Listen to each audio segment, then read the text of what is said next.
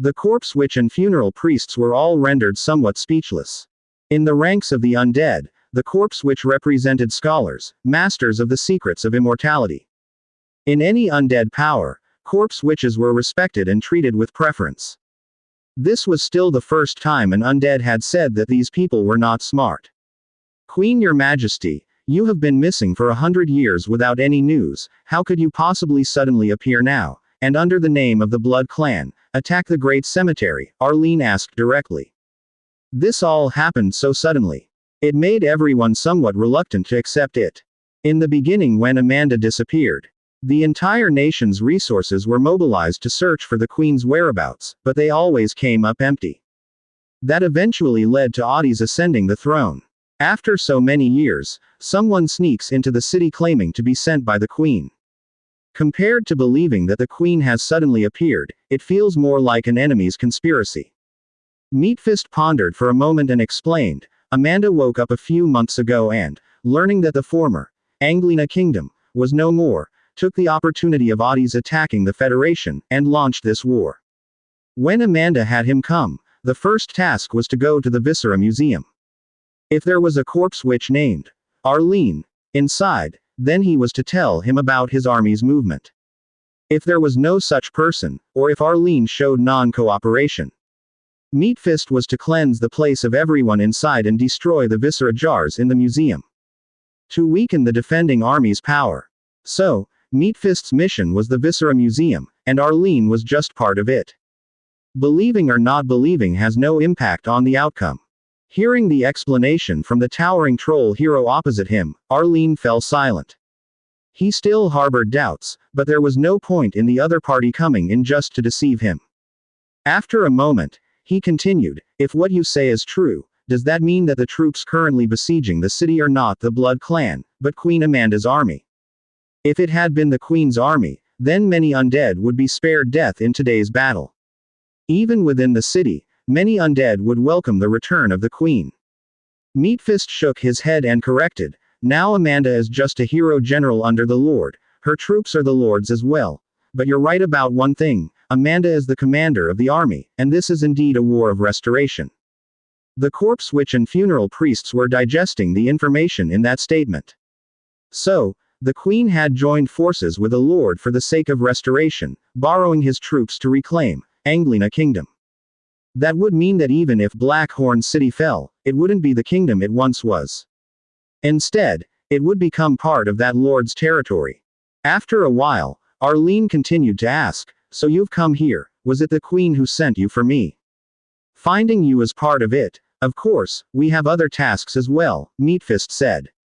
Amanda couldn't confirm which of her old subjects still lived, but she could be sure that as a corpse witch, Arlene would definitely still be in the Viscera Museum. A corpse witch is indispensable to an undead power. Even if Audie's were again insane, he wouldn't kill a corpse witch. So, Meatfist's first step was to find Arlene. Arlene and the corpse witches behind him had a quiet discussion. Then turned around and asked, what do you need us to do? Meatfist said, first, take out all the viscera jars from the museum. Once the viscera jars are taken out, the army's power in the city will instantly wane, and Audie's will know there's a problem here the first thing and send troops over. None of us will be able to get away, Arlene immediately said. No matter, once they are taken out, we'll leave this place and a safe location will be arranged for you, Meatfist spoke. Arlene had no other choice but to do as the towering undead troll before him had said. Even if he did not, the undead before him would have ways to directly destroy this place, and render the effects of the viscera jars null. Approaching each miniature structure, he extended a bony finger and gave a slight twist. Hiss. The viscera jars in the grooves rose up one by one. As the viscera jars were removed, rings of light rapidly closed and returned to the bodies of the viscera jars. In that moment, the effects of the viscera jars on the Great Cemetery's troops disappeared. Seeing that the other party was somewhat honest, Meatfist said, let's go, we'll go out. Leading the corpse witches and funeral priests holding the viscera jars, they exited the gate. Several hundred soldiers also emerged from a concealed spot nearby. Once the gathering of undead was complete, They led the corpse witches back to the royal palace's backyard, at the entrance of the sewer. Arlene, arrange for someone to guide me, and the rest will stay here and not wander off, Meatfist instructed. Ah, okay, Arlene nodded and chose a funeral priest to lead the way. Arlene and the others, holding the viscera jars, followed the staircase down into the sewer. After they had gone down, Meatfist waved his hand, let's go, to the armory. At the same time, the South City Gate was also in turmoil. Densely packed were many undead. Large and small bundles were blocked on the street, in chaos and crowdedness. Among them, some former undead officials were also mixed in the crowd. Everyone was well aware that the enemy outside was on the verge of breaching the city, and the South Gate was their only way out.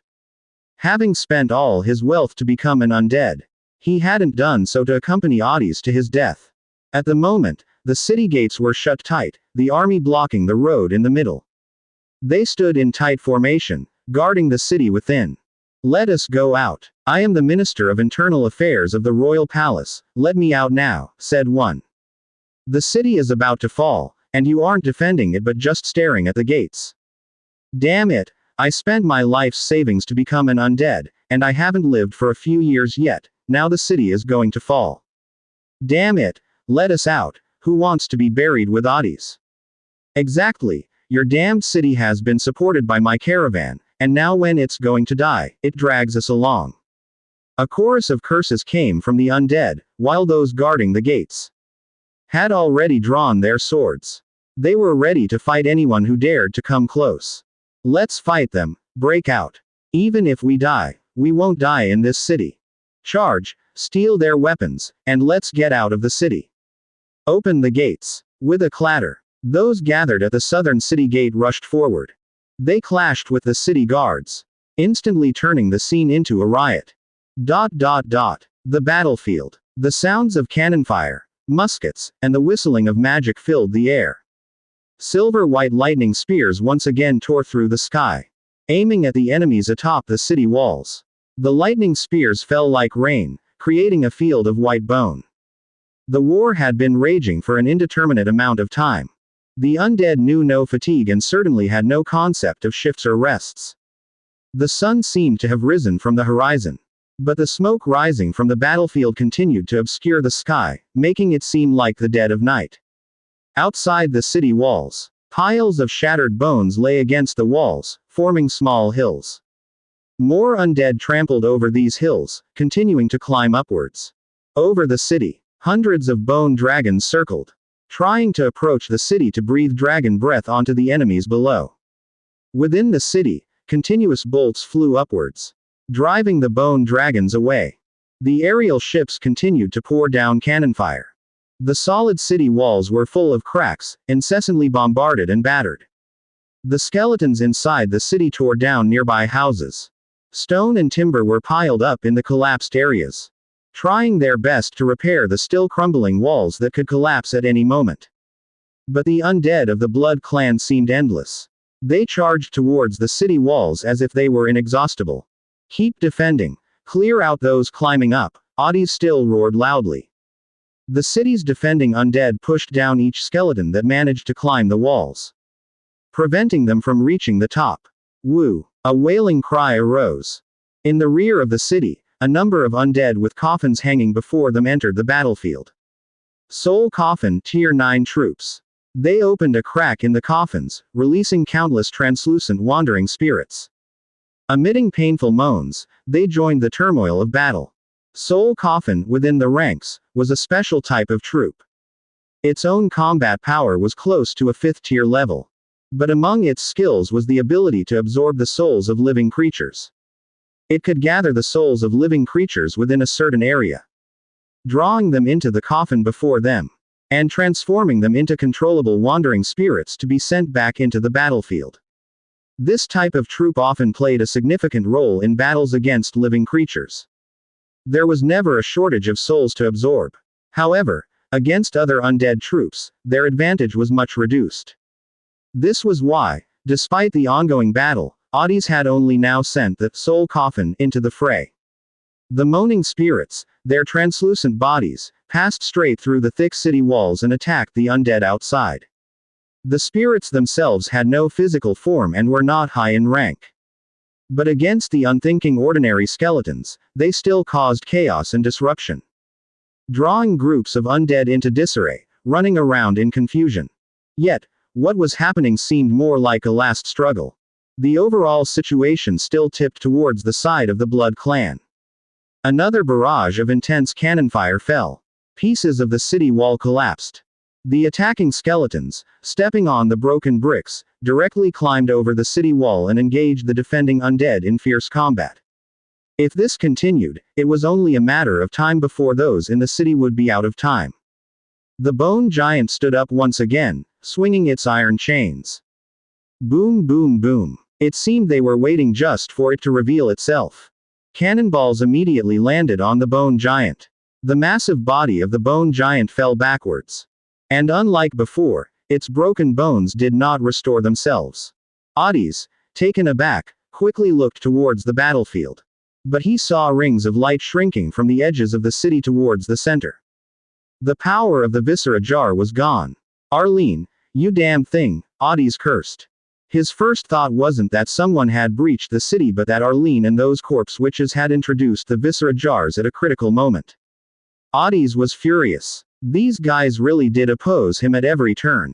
He called over his trusted aide and said loudly, "Take some men to the Viscera Museum, execute Arlene, have the remaining corpse witches put the viscera jars back, and then throw them into the dungeon." "Yes, my lord," answered the aide.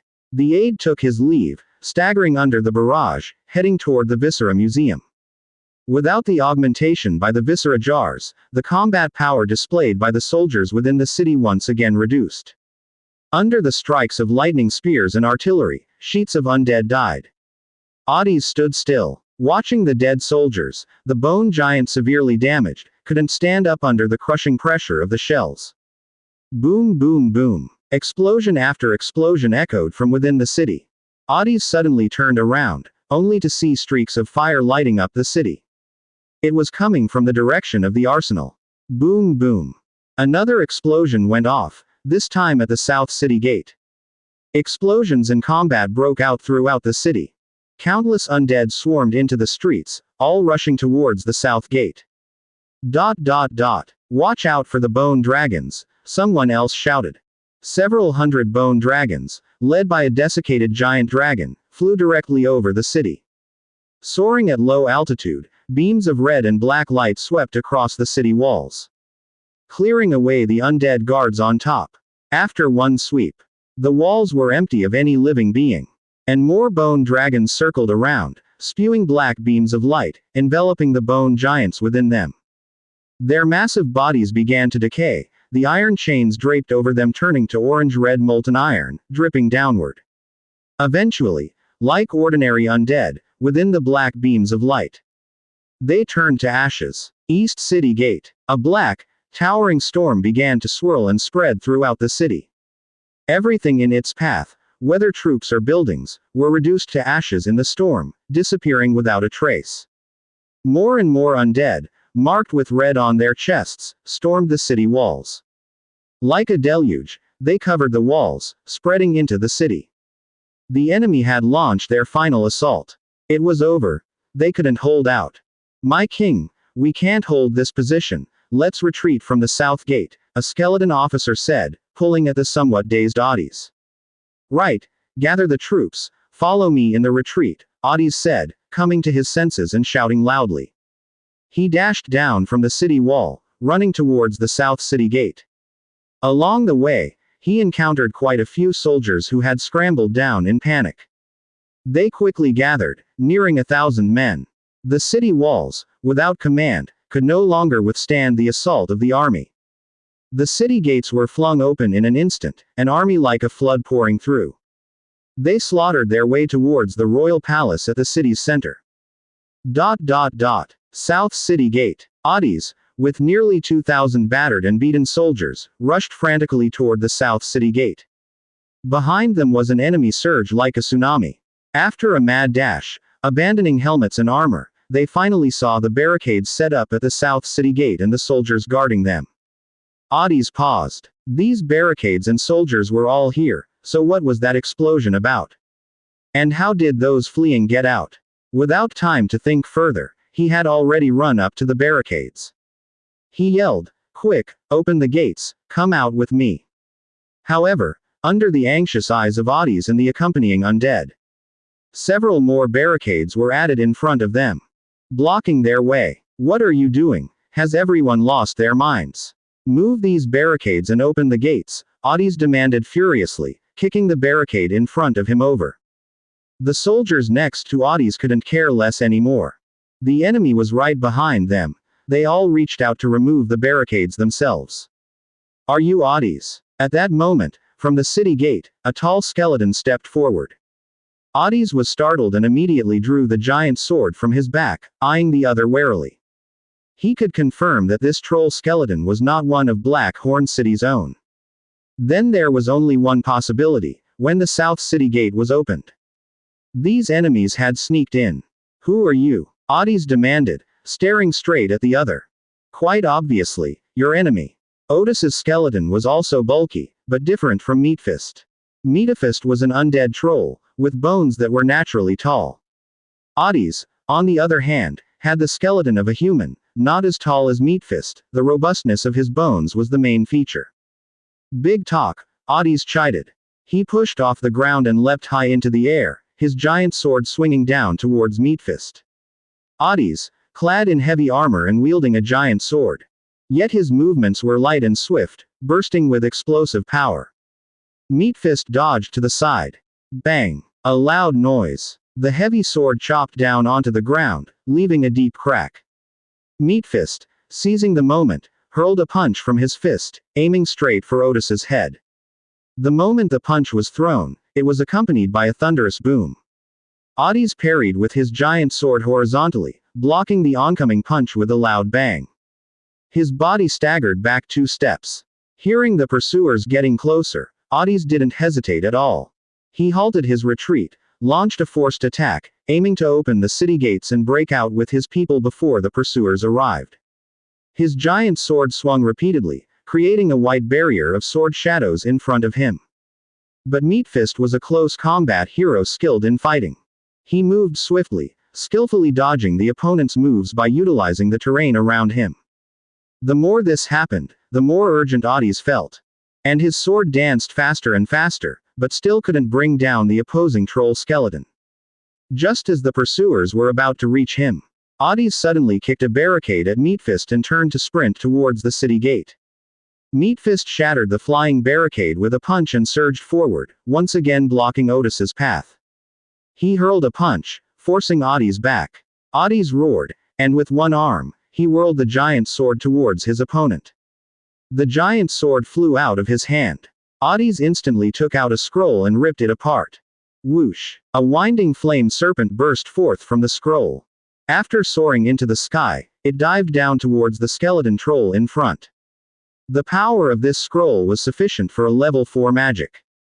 The giant sword was flying head-on. Meatfist moved sideways to evade. Bang! The thrown giant sword spun and embedded itself in the city gate's door. And the next second, the flame serpent that fell from the sky also crashed near Meatfist. Whoosh! The serpent exploded violently, sending rings of flames, reaching meters around. Whether it was the undead from either side or the rows of barricades, all were engulfed by the flames. When the flames vanished, only Meatfist and Odys were left, both charred all over. All the densely packed barricades around them had disappeared without a trace. Bang! As the smoke from the flames started to clear. In the blink of an eye, Meatfist's figure shot forward again, swinging out a power-packed punch which landed heavily on his shoulder. The armor caved in, and even his collarbone was directly smashed. Odys wanted to counterattack, but Meatfist swung another punch, breaking his left collarbone this time. His body was pinned firmly to the ground by Meatfist, rendering him incapable of retaliating. By then, the army had quickly approached from behind.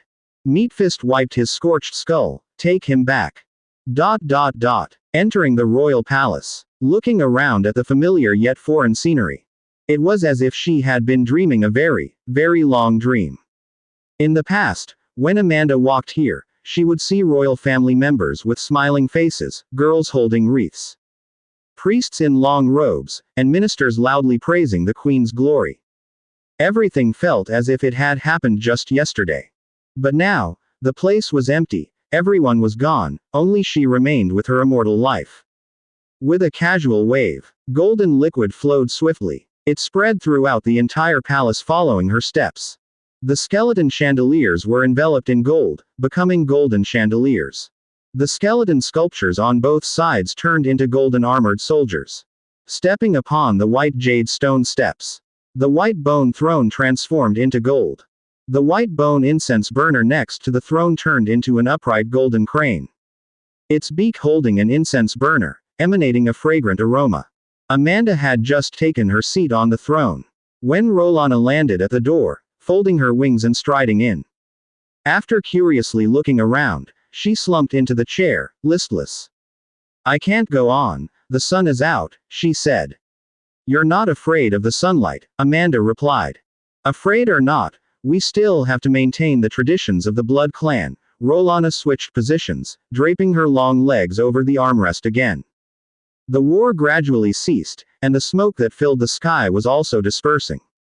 The morning light shone down on the earth. "Where are the others?" Amanda continued. Rolana said, "They are following orders, guarding the troops, protecting key buildings and resources. Everything is going smoothly." Amanda nodded. At that moment, footsteps were heard from outside the door. Under the watch of the bound spirit guardians, the priests and corpse witches walked briskly in. Upon seeing Amanda high on her throne, the corpse witches halted their steps. Then loudly exclaimed, "Her Majesty the Queen!" Morning. The sun's rays pierced through the window, casting a golden glow. Fang Hao opened his eyes and glanced at the watch on the bedside table. It was 7 a.m. It was already that time. He sat up in bed and picked up the Book of Lords for a look. He didn't get any battle report from the Great Cemetery of Oddies. But when he flipped to the regional channel, it turns out that everyone was discussing the Great Cemetery of Oddies. Every now and then, a couple of photos of the Black Sky battle were posted in the channel. Fang Hao was also curious about the situation of the battle. So he clicked on each one and took a closer look. The photos were taken at night, and if not for the high resolution of the Book of Lords, probably nothing would have been captured. The first photo was taken outside the city. Dense clusters of white-boned soldiers were gathering and climbing the walls. Two more photos captured the Bone Dragon and intense street fighting within the city. From the angle of view, it belonged to a transmigrator from the Oddies faction. The photos showed dense undead. The scene, dark and gloomy, was quite terrifying. One could tell from the photos. Blackhorn City had already entered the street fighting phase last night. That means, by now, they must have already occupied Blackhorn City. Why hadn't Dong Jiayu sent me a message yet? But Amanda was really impressive. She arrived in Blackhorn City yesterday morning and took down the city at night. Is this city made of paper or what? He closed the photos and continued following the chats of others. The night has passed, how's the war on the undead side? It should be over, right? Siege a city, it's not that fast. Ancient battles, fighting over a city for a year or half a year is very normal. Normal my ass. The ancients had various abilities and heroes. Did the ancients have bone dragons? Speaking with such pedantic flourishes. Those brothers who posted photos last night, why aren't they posting now? Haven't they been captured, have they? Right, I couldn't sleep all night, just waiting for the news this morning. Me too. ? What are you talking about? What did I miss? Can someone explain to me? It's simple. There's a big boss in the undead region. Some undead from different factions started fighting. Loads of undead, really spooky. Inside the regional channel, everyone was discussing this matter. But obviously, after last night's fierce battle, no more news about the Great Cemetery had come out. It looks like Blackhorn City is in the final stages of processing. He glanced again at the World Channel. The rapidly reversing chat seemed to have no one mentioning anything related to the undead or oddies. Only the people in the regional channel were still continuously following this matter. And they kept tagging those people who posted photos last night, to confirm if they were all slaughtered or subjected to some horrifying sacrificial ritual.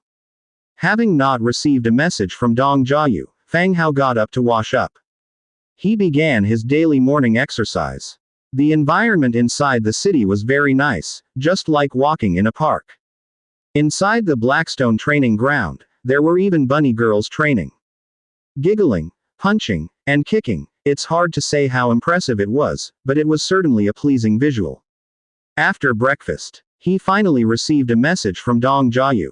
Brother Hao, Blackhorn City has been taken down. Amanda is officially taking over the city, currently arranging some internal affairs. This message, actually, didn't surprise Fang Hao at all. After all, photos had been posted by someone earlier. He thought for a moment and replied, everyone worked hard, no heroes and personnel were injured, right? Dong Jiayu replied, Meatfist suffered some burns, but it's nothing serious, everyone else is fine. During the combat mainly regular soldiers were in the front. Burns. But it wasn't a big issue. For undead heroes, as long as there wasn't major physical damage, repairs could be made. No one else being injured, was indeed good news. Good. Has Amanda mentioned when you guys are coming back? Fang Hao continued asking. Dong Jiayu replied, just occupied the city, Amanda is currently summoning her former officials. Wow, summoning former officials, just like a TV drama. Fang Hao said. Exactly. It's almost like a TV drama. Alright, let me know when Amanda finishes up, then I can come over and integrate the Great Cemetery into our territory, Fang Hao said. Having occupied the city, it still requires the city lord's throne, or king's throne, to confirm the occupation. So, Fang Hao would still need to go there. Plus, he needed to reward those who participated in the battle, to motivate transmigrators to be willing to engage in combat. Otherwise, everyone would start sneakily developing, just like him, then wouldn't that mean everyone would be laying low? Understood, Brother Hao. Okay. Silver Wing City. Hall of Justice Meeting Room. Leader, Doel T. Archbishop, Milton, Mage Guild Master, Gregoria. The three sat at a round table, discussing the recent border situation. Doel T began, the border has gradually calmed down now. All the undead have retreated back to the border, no further probing has occurred. Still, we can't be careless, if the Blood Clan's army fails, Audis might again muster forces to attack the border, we still can't pull back the troops until we confirm who won or lost Blackhorn City, Milton said softly. Yes, I understand that. Doel T nodded. Then he continued asking, has the church received any news about the Great Cemetery? Since Shu Hade's incident, the Federation had lost an important source of intelligence. Nothing about the affairs on the undead side had come through since then. This made all three feel somewhat regretful, and they blamed the frontline bishops for being incompetent, not even able to protect a single saint. Milton said, the undead contacts were always through Shu Hade, and everything broke off when he ran into trouble. But it seemed that the Archbishop did not display too much of a sense of loss. It's a pity about Shu Hade, Doherty sighed softly, then said, it seems we need to train another transmigrator to complete the plan of consolidating all transmigrators within the territory. Gregoria then spoke up, Mage Li Rong is a good candidate, capable and also performed excellently in this recent external combat. I've also heard of this Li Rong, the owner of Fairy Dream Tower, indeed capable. If trustworthy, she could be considered the planned candidate, Doherty stated. Often attending elite gatherings had given Li Rong some notoriety. Indeed, especially this time, her performance was comparable to that of city generals, she could definitely be cultivated, Gregoria was also strongly recommending. If nothing had happened to Shu Hade, she wouldn't have mentioned Li Rong. But now, Shu Hade had died, leaving only Li Rong from those who participated in the war, and it was good to push her own people forward. It could indeed be worth inspecting her, to see. Doherty had just opened his mouth. By his side, the Archbishop gently set down his teacup, smiling as he interrupted them, Shu Hade is not dead yet, I think Shu Hade is still the more suitable candidate. Both were shocked. The news from the front had clearly stated that Shu Hade had died. His neck bore a huge gash, and he had been left overnight. How could he possibly still be alive? Seeing their confusion, Milton gently explained, I naturally have a way to bring him back to life, it only requires a bit more time. The consolidation of the transmigrators will proceed as originally planned. Oh, really? But then they thought about it. The church spending some cost to resurrect the dead was actually not unacceptable. Milton nodded. The circumstances of Shuhade's death are somewhat suspicious. With the abilities of a wandering spirit, it is impossible to kill him silently. Don't let this news out for now, wait until Shuhade is resurrected to see if there are any new clues. Both were startled again. Milton meant that someone within the Federation had planned to use a wandering spirit for a stealthy attack to kill Shuhade. This was no small matter. Well, okay, Doherty didn't say much else. Since Shuhade was unharmed, it was best to continue as originally planned. As for the assassination of Shuhade, the Hall of Justice and the Mage Association didn't say anything. They believed it was definitely not one of their own. Good, then the plan remains as is, let's now discuss the retreat of the troops from the front. Blackhorn City. Inside a temporary bedroom in the royal palace. Amanda stood in front of a tall bronze mirror, looking at herself in the mirror. Mask, crown, golden armor, all transformed into a golden liquid, seeping into the space necklace on her neck. Once completely naked, revealing skin like that of a mummified corpse. Amanda then turned away, no longer facing the mirror. On the side, Arlene gently clapped her hands. The door opened and a line of funeral priests entered. Each carrying a new mask, crown, and garments as they approached. They began to dress the queen. Before long, dressed neatly, Amanda looked again at herself in the mirror. A golden robe with fine purple threads embroidered with eerily noble undead patterns. The gaunt face wore a new golden mask, its design and lines highlighting feminine beauty. Her head adorned with a gemstone-studded golden crown, her hand clutching a scepter representing her royal status. After gazing for a while, she turned and walked out. Let's go. Let's see the old friends from the past. Yes, my queen. A retinue of undead followed behind the queen, heading in the direction of the royal palace. Outside the royal palace. Clank, clank. Rusty shackles, dragging heavy iron balls. On the stone pavement, they left long trails of scratches. More than a dozen shackled undead heroes, under the escort of numerous guards, walked towards the royal palace. These were all captured undead hero generals. Odys, walking at the very edge on the left side. His armor had been removed, and in addition to the heavy shackles, he was also wrapped in layers of iron chains. Apart from being able to move his feet, his body was wrapped up in chains like a rice dumpling. Odys walked forward silently. He knew what he would face. Nothing more than the victors, show off and mockery of the losers. Similarly, he was also curious as to who his enemy was. With so many troops and high-ranking heroes. With such strength. Why hide and attack this place in the guise of the Blood Clan? My king, what do we do next? A skeleton hero asked on the side. Undead do not feel the unease and fear before judgment like living creatures do. Their emotional display is rather subdued, with only their soul retaining a strong aversion to the threat of death.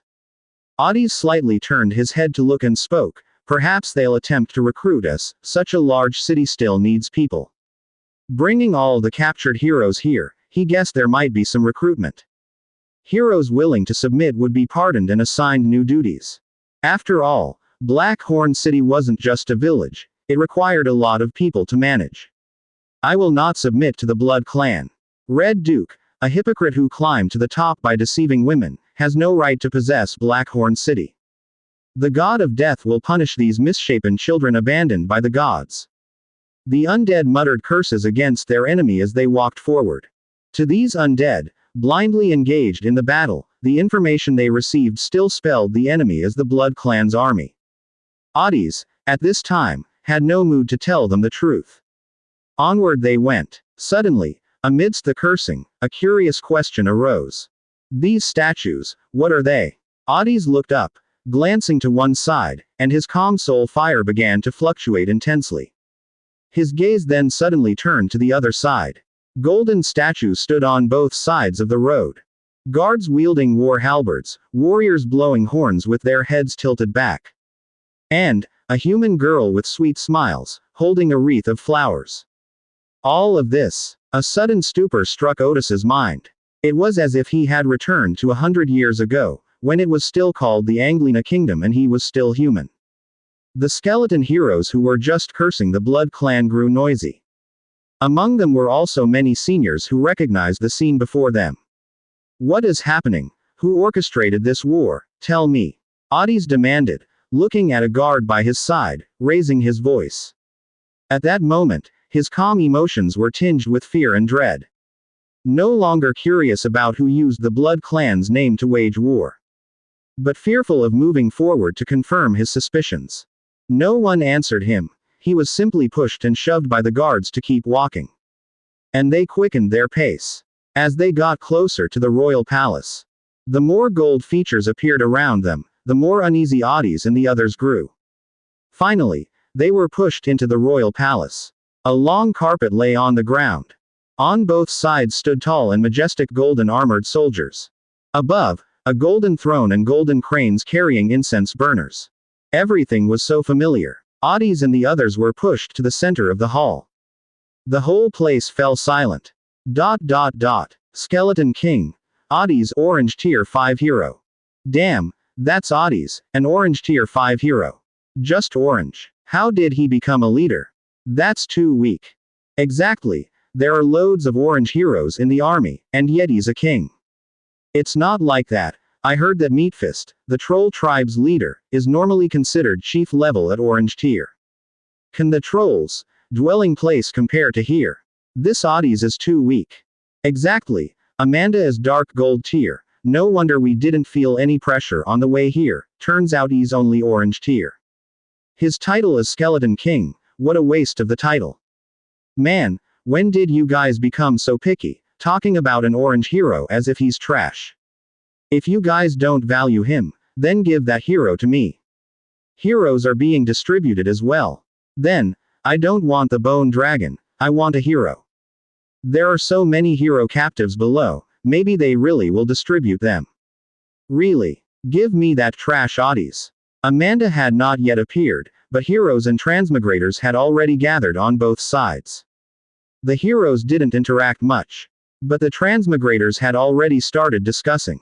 Before the battle began, everyone knew that this was Amanda's battle for the restoration of her kingdom. Calling Amanda queen sounded impressively imposing. In the end, the one who usurped Amanda's throne turned out to be an orange tier 5 hero. Among the heroes in the army, there were also several orange tier 1s. They were somewhat disappointed. They immediately labeled Otis as a failure. As the transmigrators discussed, light footsteps came from a corridor on the side.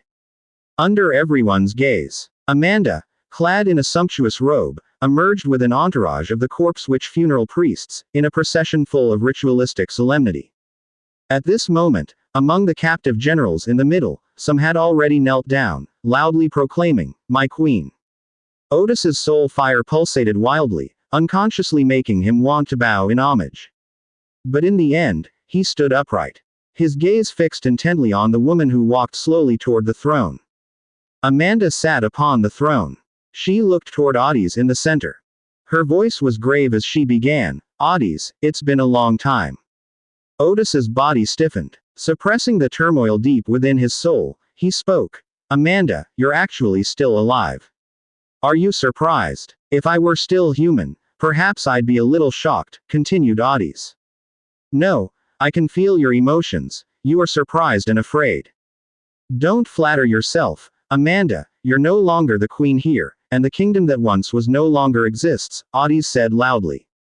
At this, the Corpse Witch Jarl stepped forward and scolded, "Otis, watch your tone." "HMPH, why should I watch my tone, Jarl? I wonder why you've always opposed me at every turn. It turns out you knew Amanda was still alive and have been putting on a show with me all along, you shameless folks," Otis continued.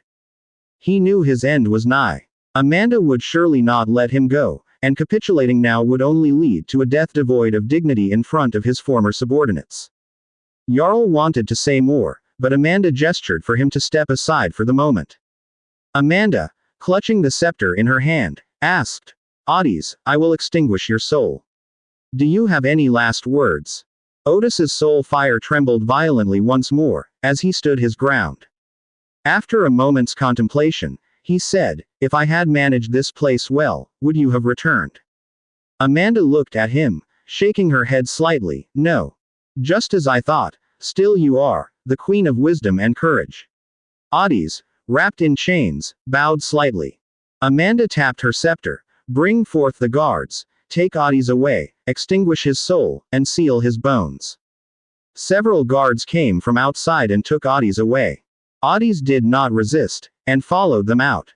After Otis had left, Amanda turned her attention to the remaining captive heroes.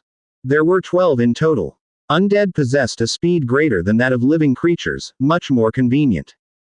Those at the end of their lives yet yearning to live on would seek to join the undead. And the undead faction was equally welcoming to hero units, wanting them to join their ranks. Thus, even after fighting all the way to Blackhorn City, there were still these skeleton heroes after last night. They had come cursing their enemies, condemning the Blood Clan. Now, they all stood there obediently, without uttering a word. Amanda continued, I am the Queen of Anglina. Some of you must still remember me. Those willing to remain and serve the kingdom will be pardoned for your crimes. If not, your souls will be extinguished. Her words were blunt, and offered everyone a choice. Clang. In an instant, 7 heroes knelt on the ground. Your Majesty, we are willing to serve the kingdom. The remaining undead heroes stood still, clearly indicating their position. The queen nodded, dispensing with further words, take these 5 away and extinguish their souls. Clang. The captives were dragged off, the clattering of shackles echoing. The transmigrators whispered amongst themselves, commenting on what a pity it was to kill them, for they could have served as heroes. But, given the scene and atmosphere, no one dared to voice such thoughts aloud. Amanda had, Jarl, check the remaining 7. To make sure they were not heroes with altered souls. Heroes altered by the corpse which were absolutely loyal to their territory and existing lord. This type of soul binding could not be altered a second time. If they could not swear allegiance to Amanda, nor serve the transmigrators as heroes. Even if they agreed on the surface, they might stab you in the back immediately, in vengeance for their own lord. After dealing with the captives, Amanda addressed them again, Jarl. Your Majesty, Jarl stepped forward. You will accompany the Bloodhunter leader, take over the southern border army, and submit a peace treaty to the Federation as a member of the Blood Clan, Amanda instructed. Jarl was momentarily startled but understood when he saw an undead with massive bat wings stepping forward. Naturally, he knew who Bloodhunter referred to. Yes, Your Majesty, Jarl accepted the command. Bloodhunter nodded in agreement as well. Good, you two set out now, take the bone dragon and make no delays en route, she said. Yes. The two immediately exited the royal palace. Amanda continued, Scholar Nelson, you are now in charge of the Viscera Museum. Meatfist Commander will take control of the city barracks. Spencer and Assetti will lead troops to strengthen patrols in and around the city. Order after order was issued, allocating tasks to all the heroes and transmigrators. During the earlier battle, the South City Gate was wide open.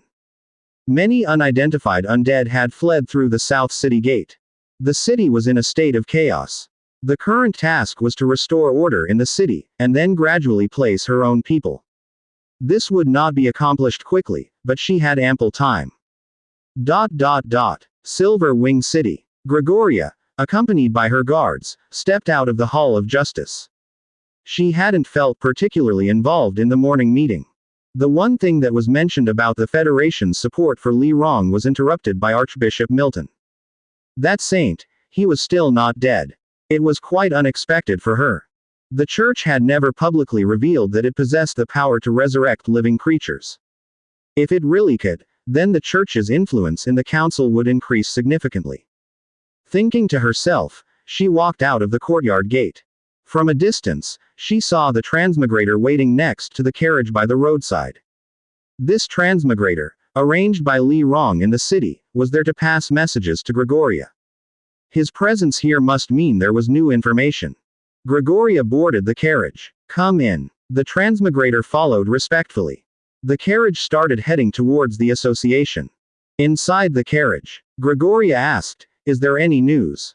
The transmigrator immediately replied respectfully, "Chairperson Gregoria, Sister Lee just sent a message saying she has acquired intelligence that the war at Black Horn City has ended, and the Blood Clan's army has achieved the final victory." "What?" Gregoria frowned, the crow's feet at her forehead and the corners of her eyes deepened. "The war at Black Horn City has ended, and the Blood Clan has won," the transmigrator repeated to confirm. Gregoria's face still wore a look of surprise. It took her a while before she continued to ask, "Is the intelligence reliable? And how did Li Rong find out?" The transmigrator across from her immediately responded, "The intelligence is very reliable. Sister Lee said she contacted a transmigrator who went to war with the Blood Clan and obtained first-hand information." Gregoria was even more surprised. Li Rong moved quickly. Shu Haid had intelligence from the undead, and his influence rapidly increased. Now, having successfully taken over Black Horn City, she immediately acquired intelligence from the Blood Clan. Her influence will definitely also grow. Ding, dong. Knocking on the carriage wall, Gregoria said, "Turn around, back to the Hall of Justice." The carriage immediately turned around and stopped in front of the Hall of Justice again. Gregoria got off the carriage, walking inside with the transmigrator. As they walked, she instructed, "Repeat exactly what you just told me to the people inside, don't speak of anything else." "Understood." "Understood." The two walked down the corridor and directly entered the conference hall. Amanda was quick in her actions. In the afternoon, Fang Hao received a message from Dong Jiayu. She asked him to come and officially occupy Black Horn City. Fang Hao had to get ready earnestly and put on his noble attire with Little White's assistance. Now that the territory was wealthy, Fang Hao had more suits. And they were varied. For different faction gatherings, there were different styles of attire. For instance, the attire he was wearing now was dark green with golden embroidery of the undead on the collar and cuffs. It looked regal, yet held a sense of authority and chaos. After getting fully dressed, he looked at the time, 1:20 p.m. Just right, he thought, to arrive there in time for the banquet meal.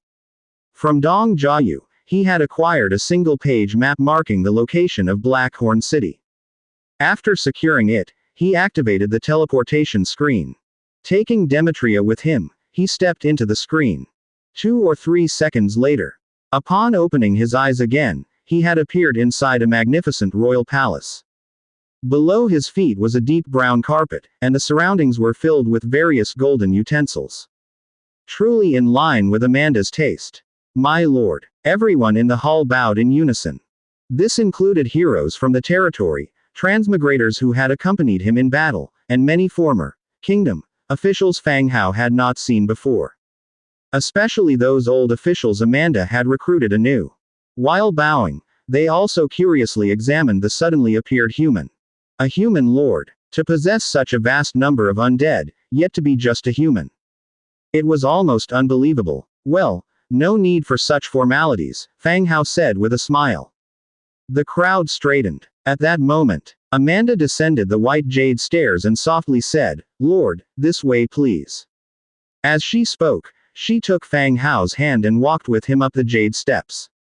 Above, there were 2 golden chairs placed side by side. Amanda led him to the left one, indicating that he should sit. She then took her place next to him.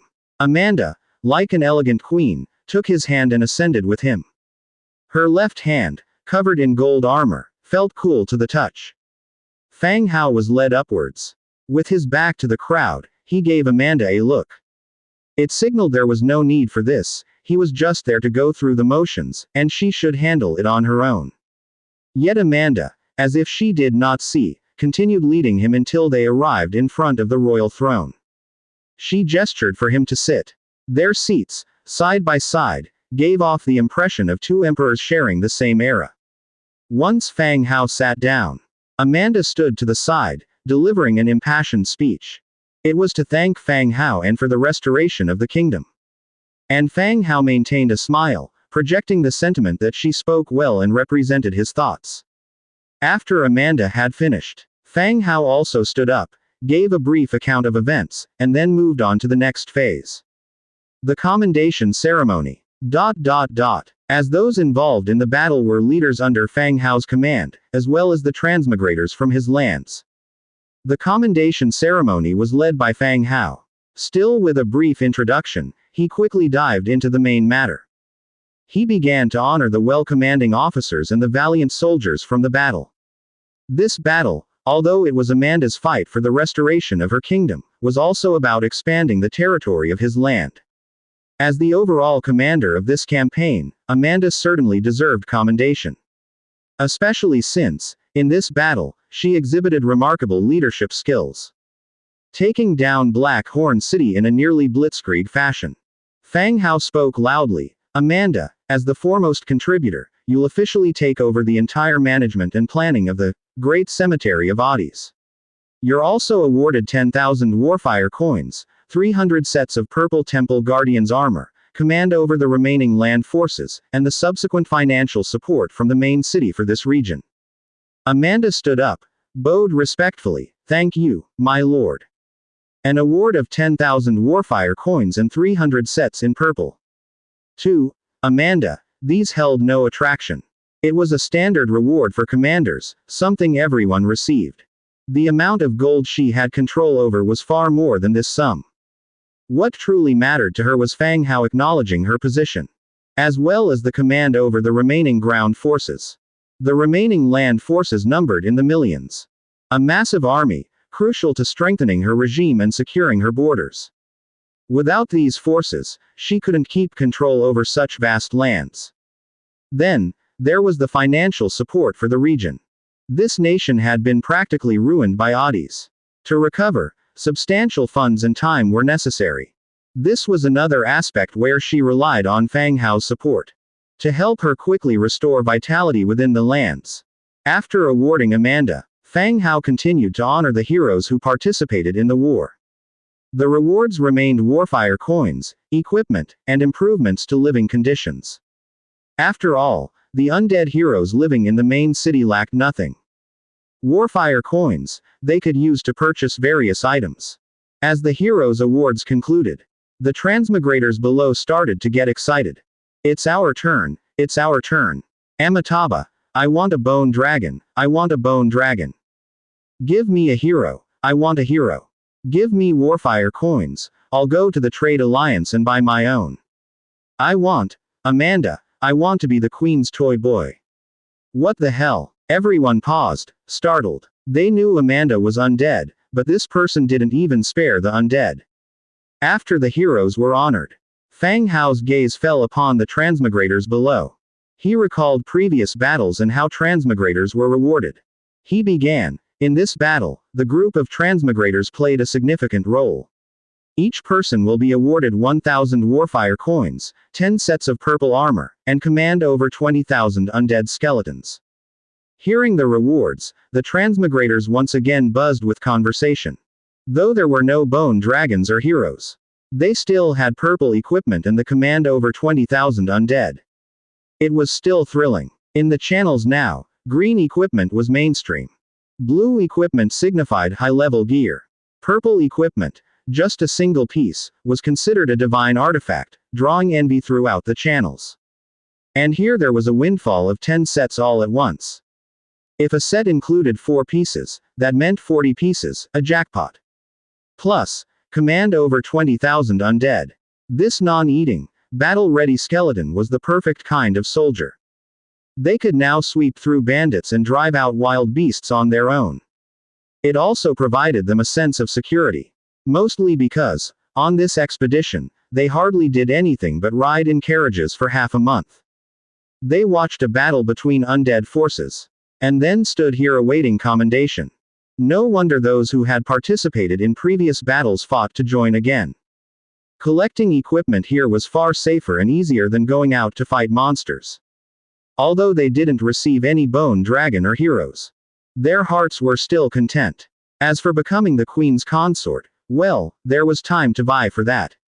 It wasn't necessary to have Fang Hao personally reward them for that role. With the commendation ceremony over, the spotlight returned to Amanda. At 4 o'clock in the afternoon, the award ceremony in the royal palace and the investiture of officials finally concluded. In the latter half, Fang Hao sat off to the side, playing the part of a silent, smiling backdrop. Maintaining his lordly demeanor, nodding occasionally, signaling his agreement with Amanda's words. Very dull. But there was one thing he miscalculated. Damn it, there's no feast at the gathering in the city of Undead. You can't even count on food, not to mention a cook. Only the incense wafted around the royal palace, carrying bursts of fragrance. The gathering of the undead seemed to enjoy it quite a bit. But Fang Hao and the transmigrators were all stomachs growling out loud. Should have eaten before coming out. Amid praises, it finally ended. The undead left in groups, and the transmigrators rushed out as well. It seemed they were all quite famished and could finally go out to eat. Inside the royal palace, it became quiet in an instant. After chatting for a few moments with Amanda, Fang Hao directly sat on the throne of Amanda. A system prompt immediately appeared before him. Blackhorn City has become your subsidiary city. You can rename the city here, and you have control over 22 subsidiary cities and 72 villages and camps. One has to say, the land of the great cemetery of Oddies is much larger than that of the dwarves at the Eight Peaks Mountain. Although the population had dwindled over the years due to the bone tax imposed by Oddies, the cities and villages were still there. They would slowly recover, or if necessary, could accept some immigrants to increase the population of the land. Amanda, my lord, Amanda responded. Fang Hao asked, what name do you plan to give to this city? After all, it was managed by Amanda and was also a war of restoration. It was necessary to consult her opinion about the name. After all, he didn't care what it was called. Amanda answered directly, Supreme Saint Golden City. It seems the former Anglina kingdom was truly prosperous. Not only was the land expansive, but the name of the main city also had the prestigious word, Supreme Saint, in it. Thinking about it made sense. Amanda was after all a dark gold level hero. The region she governed naturally wouldn't be weak. Fang Hao nodded, and in the rename section, he entered Supreme Saint Golden City. Blackhorn City changed to Supreme Saint Golden City. Do you confirm the change? Confirmed. Change successful. Supreme Saint Golden City. City level. 15 level original city. Attributes. Mining planting plus 30%, smelting smithing plus 25%, undead conversion speed plus 25%, human reproduction plus 25%. Description. A city with attributes that can bring various enhancement effects, speeding up the construction and development of the city. A 15-level original city. And it belonged to the same category as the dwarves, Grey Iron City and the human Silver Wing City. However, now the Golden City had walls collapsed on 3 sides. And there were scattered white bones everywhere. Skeleton soldiers were cleaning up, transporting the white bones out of the city, and throwing them into prepared dirt holes. The city attributes also provided enhancements for planting, mining, and smelting, and at the same time, there were bonuses for the propagation of undead and humans. It was, on one hand, speeding up the propagation rate while on the other, increasing the conversion rate. It was quite efficient indeed. Blueprints unlocked. Law Court, Incense Workshop, Death Temple, Savage Wild's Tomb, Howling Haunted House. The number of blueprints unlocked was quite substantial. Law Court. Category. Special Building. Function. Laws. Laws. You can revise laws suitable for your own territory. Description. It allows revision of laws, which will serve as the standard and measure within the territory. Cities in the territory will follow these universally. Building requirements. Ironized wood 2,500, fine stone bricks 3,200, cast iron blocks 1,000, metal parts 1,500, perfect essence 2. The construction of the law court was more like a research institute for dwarves. It was an institution with a very specific target. The Dwarves Research Institute was about getting some dwarves to research tools inside the building. Similarly, The law court was about getting people to revise laws there. Once the laws were established, the territory would have a standard for judgment. It could also establish local government offices in each subsidiary city to handle crimes and disputes. Increased security throughout the area. Here in Amanda, there are indeed unique characteristics. At least in other forces, no legal institutions have been seen. Incense workshop. Tough wood 1200, stone bricks 1800, hemp rope 800, leather 500, metal parts 1200, red flame essence 1. Death temple. Tough wood 1500, fine stone bricks 2000, cast iron 1200, metal parts 800, shadowstone 5, death trace 3, divine trace 1. Fang Hao opened and glanced at both blueprints. Incense workshop, as a workshop for making various types of incense. Types of incense like concentration incense are very popular items in the city of Undead. It's like how humans drink alcohol, not a necessity, but still fervently enjoyed by many. Death Temple is an exclusive temple for the god of Undead and is very common in Undead camps. However, for Fang Hao, it wasn't very useful since his territory possessed the pantheon where the god of Undead was also enshrined. As he continued to look further, Fang Hao suddenly felt a surge of joy. There were barracks blueprints. Savage Wild's Tomb orange. Category: Special Building. Recruit. Bone Giant. Construction requirement: Tough wood 5300, stone bricks 8500, iron 3500, cast iron 1500, death trace 15, shadowstone 10. Description: Lost ancient undead from the wilds. Orange barracks blueprint. This indeed was a pleasant surprise. For the transmigrator forces, heroes, and special barracks are what everyone pursues. If someone were to say in the channel that they have a hero or have acquired a special barracks blueprint, then, the title of a big shot would automatically fall upon you. Impossible to shake off. The only orange barracks within the territory before was the ancient burial pit, which recruited Nisbet. Now, another orange barracks blueprint had finally appeared. Since Fang Hao hadn't participated in last night's battle and hadn't seen the Bone Giant, he could only speculate. Bone Giant, a massive skeleton. Owning the name Giant, its size surely couldn't be less than that of a troll. Otherwise, it would be called Bone Troll. Why bother calling it a giant? Feeling somewhat excited, he even wanted to start building right away to see what the orange troops looked like. If they were formidable or not. But now was not the time, as the blueprints had not been fully reviewed, and the treasure chests were yet to be opened. Suppressing the joy in his heart, he continued to check the last blueprint. Then, his heart leapt again. Howling Haunted House purple. Category: Special Building. Recruit. Soul Coffin. Construction requirement: Tough wood 2200, stone bricks 5000, iron 1500, cast iron 800, death trace 8, shadowstone 4. Description: A stone coffin inscribed with malicious curses, imprisoning tormented souls. When the soul coffin is opened, the entire battlefield will be filled with piercing howls. Another purple barracks blueprint. Blackhorn City really was a good place. If only he had known earlier, he should have attacked here to unlock these blueprints. The recruited troops are called soul coffins. Looking at the description, it seems related to coffins and souls. All in all, the blueprints obtained from conquering the city this time were quite substantial. The orange and purple barracks would allow the territory to step up to a greater level of strength. Fang Hao closed the Book of Lords with satisfaction. A smile covered his face. He wasn't hungry anymore, just feeling that this place was really great. Looking toward Amanda, Fang Hao asked softly, "Amanda, do we have any officials specifically tasked with revising laws in the courthouse?" Last time, after capturing Grey Iron City, the dwarves in the Institute were unaffected. So, there should also be some related staff in this courthouse, right?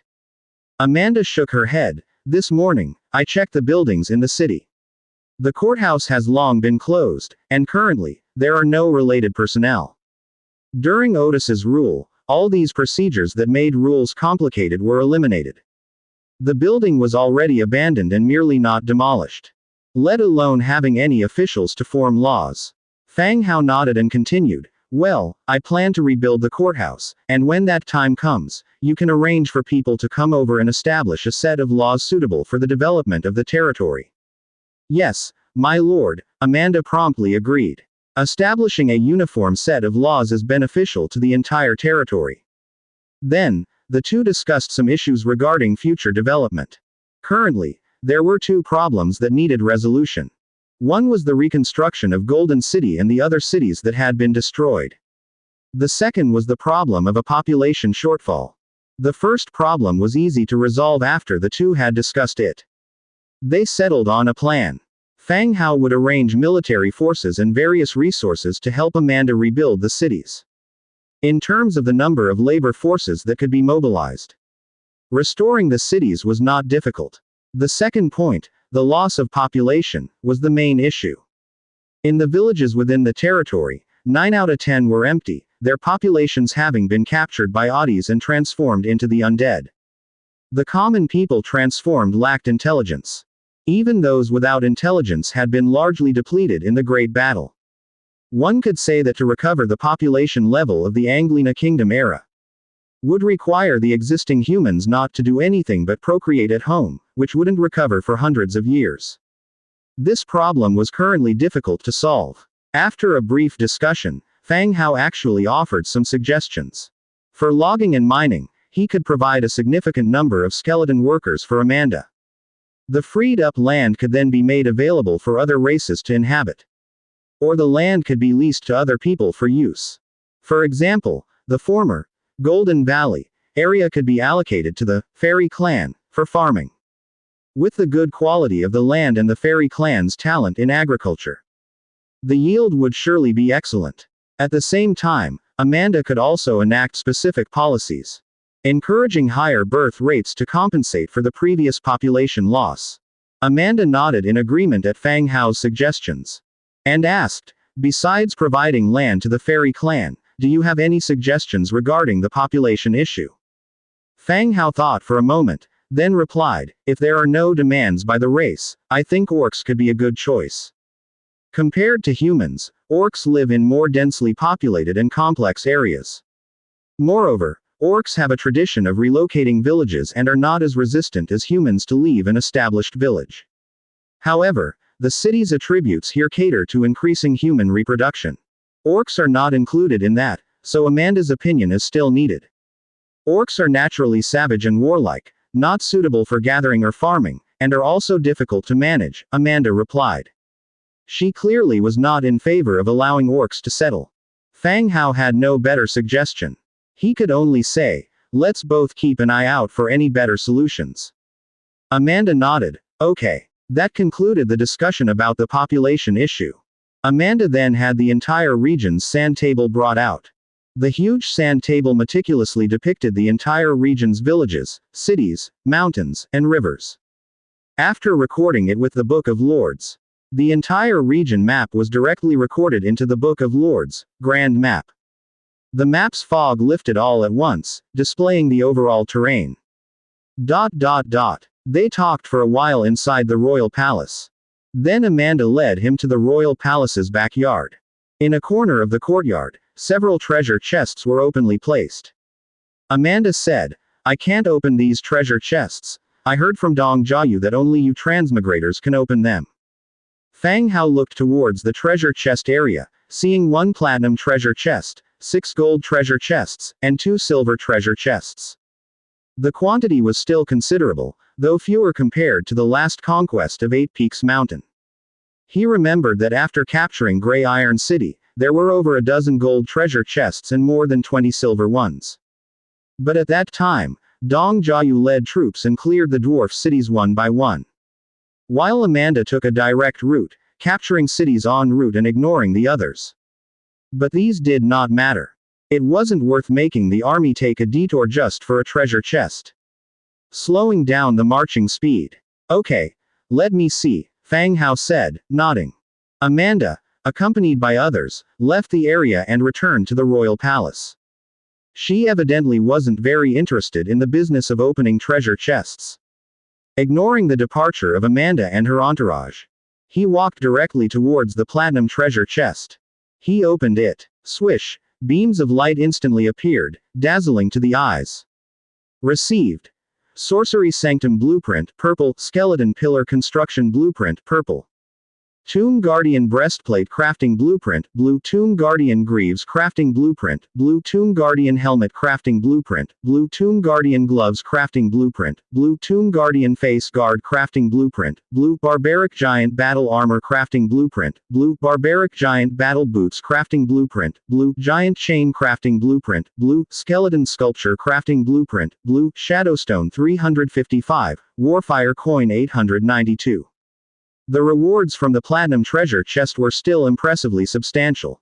Blueprints scattered all around. A mess of them everywhere. Fang Hao carefully discerned a few, noticing several beams of purple light. The rest were blue, and far more numerous than before. It was somewhat unfortunate that no orange blueprints appeared. He inspected them one by one. Sorcery Sanctum. Hard Resilient Wood 2200, Fine Stonework Bricks 3200. Cast Iron Blocks 850, Metal Parts 500, Shadowstone 10, Essence of Magic 3, Perfect Essence 2. Description. A secret laboratory filled with chaos, filth, and agony, conducting research on dark deathly sorcery. A purple special building. From the description, it belonged to a magical laboratory of the undead. Chaos, filth, agony, these words conveyed the feeling of a twisted prison.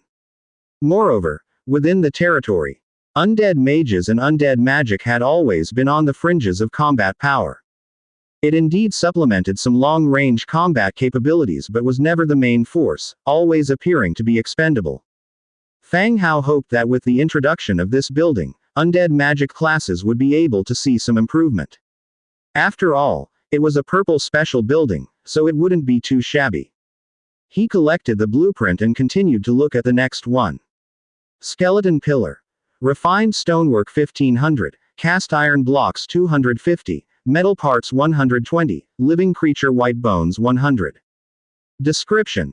Columns made from the bones of living creatures, filled with the power of death. It was also a purple blueprint. Its specific function was not described. Only after building it would he see its effects. He continued to look down. All the blueprints that followed were blue in color. Tomb Guardian Set, one could tell from the name that it was equipment for undead soldiers. The set consisted of 5 parts, including a breastplate, greaves, helm, gauntlets, and a face guard, which was an additional piece compared to normal sets. That is, a mask. All 5 components reached level 3 defense. The set's attribute was called Tomb Guardian. Tomb Guardian. Within a maximum distance of 3 meters, for every ally present, defense increases by 1%, up to a maximum of 20%. Upon seeing the attributes of this set of equipment, Fang Hao was startled, then overjoyed. What good luck, this was practically custom-made equipment for him. His army's characteristic was its density, allies surrounded him from all sides. This maximum 20% was tailor-made for his army. At present, the territory's infantry was equipped with the Orc Storm Fine Iron set, a blue 4-piece set. Although it was quite good, the Storm set was suitable for a small number of troops. In Fang Hao's army, however, the conditions for the Tomb Guardian's 20% defense boost could be fully met. Therefore, it was more appropriate to equip the Tomb Guardian set in the army, and for a small number of soldiers, such as the 20-man patrol mission troops from the tribe, the Storm set was suitable. When the time came, he could match the sets to the tasks performed by the troops. He was quite satisfied with the effects of this set of equipment. He collected all the blueprints. The last 3 blueprints were all blue as well. Wild Giant Battle Armor, Wild Giant Battle Boots, and Giant Chain appeared to be equipment for the Bone Giant. But obviously, they didn't form a complete set. Later, he would see how big the Bone Giant was. If it was close to the size of a troll, it could wear the Troll Heavy Armor set. If it was larger, he would have to craft the Wild Giant Battle Armor. The last Skeleton Sculpture blueprint was a miscellaneous blueprint. It wasn't equipment or a building. Once crafted, it would just be a regular sculpture, with no attribute enhancements. Moreover, from the name, it belonged to undead sculptures. For him and most other races, bone sculptures were still unacceptable. He collected all of them, and the blueprints turned into beams of light that burrowed into the Book of Lords. Fang Hao continued to focus on the gold and silver treasure chests nearby. Although they were far inferior to platinum, sometimes they could yield some nice things. 6 gold and 2 silver chests were opened in succession. Obtained. Blueprint for Turtle Shell Heavy Shield, blue. Blueprint for Fine Iron Skin Cutter, blue. Hanging Door Plaque 1. Concentration Incense 5. Golden Bone Chain 1. Shadowstone 85. Warfire Coin 198. Obtained. Blueprint for Beast Horn Hand Axe, green. Blueprint for White Steel Embossed Hand Saw, blue. Human Bone Skeleton Wall Lamp 2.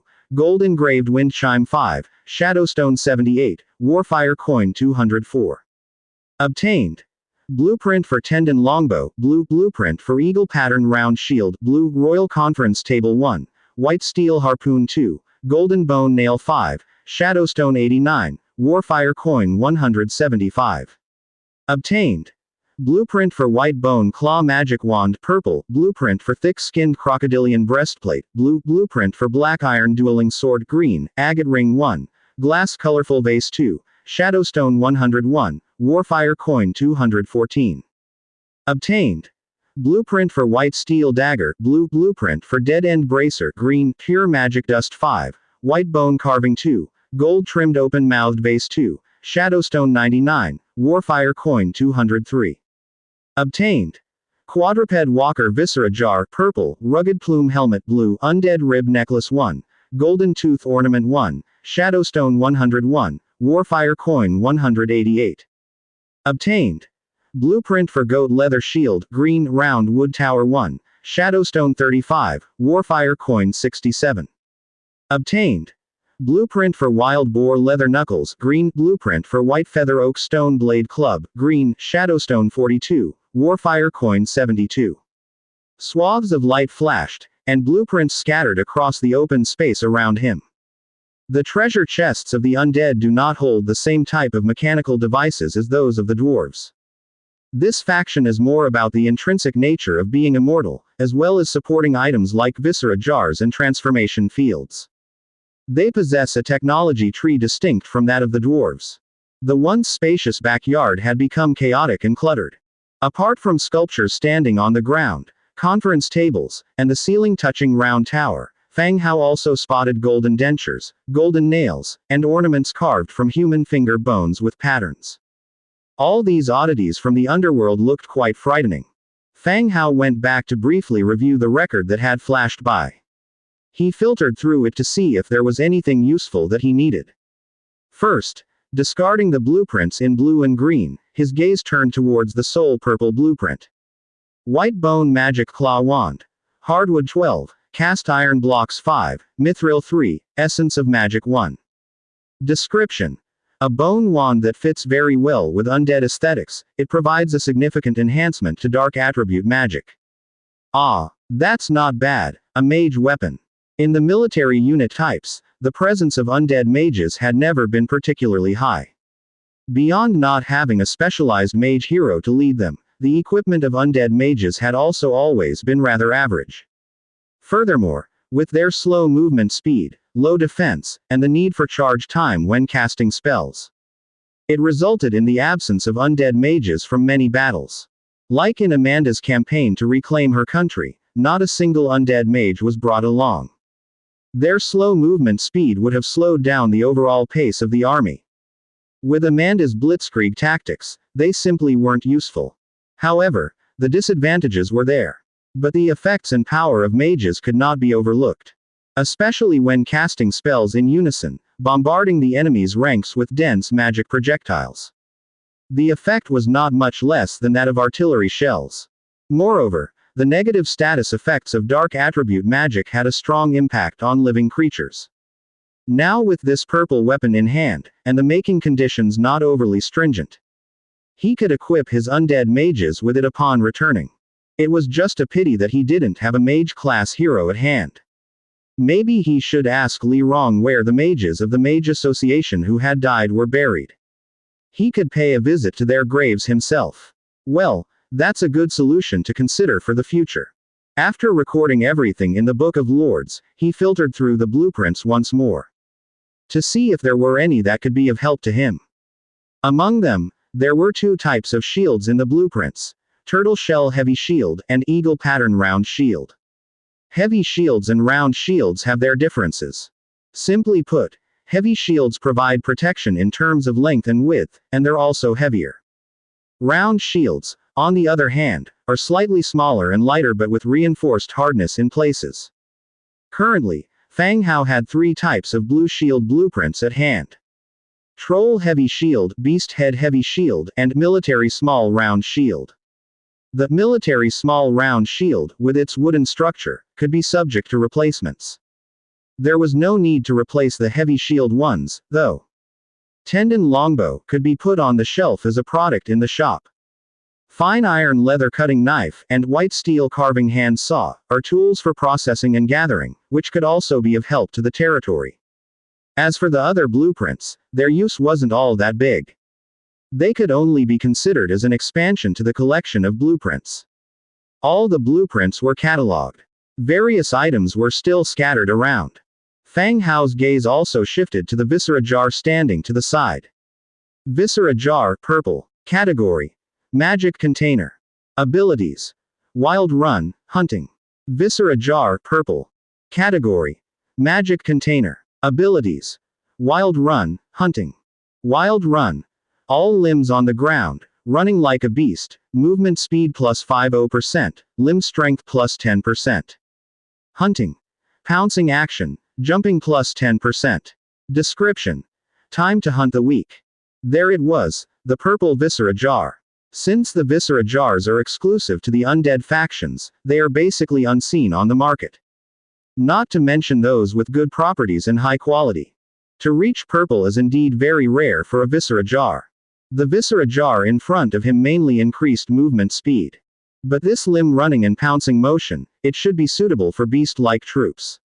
Otherwise, equipping this viscera jar to regular troops. When they run on all fours, what about their weapons and equipment? But it's hard to say. After all, when climbing stairs, ordinary skeleton warriors still know to bite their weapons with their teeth and pick them up after ascending. It might be worth equipping to see the effects of this viscera jar.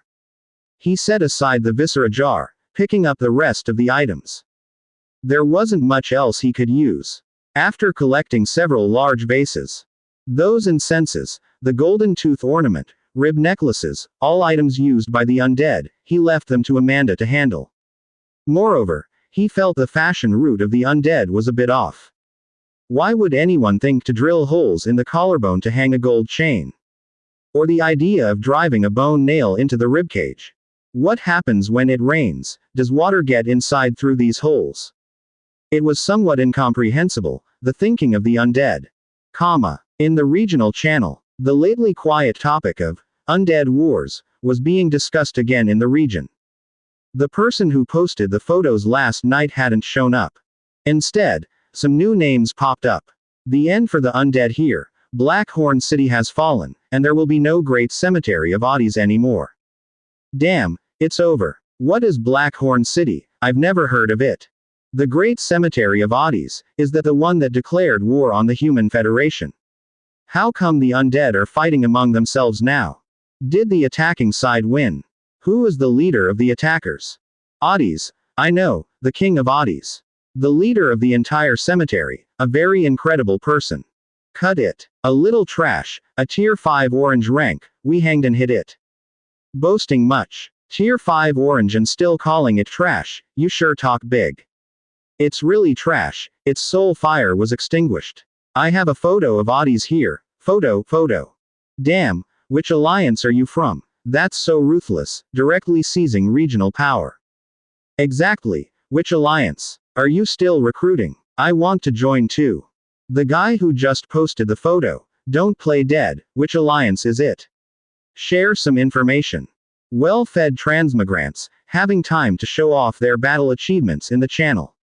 Although whether Oddies lived or died did not really concern them, it did not prevent them from flaunting their presence in the channel.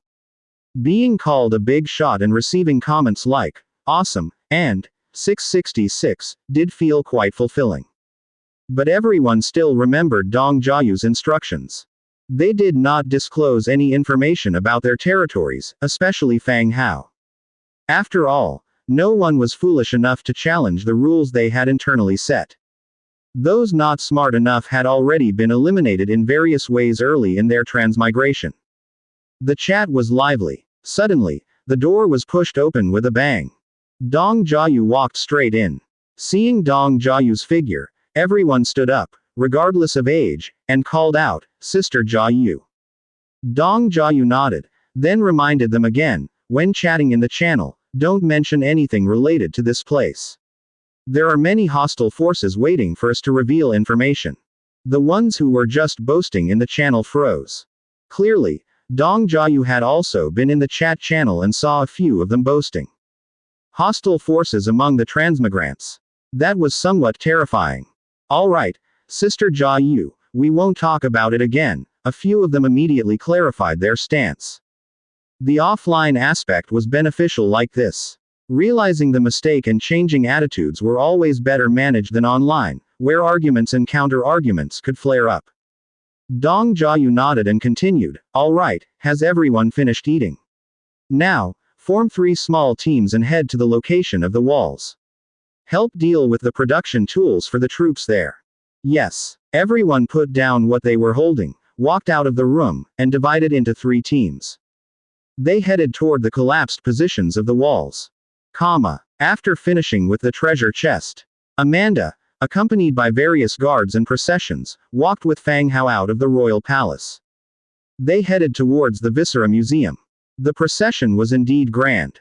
On the contrary, he, as the Lord, seemed like a guest received by a queen, respected yet out of place with the surrounding environment. "How was it? Any good finds in the treasure chest?" Amanda casually asked as they walked. "Not bad. Got some finds. There are still some incenses and sculptures left in the royal palace's backyard. Arrange for someone to take care of them later," Fang Hao responded. 2 golden umbrellas were raised above their heads, shielding them from the sun above. Looking back, he saw a skeleton attendant, holding them high behind the 2. Did the undead really need such a thing? Yes, Amanda replied, tilting her head slightly to glance at him as she continued, "By the way, I wanted to discuss something with you." "Oh, let's hear it." Amanda, slowing her pace, said, "I feel that Golden City is more suited to the undead lifestyle. Why not let Nelson stay on my side? Perhaps he could be put to better use." Fang Hao looked at Amanda's golden mask with some surprise. Good gracious, she's already eyeing Nelson. That's not right. Fang Hao suddenly realized a problem.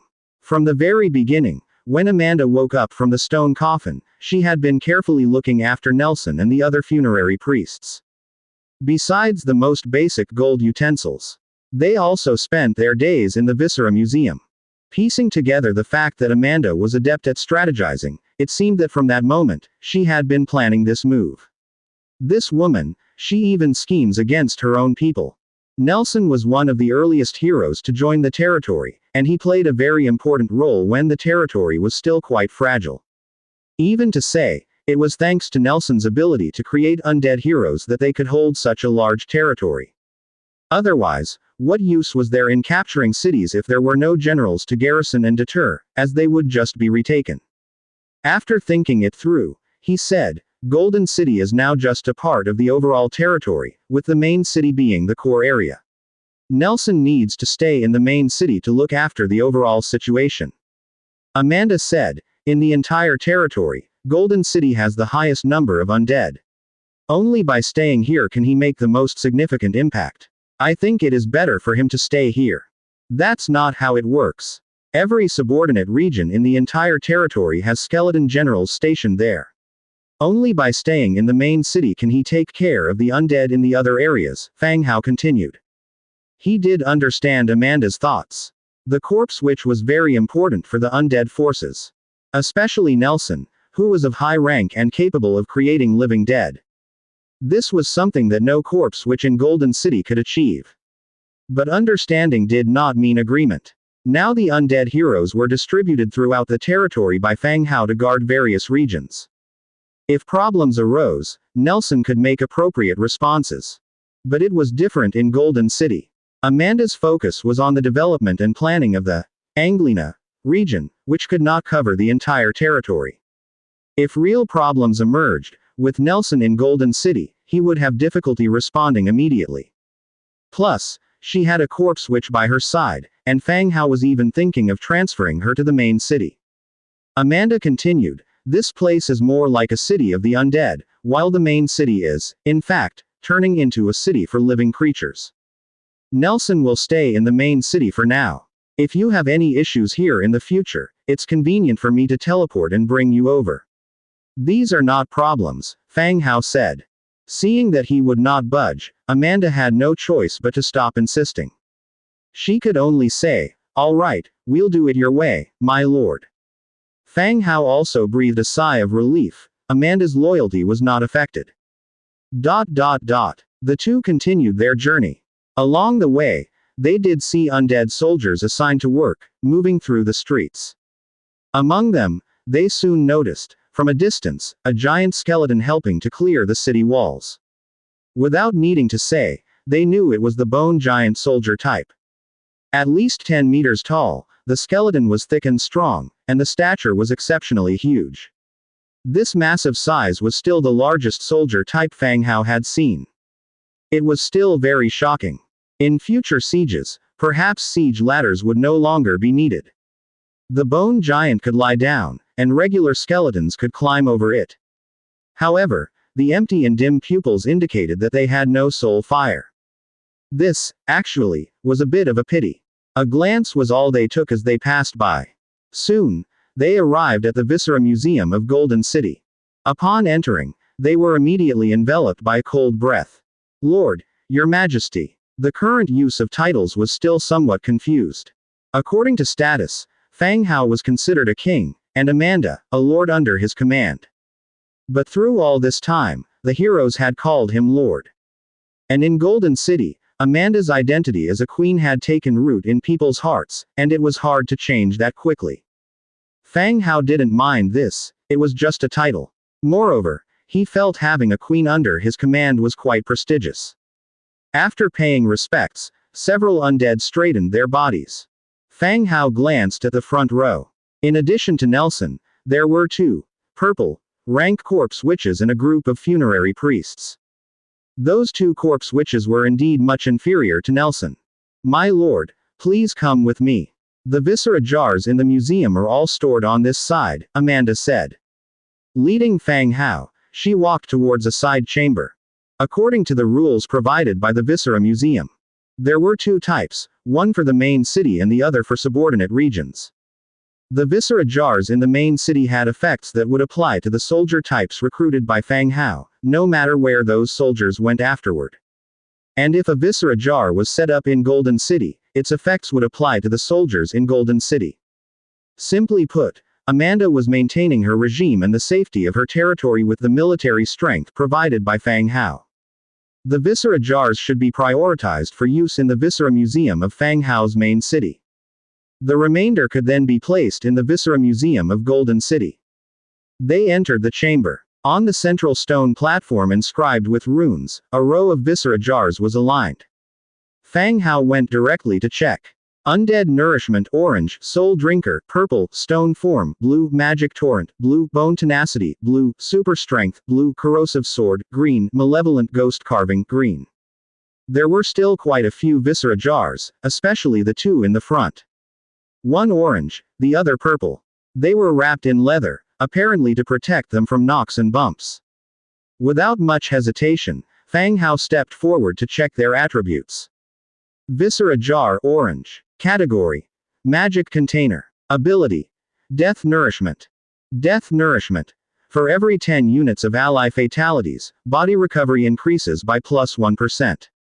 Description: Nourished by death, we will become stronger and indestructible. Looking at the attributes of the Viscera Jar, Fang Hao frowned. Sacrificing teammates. What kind of battlefield companion is this? To improve body recovery rate based on the number of allies fallen. But he had to admit, this Viscera Jar's ability was exactly what Fang Hao needed. In every battle, it had always been a question of numbers, and the number of soldiers fallen was not small. Doesn't this mean, my troops are now undying? No, that's not right. Death of 10 units equals a 1% recovery. This means that regular skeleton warriors simply couldn't make full use of this Viscera Jar's effect. If such a Viscera Jar were placed on skeleton warriors, spread out on average, there would hardly be any recovery effect, and the body is too fragile. Even with recovery beginning, it wouldn't be very effective. It's better suited for sturdier, special warrior types. Viscera Jar, purple. Category: Magic Container. Ability: Soul Drinker. Soul Drinker increases the speed of devouring souls by 30%. Description: Souls in torment are the most delicious confection. Increasing the speed of devouring souls. Which warrior type needs this skill? Fang Hao asked, what buildings were these Viscera Jars originally affixed to? Amanda glanced outside the door. A purple quality corpse witch walked in.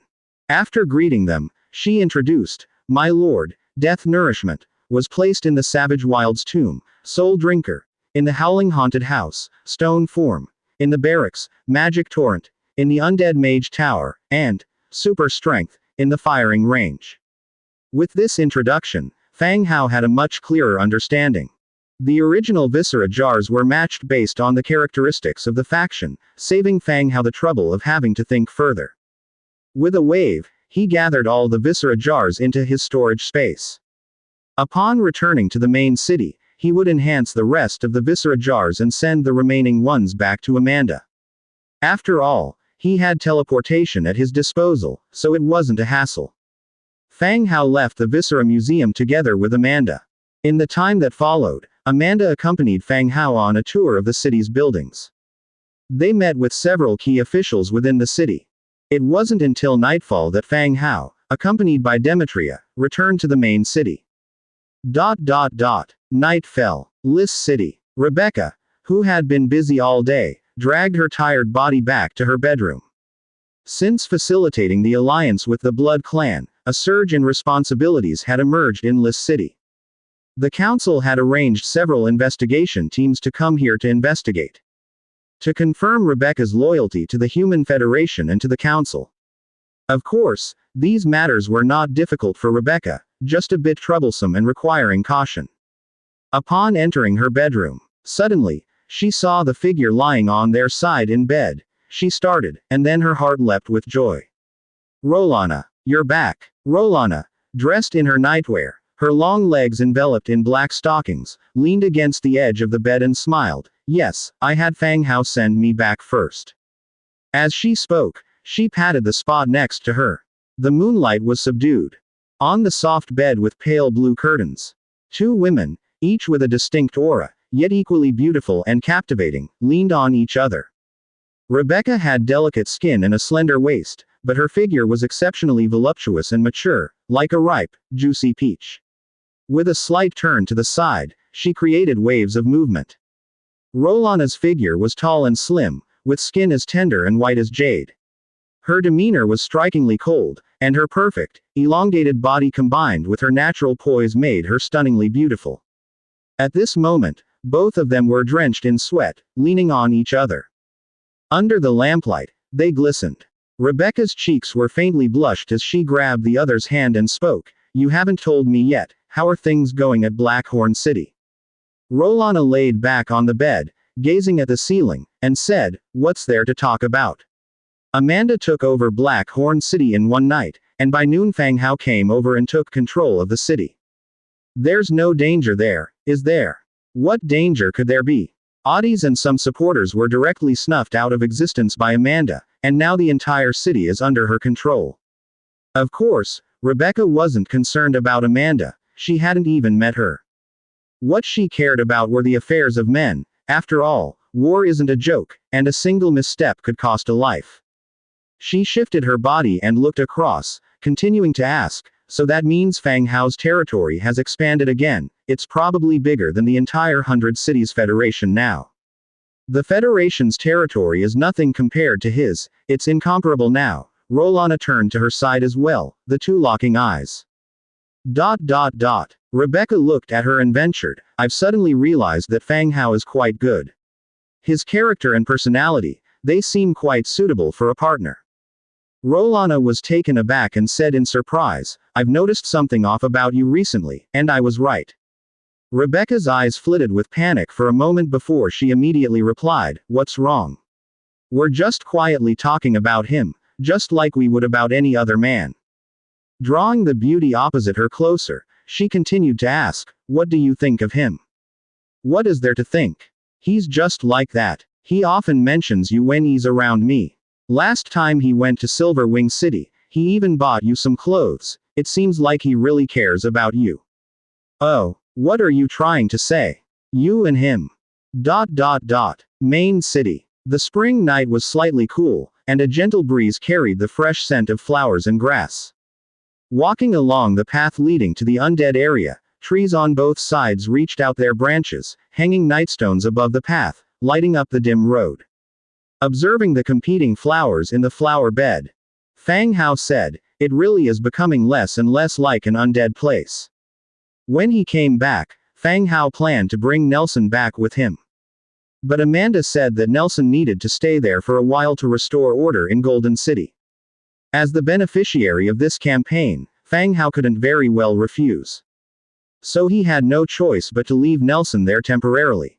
Before leaving, he still instructed Nelson to return to the main city after finishing his tasks. After passing through the streets, he arrived at the Undead's barracks construction area. Upon his return, he had already ordered the construction of all the blueprints he acquired that day.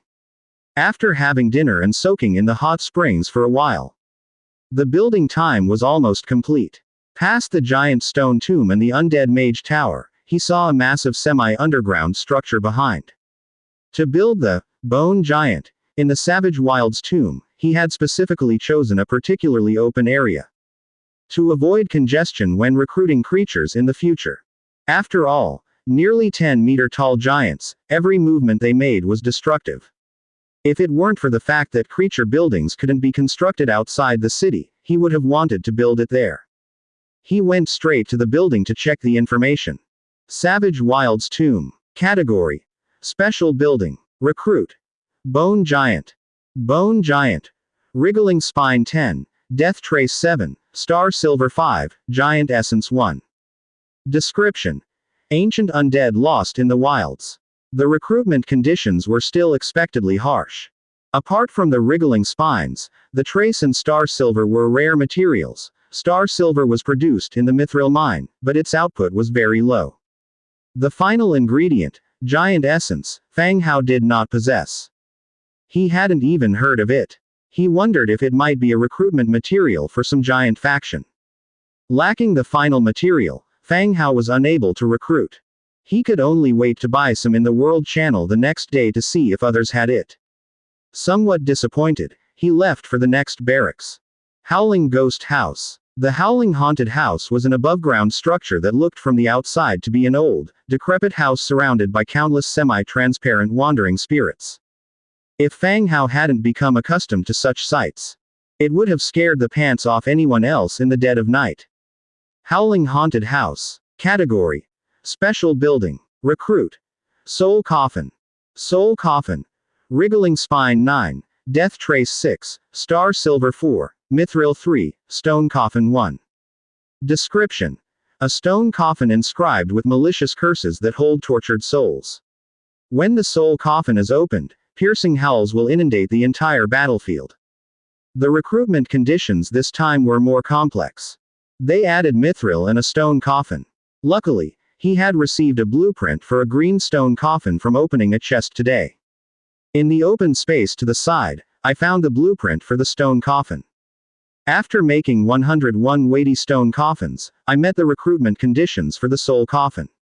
I returned to the front of the building. Set the recruitment number to 1. Confirm recruitment. Hundredfold amplification triggered, recruiting soul coffin 101. In a flash, 101 beams of light appeared, and soul coffins materialized on the open ground around us. The soul coffins still bore the image of skeletons. They were nearly the size of trolls, with a ragged burlap scarf draped over their shoulders, fluttering in the wind.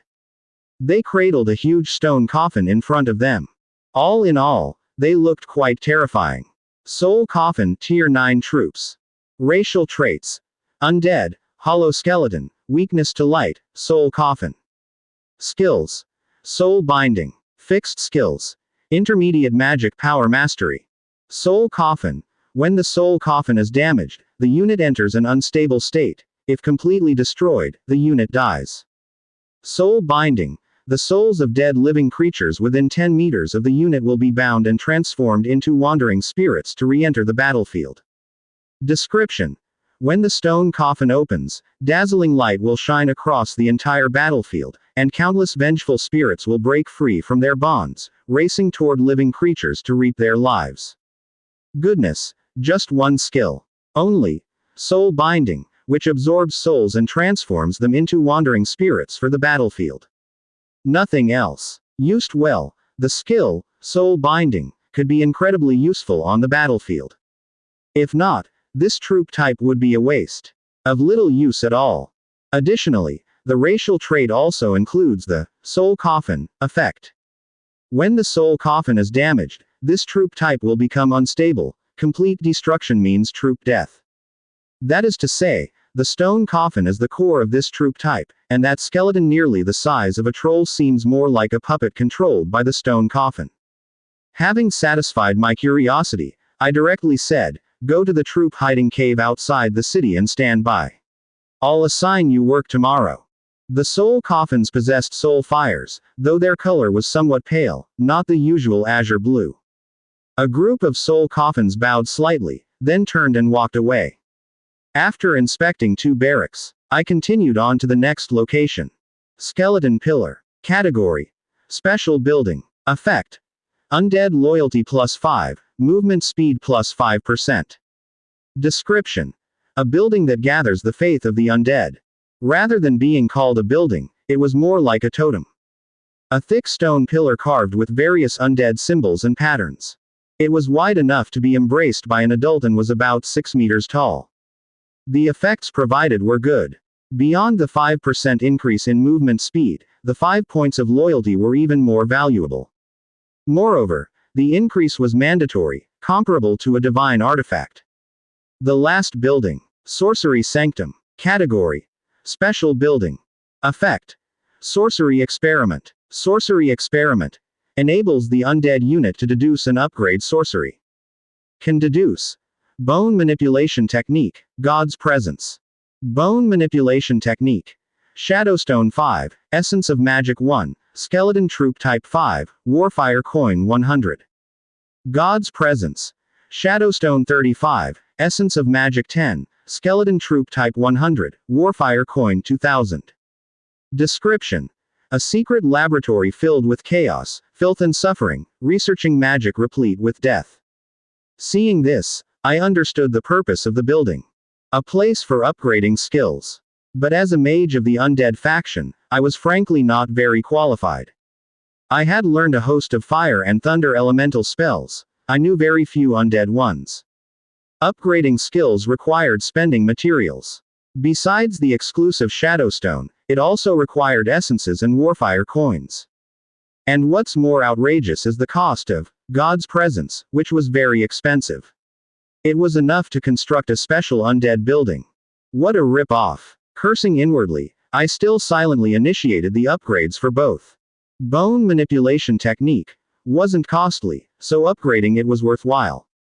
And God's Presence, a skill I considered to be the most useful of the undead, had to be upgraded even though it pained me to do so. When it came to consuming skeleton troop types, I chose the most numerous, the Skeleton Warriors. Confirm upgrade. A glow suddenly ascended from the building, which also displayed a countdown. Bone Manipulation Technique. 71 hours 59 minutes. God's Presence. 119 hours 59 minutes. He had checked all the buildings. It was also past 11 p.m. After yawning twice, he started to walk back. He had only gotten halfway when a system prompt made him stop in his tracks. The beauty of the lonely night. Lorana and Tobias's loyalty to you has increased by 2 points, current loyalty is 82. Oh my. Fang Hao was first stunned, then quickly realized what had happened. Before coming back, he had sent Rolana to Lis City. It seemed like Rebecca had put in a good word for him, although the increase wasn't much. But it was still an improvement. He still hadn't given her the role on a talisman, which should raise her loyalty to a decent level. Thinking this, he headed back towards the Viscera Museum. Upon entering the Viscera Museum, the burial priests were, as usual, busy with their own tasks. Fang Hao took out the viscera jars he acquired, as well as the remains of heroes like Oddies whose divine souls had been eradicated, and handed them over to the priests for safekeeping. He would come back to deal with them tomorrow. After leaving the Viscera Museum, he returned to his room to rest. The next day, early morning. Fang Hao, I'm going to kill you. A shriek echoed from within the room. Angia, clad in a tight camisole and wearing nightfall silk suspender stockings on her legs, had her wheat-colored skin flushed red with anger. One hand twisted Fang Hao's arm behind his back, pinning him down onto the bed mercilessly. With her other hand, she scolded while yanking his hair.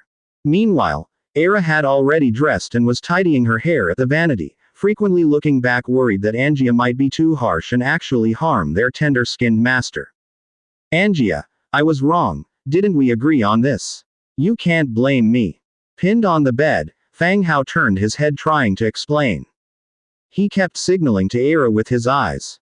Era, with a face full of amusement, did not intervene as Angia wasn't using too much force.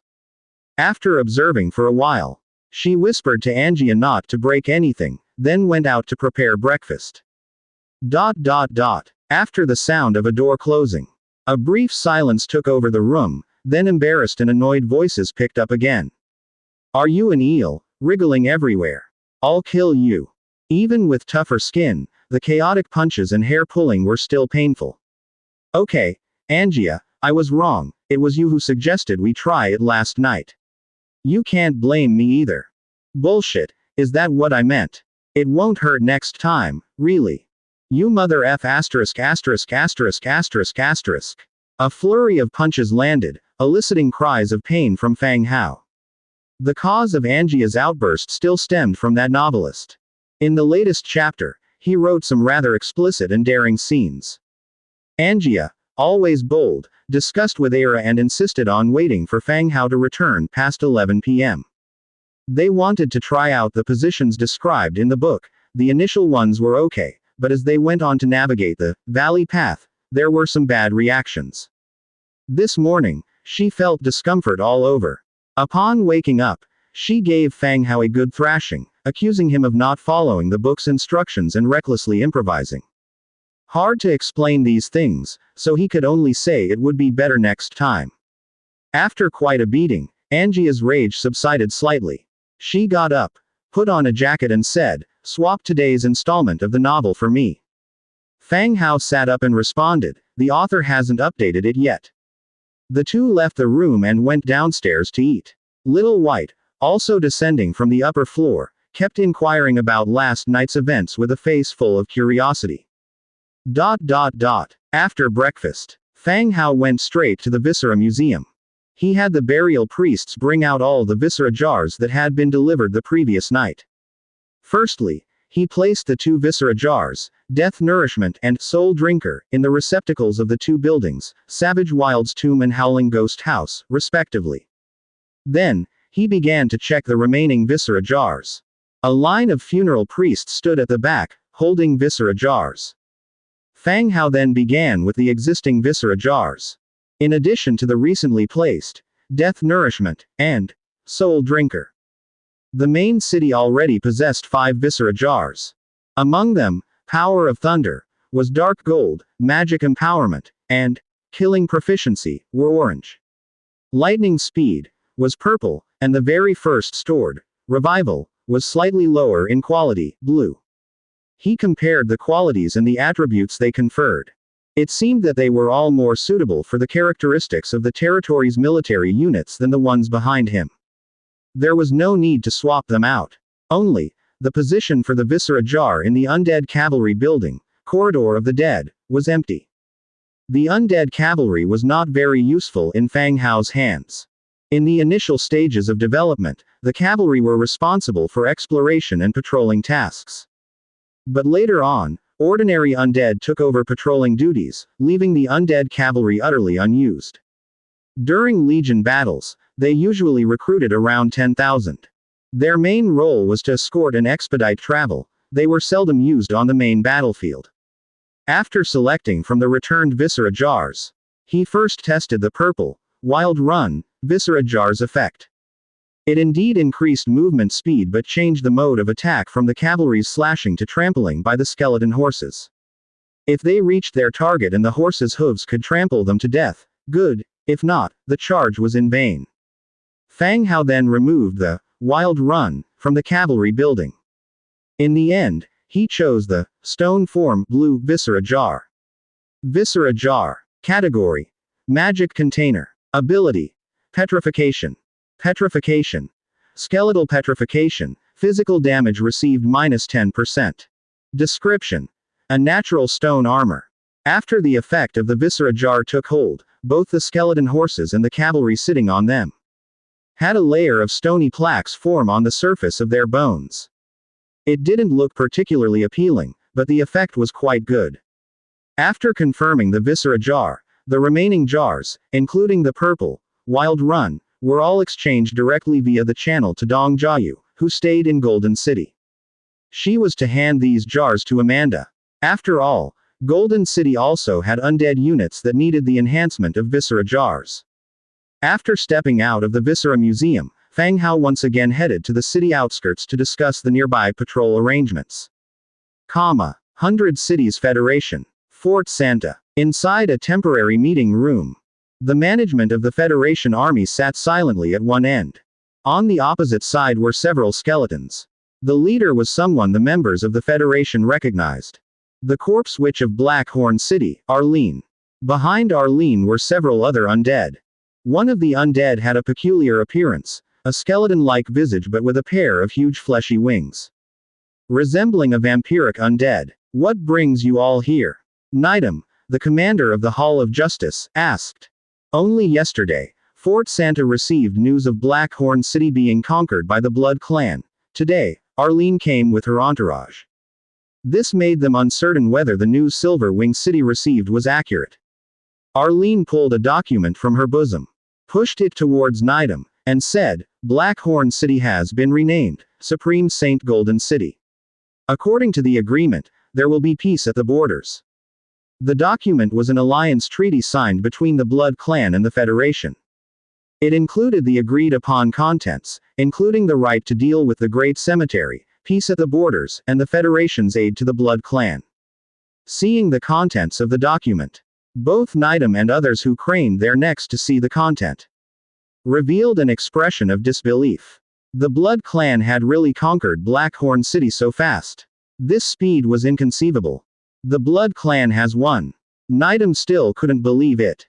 Arlene nodded. Otis's soul has been extinguished. This land will be managed by a new ruler. Otis is dead. This news was just as explosive. The undead, as the enemy of all living creatures, positioned Otis as the major nemesis of all living forces. His influence was comparable to that of the leader of the Hall of Justice, Archbishop Milton. But now, he had died so effortlessly.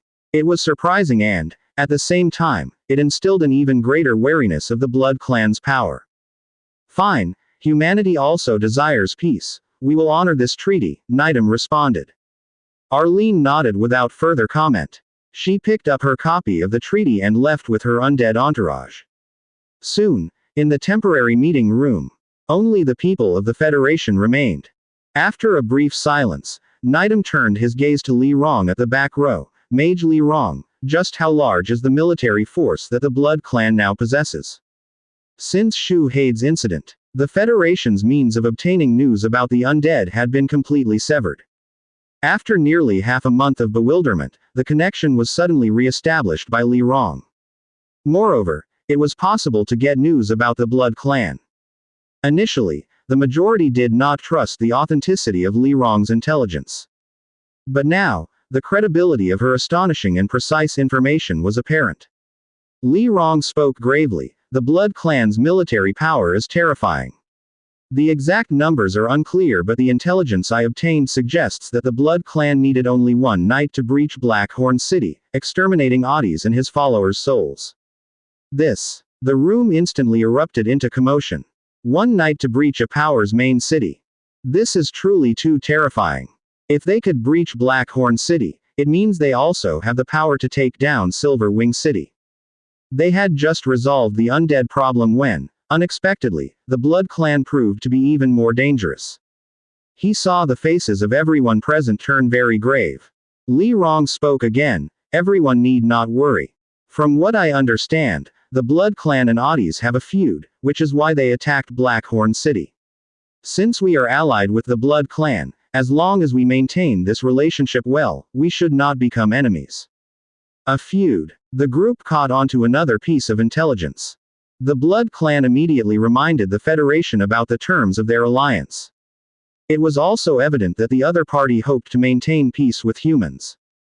But this peace was still temporary. In a situation of unequal power, the Human Federation could only live in fear.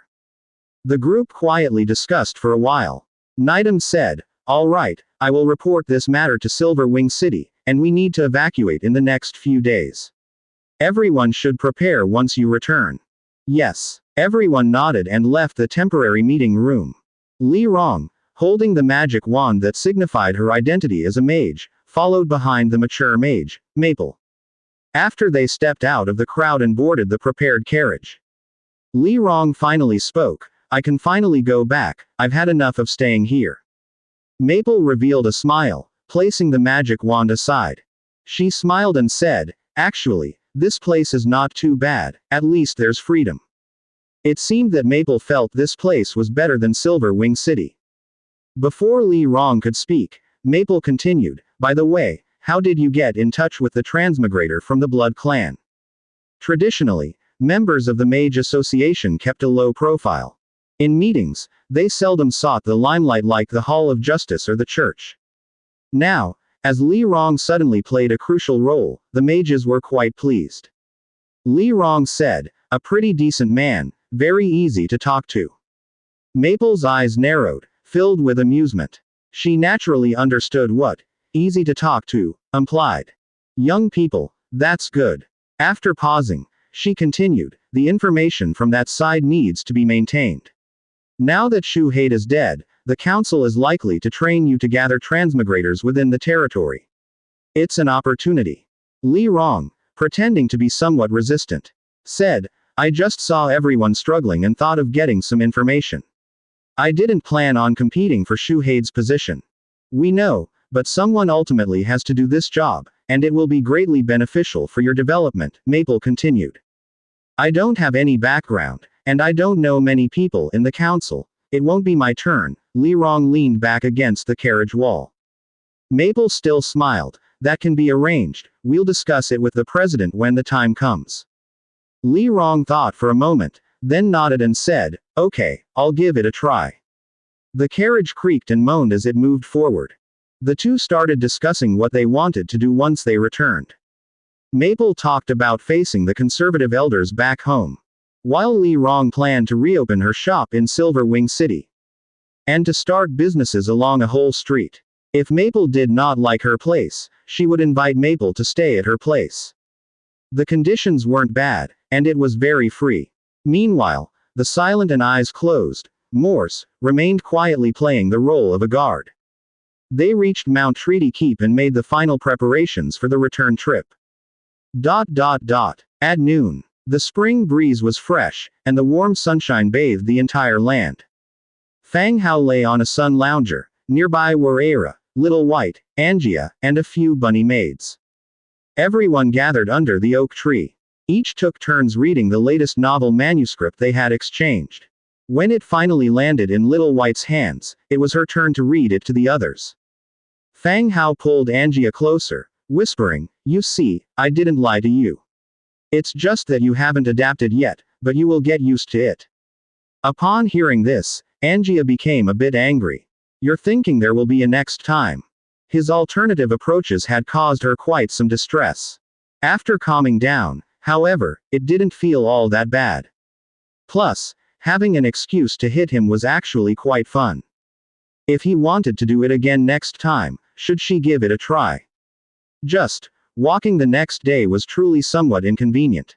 Meanwhile, after Little White finished reading to the other maids, she also joined them.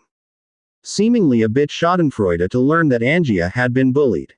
Era whispered softly, "Master, Angia can't handle it, but I can. Let's give it a try tonight." Little White was getting bolder with his words. Fang Hao glanced at Little White, whose face didn't even turn red, and said, "All right." Angia, furious, went up to teach the provocative vixen a lesson. The two of them chased and frolicked around the garden trees. At that moment, a branch from the oak tree above them hung down. It twisted into the shape of the fairy leader, Shinisara. She spoke up, "My lord, there is news from Furious Lion City." "What is it?" Fang Hao asked. Shinisara replied, 3 days from now, negotiations will be held at the border. Let's get ready." Helping the fairies drive away the Furious Lion City's army had taken some time. Furious Lion City had been dragging its feet until now, finally setting a time and place for negotiations. "Okay, I got it. You and Bronze Bull get ready. Try to negotiate but also be prepared for war," Fang Hao said. "Yes, my lord," Shinisara responded, spreading her branches again and disappearing from view. Ahem. Angia let out a soft cough, then cautiously came over and gently sat in his embrace. She softly said, "Does it still hurt? I didn't mean to do it this morning, I was being careful." Then she rubbed his arm gently. Fang Hao almost laughed out loud at her antics. Angia was actually not very old, it's just that this world forced everyone to grow up fast. "It hurts, how could it not?" Fang Hao feigned anger as he spoke. "Let me rub it for you." Angia immediately massaged the heavily hit areas. Then she added, "You promised I could go to the negotiations, haven't you forgotten?" Fang Hao looked up. "You pulled my hair this morning, so you're not going." Upon hearing this, Angia immediately got anxious. "Come on, I didn't pull that hard." Seeing Angia really getting worried, Fang Hao didn't want to tease her anymore and said, "All right, you can go. What will you give me in return?" Angia's cheeks flushed as she hesitated. She whispered something in his ear. Fang Hao slapped her buttocks playfully and said, "You said it, no getting mad or pulling hair afterward." "Deal." After thinking it over carefully, Fang Hao said, "We still have 2 days. Prepare yourself to avoid any dangers." "Prepare what?" Angia asked back. "Have Dujin get you a teleportation scroll, wear soft armor inside your clothes, and carry several potions," Fang Hao listed as he thought. Angia, being a blue hero and primarily a fighter, had difficulty retreating quickly from danger. So, it was still important to be cautious about her safety. "Am I going there to sell goods or to negotiate, carrying all these things? Won't people laugh at me?" Angia interrupted him. "It's for safety." In the afternoon, Fang Hao took Angia to see Dujin. He had Dujin prepare some items for Angia that could be used in emergencies over the next 2 days. Nearing evening, a message suddenly came from Lis City, asking Fang Hao to come over as there were important matters to discuss. This left Little White, who had prepared everything, looking utterly despondent as she clung to Era's arm and quietly complained to Fang Hao about breaking his promise. Fang Hao was also helpless. Moreover, he spent a lot of time with Little White, whereas, with Rebecca, only when she missed him would she find an excuse to call him over.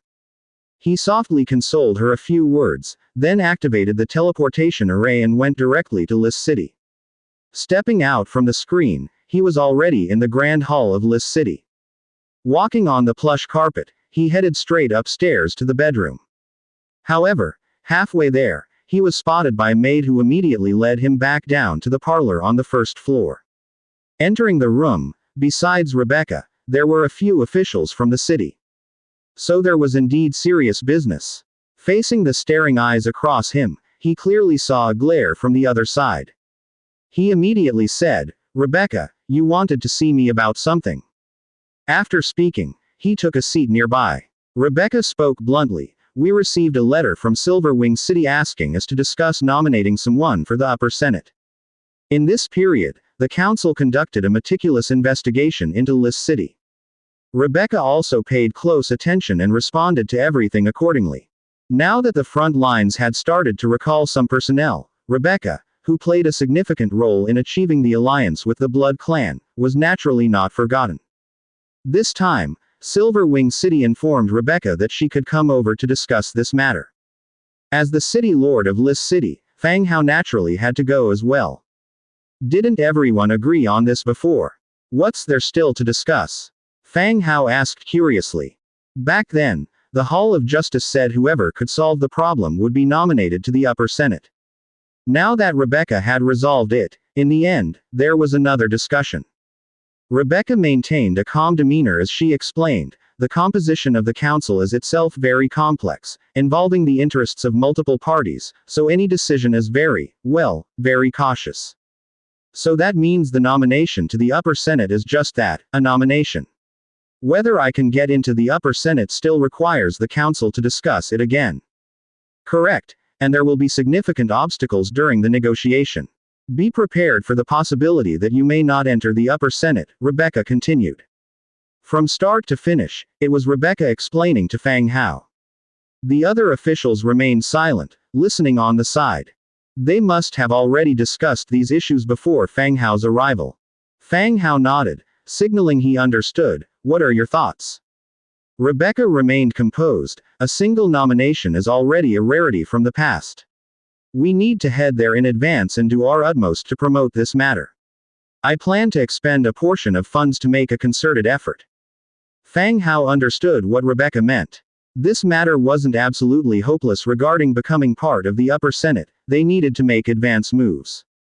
To lobby those whose stances were not firm and get them on his side. Ultimately, to have the council's vote in favor of him becoming a member of the upper Senate. This was possible, and he also had the funds needed. Spending money for a position would greatly benefit his future development. Okay, when do you plan to leave? Fang Hao asked. Rebecca answered, tomorrow. That's soon. It's the council that's in a hurry, and we need time to prepare. Do you have any issues with the timing? Rebecca asked. One concern on the schedule coincided with the negotiations in Furious Lion City. He was slightly worried about Angia. But it shouldn't be a big issue, he could just instruct Angia, and with the Bronze Bull and Shinisara around, there shouldn't be any serious problems. Moreover, he didn't take such a small place as Furious Lion City seriously. If he wanted to, he could seize it at any time. After making up his mind, he nodded in agreement. I have no issues, we'll go together then. Good. Rebecca nodded. Having confirmed the departure time with Fang Hao, Rebecca then instructed the officials present on various duties. Especially now that it was spring, when all the work formally began. After getting things clear with the officials, Rebecca continued, all right, that's all for now. You can go back. The officials rose, saluted the two, and then left the room. Watching everyone leave, Fang Hao stood up and walked across the room. Rebecca's gaze sharpened as she stopped the approaching arm with her hand. She gave a twist at his waist. Then she pointed towards the open balcony. Through the balcony, one could see a graceful figure, looking at the moon while occasionally taking a sip of wine. Damn, there's still someone hiding there. Luckily, I didn't say anything just now. It was a close call, almost blew my cover. You two chat, I'm going to tell the defense commander about patrolling while I'm away, Rebecca said as she stood up and walked out. As she left, she patted his shoulder and gave him an encouraging look. The room fell silent again. Fang Hao stood still, observing the slender figure with regret for not bringing Demetria. If that woman suddenly made a move, he wondered if his current defenses could hold off until he could teleport away. After pondering for a moment, he still stepped forward, heading to the balcony. A gentle breeze, carrying a hint of coolness, blew past. Fang Hao sat down on the side with the blanket, took out a wine cup from his storage space. Why didn't you go back to Blood Castle? Rolana gave him a glance, then looked down at the flower beds in the courtyard, her tone even. What's there to do? There's no one left there now. The people of Blood Castle had all been transferred out, it was indeed empty now. Plus, Rolana, cold in demeanor, was extremely afraid of being alone. Whenever she was not in hibernation, she would come to Liss City. Either to meet with Rebecca or dress up like a dandy and spend the night drinking in a nearby tavern. After thinking for a moment, Fang Hao tactfully offered, "If Blood Castle is desolate, you can stay at my place. Your room is also kept for you and there are more people there, it would be lively." "Aren't those little bunnies afraid of me?" Rolana retorted, taking another sip of wine. They are timid, so try not to scare them on purpose, all right." Fang Hao picked up the wine jug lying on the ground, poured himself a cup. He drank it down in one go. It was a regular fruit wine, sour and sweet. Suddenly, he remembered he still had the Dragon Village Dream he purchased from the Succubus Tavern that he hadn't drunk. I heard this kind of wine is very popular even among the Dragon Clan. As soon as it was taken out of the storage space, a rich fragrance of wine instantly filled the air. It made Rolana, who had been gazing into the distance, curiously look over. After Fang Hao poured himself a cup, she took it and poured one for herself as well. She casually asked, "When did you and Rebecca become close?" Fang Hao's hand, which was holding the wine, paused slightly. Then he said, "Rebecca is a smart and knowledgeable woman. Men and women alike tend to like getting close to her." Rolana continued to press, "How close?" This. Intimately close. What you've done and what you haven't, we've done them all." But he also didn't quite dare to say that to Rolana. After thinking for a moment, he said, "A confidant, I guess. It means we can talk about anything and help each other out with our troubles, a close friend." Rolana nodded as if she understood the idioms Fang Hao used. She raised her glass and took a sip, barely touching her lips when her eyes widened and she coughed a few times. It seemed the wine was too strong for her. Fang Hao took his glass, had a small sip, and found the taste quite potent, somewhat akin to modern spirits. It was different from the beer and fruit wines common in this era. This is the Succubus Tavern's Dragon Village Dream.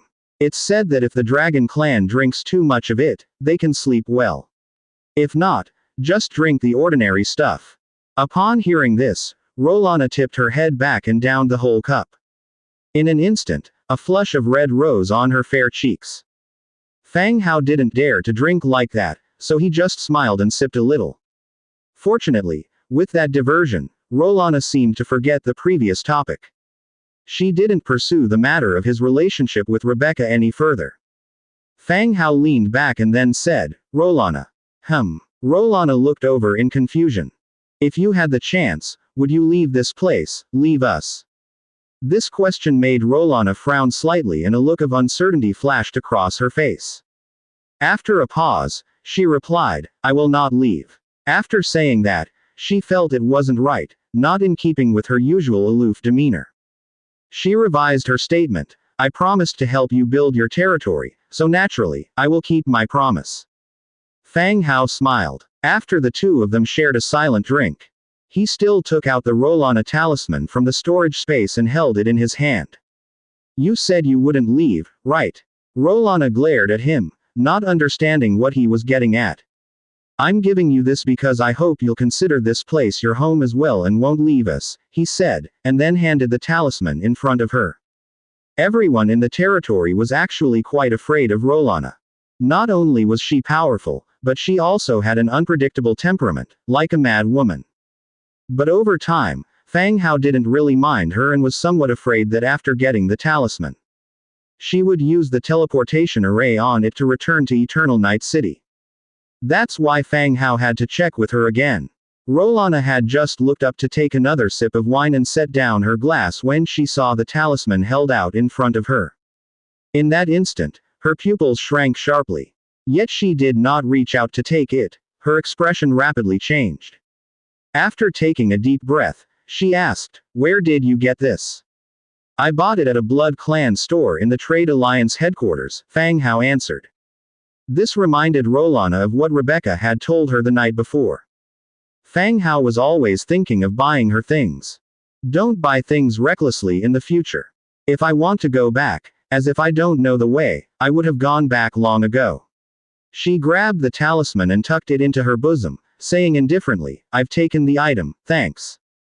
The beauty of the lonely night. Rolana and Tobias's loyalty to you has increased by 10 points, current loyalty, 92. The system notification appeared, and Rolana's loyalty instantly increased by 10 points.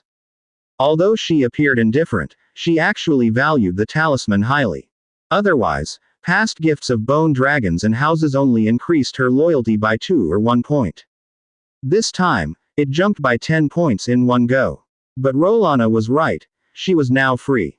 And she wasn't unfamiliar with the way back home, if she wished to leave and return to Eternal Night City. With or without the talisman, she could still go back. It was his transmigrator's mindset that led him to consider what Rolana might want. The silver moon adorned the deep blue night sky, and the twinkling stars, like splendid pearls, sparkled ceaselessly. Backquote. Both of them suddenly fell silent, drinking their wine without saying a word, and casually nibbling on some of the small dishes they had taken out. As Rolana drank her wine, she leaned back, her right arm supporting her body, and draped her long, slender legs over the other. "Do you really like my legs?" "Huh, I've noticed that you're always staring at my legs," Rolana said offhandedly.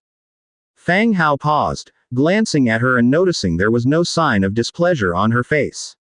He said, "I just think stockings really suit you, they look good on your legs." Rolana was quite fond of stockings, and almost every time Fang Hao saw her, she was wearing them. All sorts of styles, all sorts of colors. Those long, straight legs were practically a template for stockings. Both attractive and appealing. "What's the difference on my legs, aren't they all the same?" Rolana said indifferently. While speaking, she lifted the hem of her purple skirt above her knees, revealing more of her smooth, round thighs, wrapped in black. Fang Hao looked surprised, not expecting Rolana to make such a move. Instinctively, he wanted to lower his head to look up along the skirt. But he didn't dare make it too obvious. Seeing him like this, the corners of Rolana's eyes curled into crescent moons, though she maintained a cool demeanor. Then she let her skirt fall back down. Fang Hao glanced at Rolana. He noticed that the woman, despite pretending to be aloof, had eyes filled with the pride of having teased someone successfully. This kind of expression was the first he had seen on Rolana's face. "Woman, you're playing with fire." Rolana was startled for a moment, pondering the meaning of playing with fire. She said, "Isn't this what you wanted to see?" Fang Hao fell silent for a moment. A loyalty level of 92 points was already quite high. Plus, with the hints she had just given, it might be worth a try. Without answering her, he stood up and walked straight over to her. Rolana looked up at him. "What are you doing?" Fang Hao's expression was serious as he bent down to push her shoulder, trying to push her over. However, it was as though he had pushed against a wall. Rolana didn't budge an inch, but instead, Fang Hao stumbled and plunged into her arms. He instantly felt a wave of fragrance and softness. Hastily, he got up and saw that Rolana's brow was still furrowed. Thinking for a moment, he said, "I'll take care of you from now on." Rolana's cheeks and neck immediately flushed red, and faced with his somewhat domineering gaze, she felt a moment of timidity. She turned her head away and said, "Don't go overboard, I have someone I like." "Nonsense, the person you like likes me too. We're going to be a family sooner or later." If he backed down now, all his previous efforts would go to waste. He placed his arms around her shoulders. And then he leaned in to kiss her. Rolana was startled, her eyes full of confusion and panic. She hadn't expected Fang Hao to be serious. Feeling the man's hot breath getting closer and closer, her heart grew more and more chaotic. This feeling, she hadn't experienced it since being resurrected. She wanted to hit him, but somehow, she couldn't bring herself to do it. Plus, it was just like Rebecca had said, she didn't seem to dislike him that much after all. Seeing his lips coming closer and closer to hers, Rolana quickly turned her head and covered her mouth with her hands. She muttered, "Don't think I won't kill you." If Rolana were truly angry and unwilling, she would have slapped him long ago, she wouldn't have said so much. But as she covered her mouth, there wasn't anywhere for him to kiss. His mind raced. And his gaze shifted behind Rolana, towards the room, as he said in surprise, "Rebecca, it's not what you think." Rolana was shocked and immediately let go, turning her head to look. Seeing the empty room, she quickly realized she had been tricked. By the time she turned back around, her body had already twitched.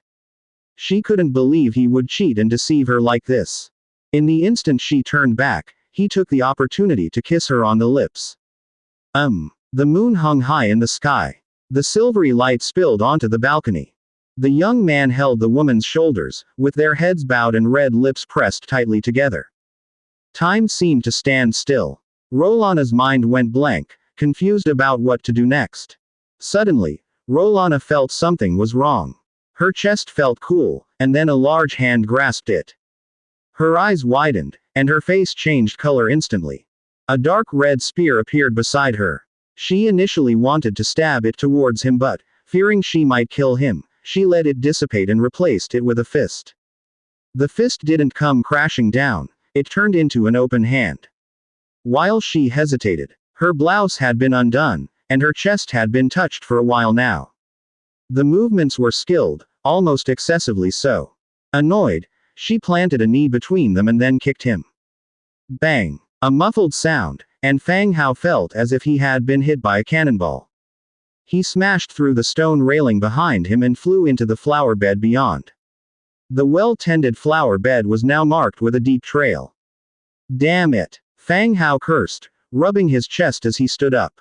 Meanwhile, on the balcony, Rolana stood there with a cold demeanor, readying her clothes and wiping her mouth. The kick had startled Rolana as well. She was afraid of not controlling her strength well, which might force him into a premature transformation ceremony. Seeing that he was fine and had stood up again, she finally breathed a sigh of relief. She still stood there, her expression as frosty as ever. Rolana was about to speak. When suddenly, a piercing whistling sound erupted. Whoosh! Pop! A flare shot up into the sky directly above where Fang Hao was and exploded. The crimson light instantly illuminated the entire area. Soon after, a large group of people rushed over from all around. Who is this? Clatter. The city lord's guards surrounded Fang Hao, with the front row holding shields and swords and the back row readying their crossbows. Their posture suggested that any slight move would result in their enemy being torn to pieces. Looking towards the balcony, Rolana's figure had vanished. Damn, she left quickly. How am I supposed to explain this now? He dusted himself off and puffed out his chest. He said, "Ahem. I am City Lord Fang Hao. I was just experimenting with a magic spell, and it got a little out of control. You can all go back now." The guards formed a square formation around him. They did not disperse, nor did anyone respond. The air grew momentarily quiet. Rebecca stepped out from the main entrance of the city lord's mansion, looking his way from a distance. At the same time, a guard approached with a nightstone, illuminating his face. Seeing it was indeed Fang Hao, the surrounding guards sheathed their weapons and returned to their posts amid the clanking of armor. Only then did Fang Hao walk up to Rebecca's side. They headed together towards the city lord's mansion. What happened? Rebecca asked softly. Fang Hao shrugged and replied, "Nothing much, just a sparring session that got a bit intense." Rebecca had seen the traces in the courtyard too. The broken railing, the flower bed carved into a trench. This situation seemed far from the casual tone Fang Hao had used, clearly indicating he had been beaten up. But Rebecca, mature and tactful, still took care to protect a man's pride. She's just a bit headstrong. You should indulge her a bit. Fang Hao nodded. Thinking about it, his progress with Rolana today was still not bad. This aloof beauty. Not only had he managed a kiss, but he had also taken some other liberties with his hands. A major breakthrough, proving she not only didn't dislike him but also had quite a fondness for him. Otherwise, with her temper, she would have acted the moment he made any move. It wouldn't just have been a simple kick after interacting for a while. As the two walked through the corridor, Rebecca curiously asked, "Any progress?" Fang Hao leaned closer and whispered, "A little." Rebecca's face broke into a slight smile. "That's good, take it slow." Fang Hao nodded again, noting the local customs were quite staunch. It seemed Rebecca was even more eager to see Rolana conquered. Thinking it over, as they were about to return to the hall, he lowered his voice again. Tonight, should I stay here with you? Rebecca's cheeks flushed, and she glanced warily at the trusted aide following behind. She whispered, No, Rolana is here. We're going to Silver Wing City tomorrow. There will be a chance then. That's true. They would be heading to Silver Wing City tomorrow, where they would have plenty of opportunities to spend time together. All right, I'll listen to you, Fang Hao agreed. Passing through the corridor, Rebecca returned to her room, and Fang Hao used teleportation to return to his place. Silver Wing City. In a mansion in the Central District. After the banquet, women in light veils, their foreheads covered in sweat, left the room. Inside, only the mansion owner, Groot, and the invited council members remained. Once the room fell silent, someone took the initiative to speak. Mr. Groot, you had us come here for something, just tell us straight. Indeed, we are all old friends here. If there's something, just say it directly. Groot, with a calm expression, poured himself a cup of vibrant red fruit wine, and said with a smile, Actually, it's nothing major, just about the council nominating a sixth member to the upper senate. I called you all here to hear your opinions so we can unify them. Everyone was stunned. The matter of naming a sixth member to the upper senate was no secret. All council members were aware of it and had been discussing it for over half a month already. No one answered. Someone counter-questioned, Councillor Groot, what's your opinion? Groot, this year's representative councillor of the Federal Commerce Association, and at the same time, an important member of the Marshall family. In this federation of 100 cities, he still commands a certain level of influence and status. Groot pondered for a moment, then spoke up. The nominee is Fang Hao from List City, but as everyone is well aware, it's actually Rebecca. Disregarding whether she poses a threat to the Federation, once she enters the upper house, the entire assembly's situation will change, and everyone will be affected. With that said, everyone present understood. Groot intended to prevent Rebecca from entering the upper house. And rightly so. At last year's autumn assembly, Groot publicly accused Rebecca of over 70 offenses. Only, there were oversights at the time, and no valid evidence was produced. The charges did not stick.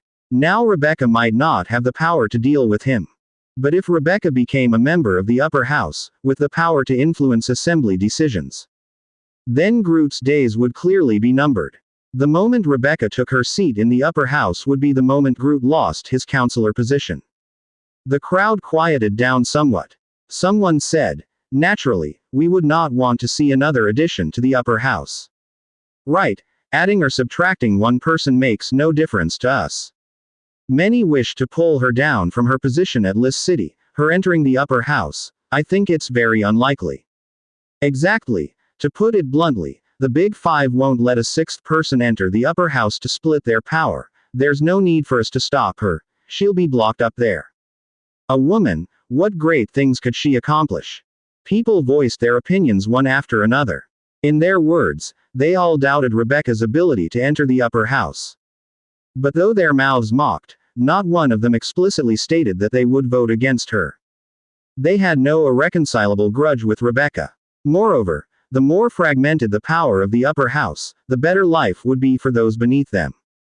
But since Groot had thrown a banquet today, they naturally had to speak in favor of Groot. As for what would happen later, that could be dealt with when the time came. Groot listened, still maintaining his smile.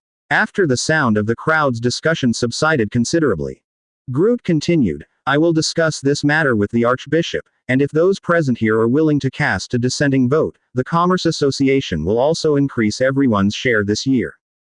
The crowd, caught off guard, was momentarily stunned. The Federal Commerce Association meant interests were at stake. Furthermore, with the church involved, Rebecca would definitely not be able to enter the upper house. They were but giving Groot a favor along the current of events and would also receive the Commerce Association's help for the year. Instantly, the faces of everyone present turned to smiles. Since Mr. Groot has said so, we'll naturally do just that. Exactly. A woman like Rebecca trying to enter the upper house, she must be dreaming. Right. we would never agree to it. The smile on Groot's face grew even wider. Raising his wine glass, he announced loudly, "Then I thank you all." The rest also raised their glasses and drank in one gulp. "Good, then let the banquet continue," Groot said, clapping his hands again. The heavy doors behind him reopened. The melodious singing drifted in once more. Young women dressed in light veils, wearing nothing underneath, quickly walked in. They threw themselves into the encompassing embrace of the assembly members present. The night was silent. Moonlight streamed through the window panes, casting silver grids on the floor. Rolana lay on the soft bed. Her gaze fixated on the moon outside the window, her brows slightly furrowed. What happened today? After a few drinks, that lad actually kissed her and even fondled her. She had been dismembered and sunk into a stone coffin for 100 years, hating the Red Duke who had deceived her and then dismembered her. She equally hated all men. She thought she would never be taken by any man, yet today, she still felt that emotion facing Fang Hao. Gently touching her lips, the image of the man's momentary dominance reappeared in her mind. Though he had played some tricks, if she had wanted to avoid it, she could have. But she did not dodge. "It seems, he really does like my legs." Unknowingly, a smile crossed her face. The night was peaceful, and she began thinking about the identities of both sides once again. One side immortal, the other still mere human. Even if Nelson performed the transformation ceremony on him later, he would either be undead or a dry corpse. Won't mention the looks which are somewhat unattractive. The man's parts can't be used anymore. Emotional problems have arisen. Will they end up in conflict? If they really do have a dispute, the undead lack emotions and treat themselves with cold violence. What can be done then? Even if their feelings for each other have always been strong. Should they sleep together during their slumber? Should they sleep in a wooden coffin or a stone coffin? Wooden coffins are not moisture-proof, which is not good for the undead, but stone coffins are too hard, and the Blood Clan are not undead, they have nerves, it's uncomfortable. Ah, such a dilemma. When she was with Rebecca, she never thought about so many issues. Just as she was tossing and turning, lost in her chaotic thoughts. The door was gently pushed open, and Rebecca walked in. She sat down in front of the dressing table. She took off all her head ornaments, and through the mirror, glanced behind her. She asked softly, "How did it go with Fang Hao?" Rolana's body slumped. "How else could it go, just that way? I heard him say that you two had a good chat." "Nonsense. That's not true. Don't listen to his rambling," Rolana jumped up and said immediately. A smile spread across Rebecca's face. She continued, "I do hope you two get along. Why? I hope you can move on, and live a happier life," Rebecca said softly. Rolana stepped forward. "I'm already very happy." Rebecca changed into her nightgown.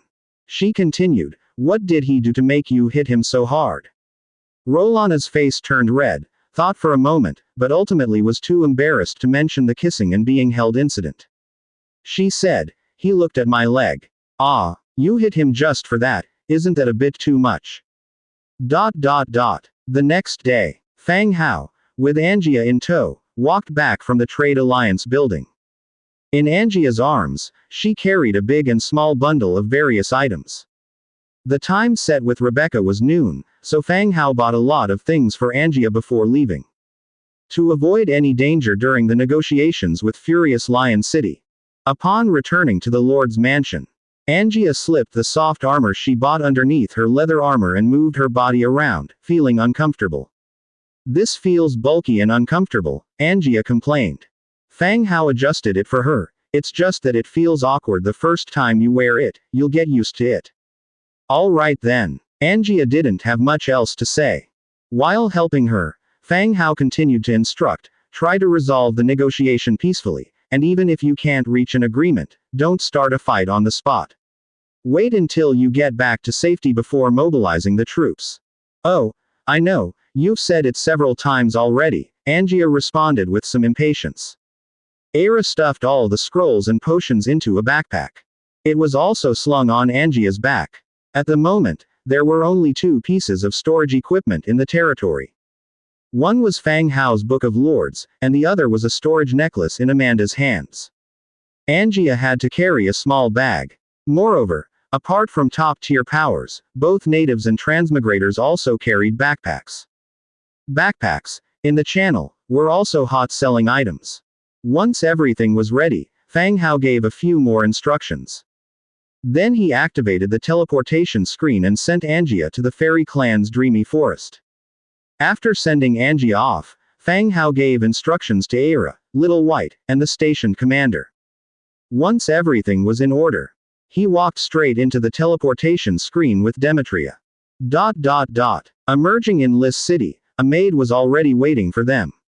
She led the two upstairs directly, pushing open the door. Rebecca and Rolana were in the room. Rebecca was organizing the items to take along, while Rolana just sat to the side. She crossed her right leg over her left, her skin like jade wrapped in black stockings. The tip of her foot swung back and forth, dangling a shoe in the air.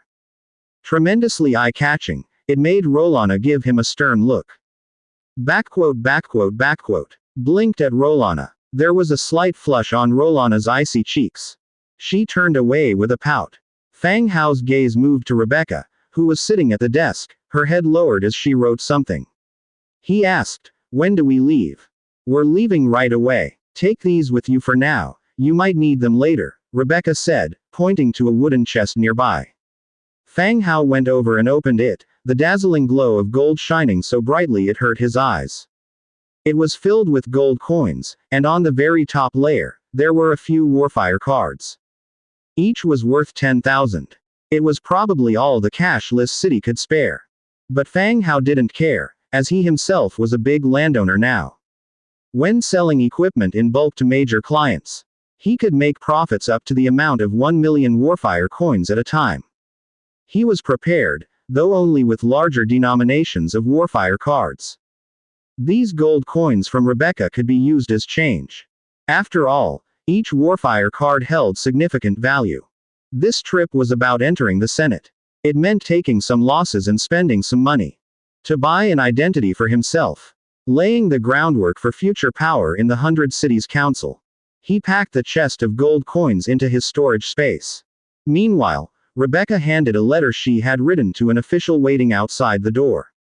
She then summoned 4 Lionheart Knights who were on reserve outside, appointed them as escorts, and returned to Fang Hao's side, saying, "All right, let's go." Fang Hao nodded. He activated the transportation screen, and the group vanished on the spot.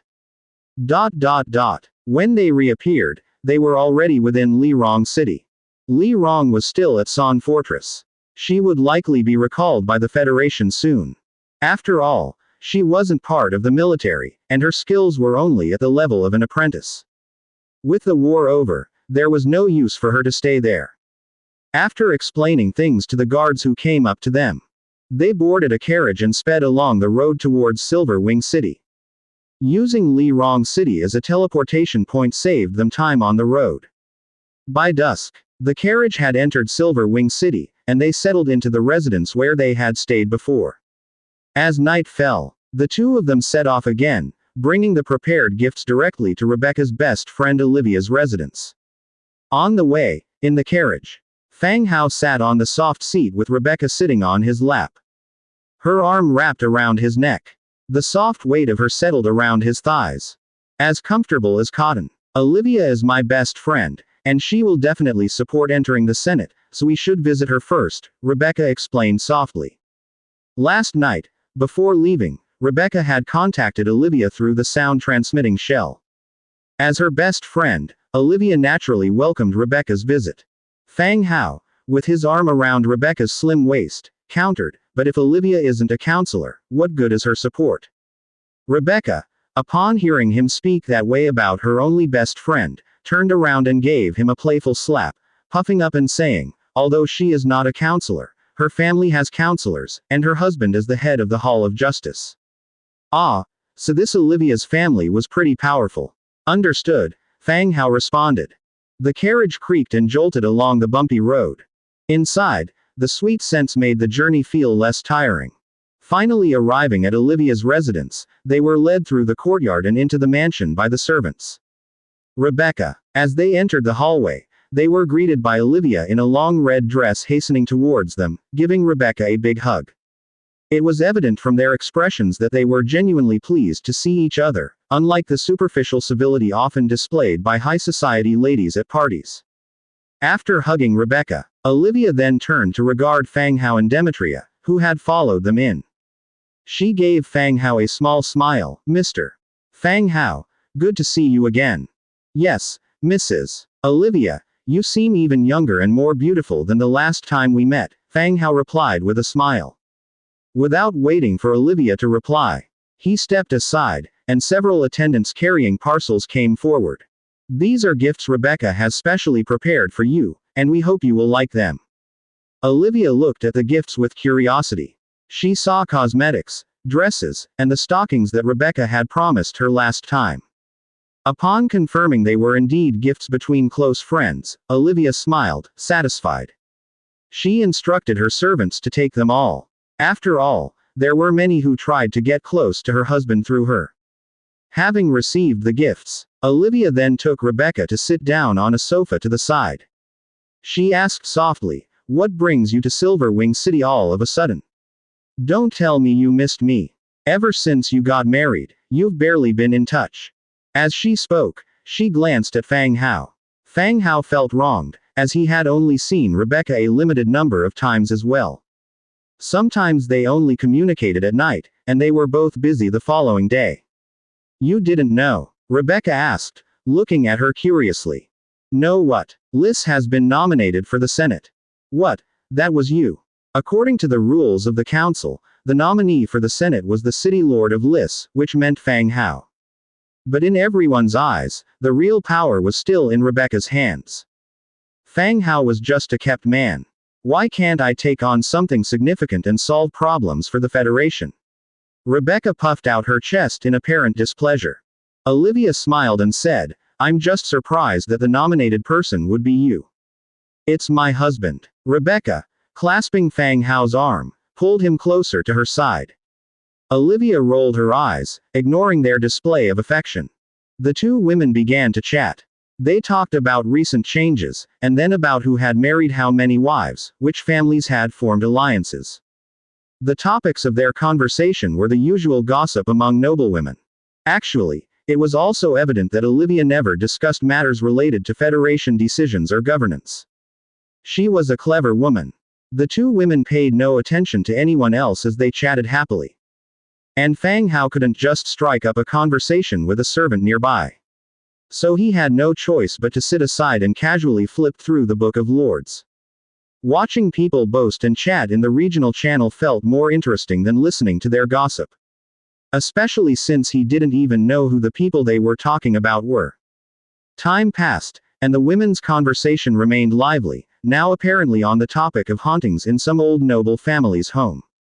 In any case, not a word about serious matters was mentioned, everything else, they covered. At that moment, the mansion's grand door opened again. A robust man dressed in a noble robe walked in. Doherty. Hall of Justice, stationed leader of Silver Wing City. Seeing Fang Hao and Rebecca there, Doherty paused, clearly surprised by how quickly the two had arrived.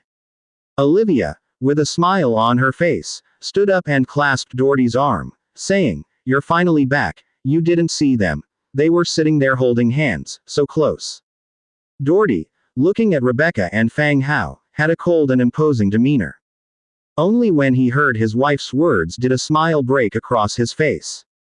"As that's so, absolutely." Olivia leaned closer to him and said, "Rebecca and I have some secrets to chat about, and if you're not too busy, why not take Fang Hao for a tour around here?"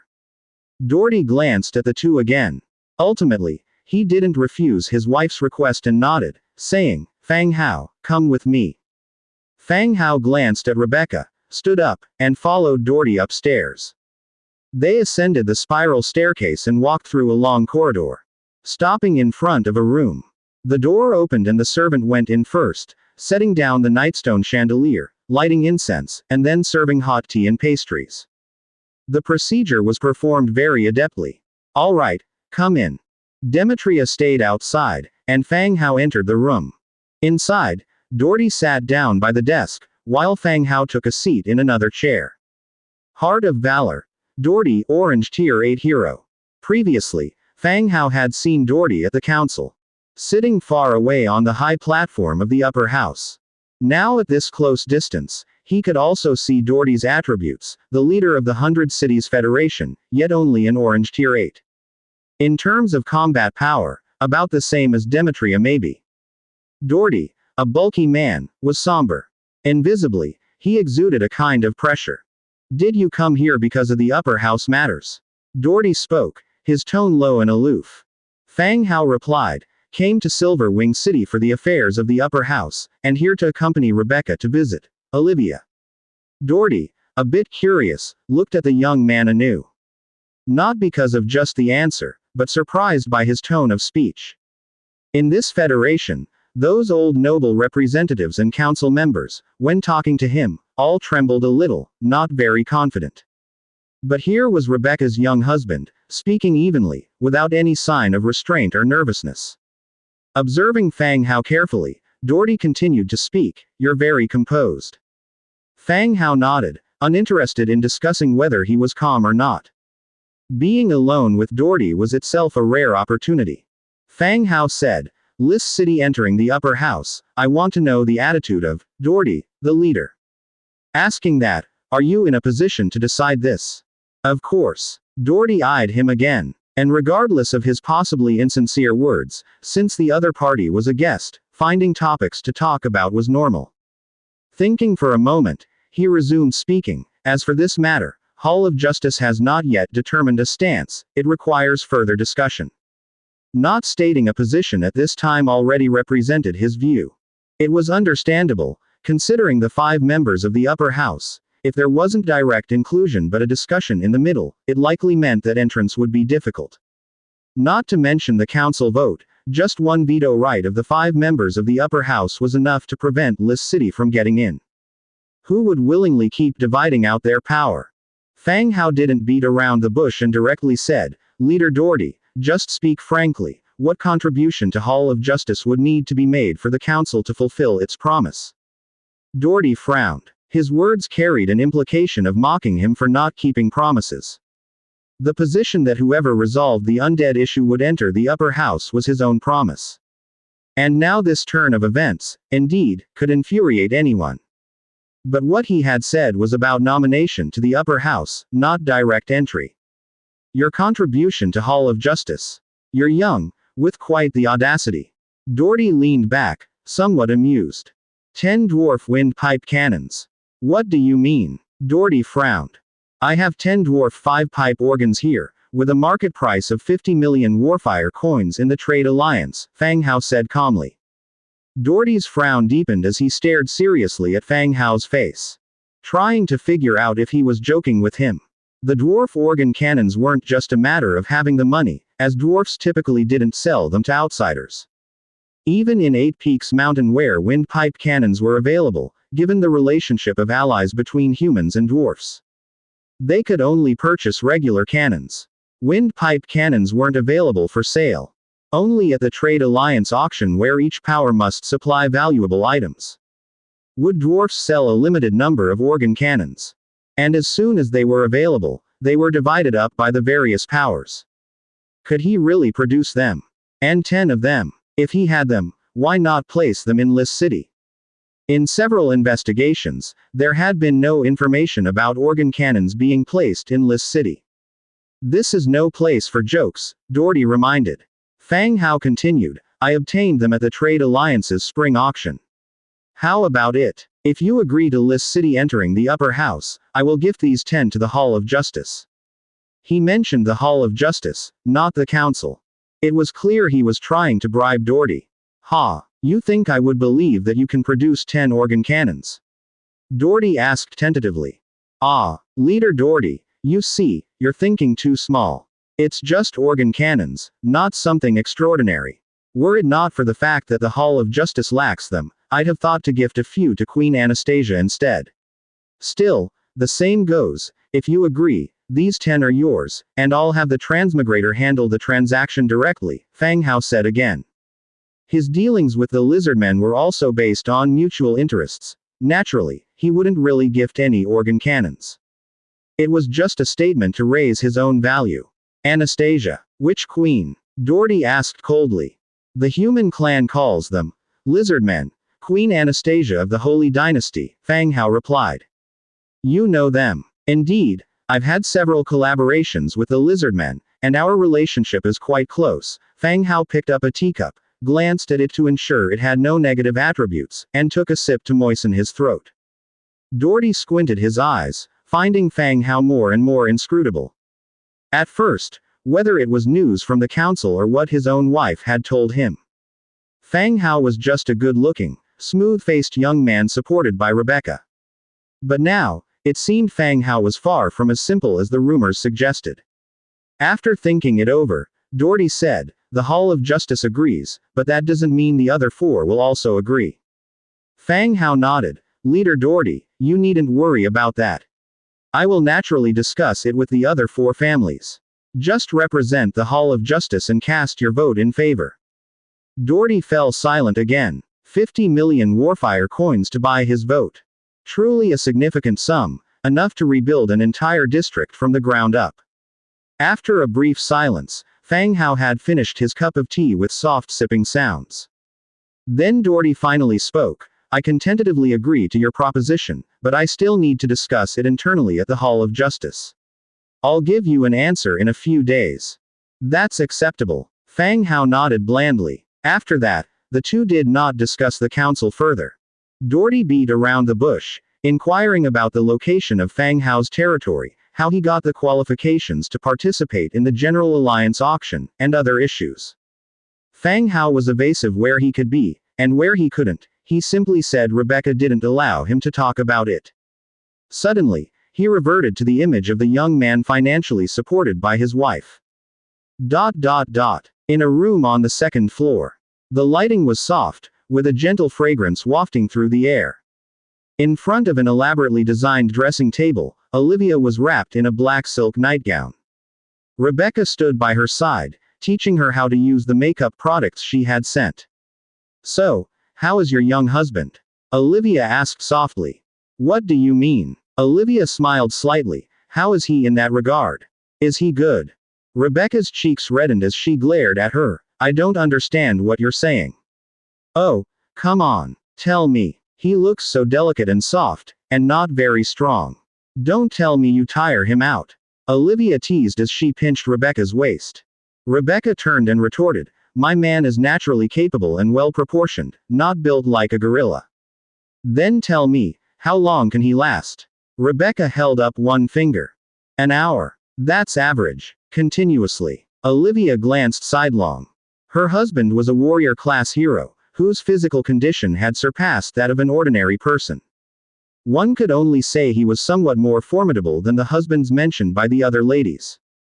Who would dare use the term, always, to describe it?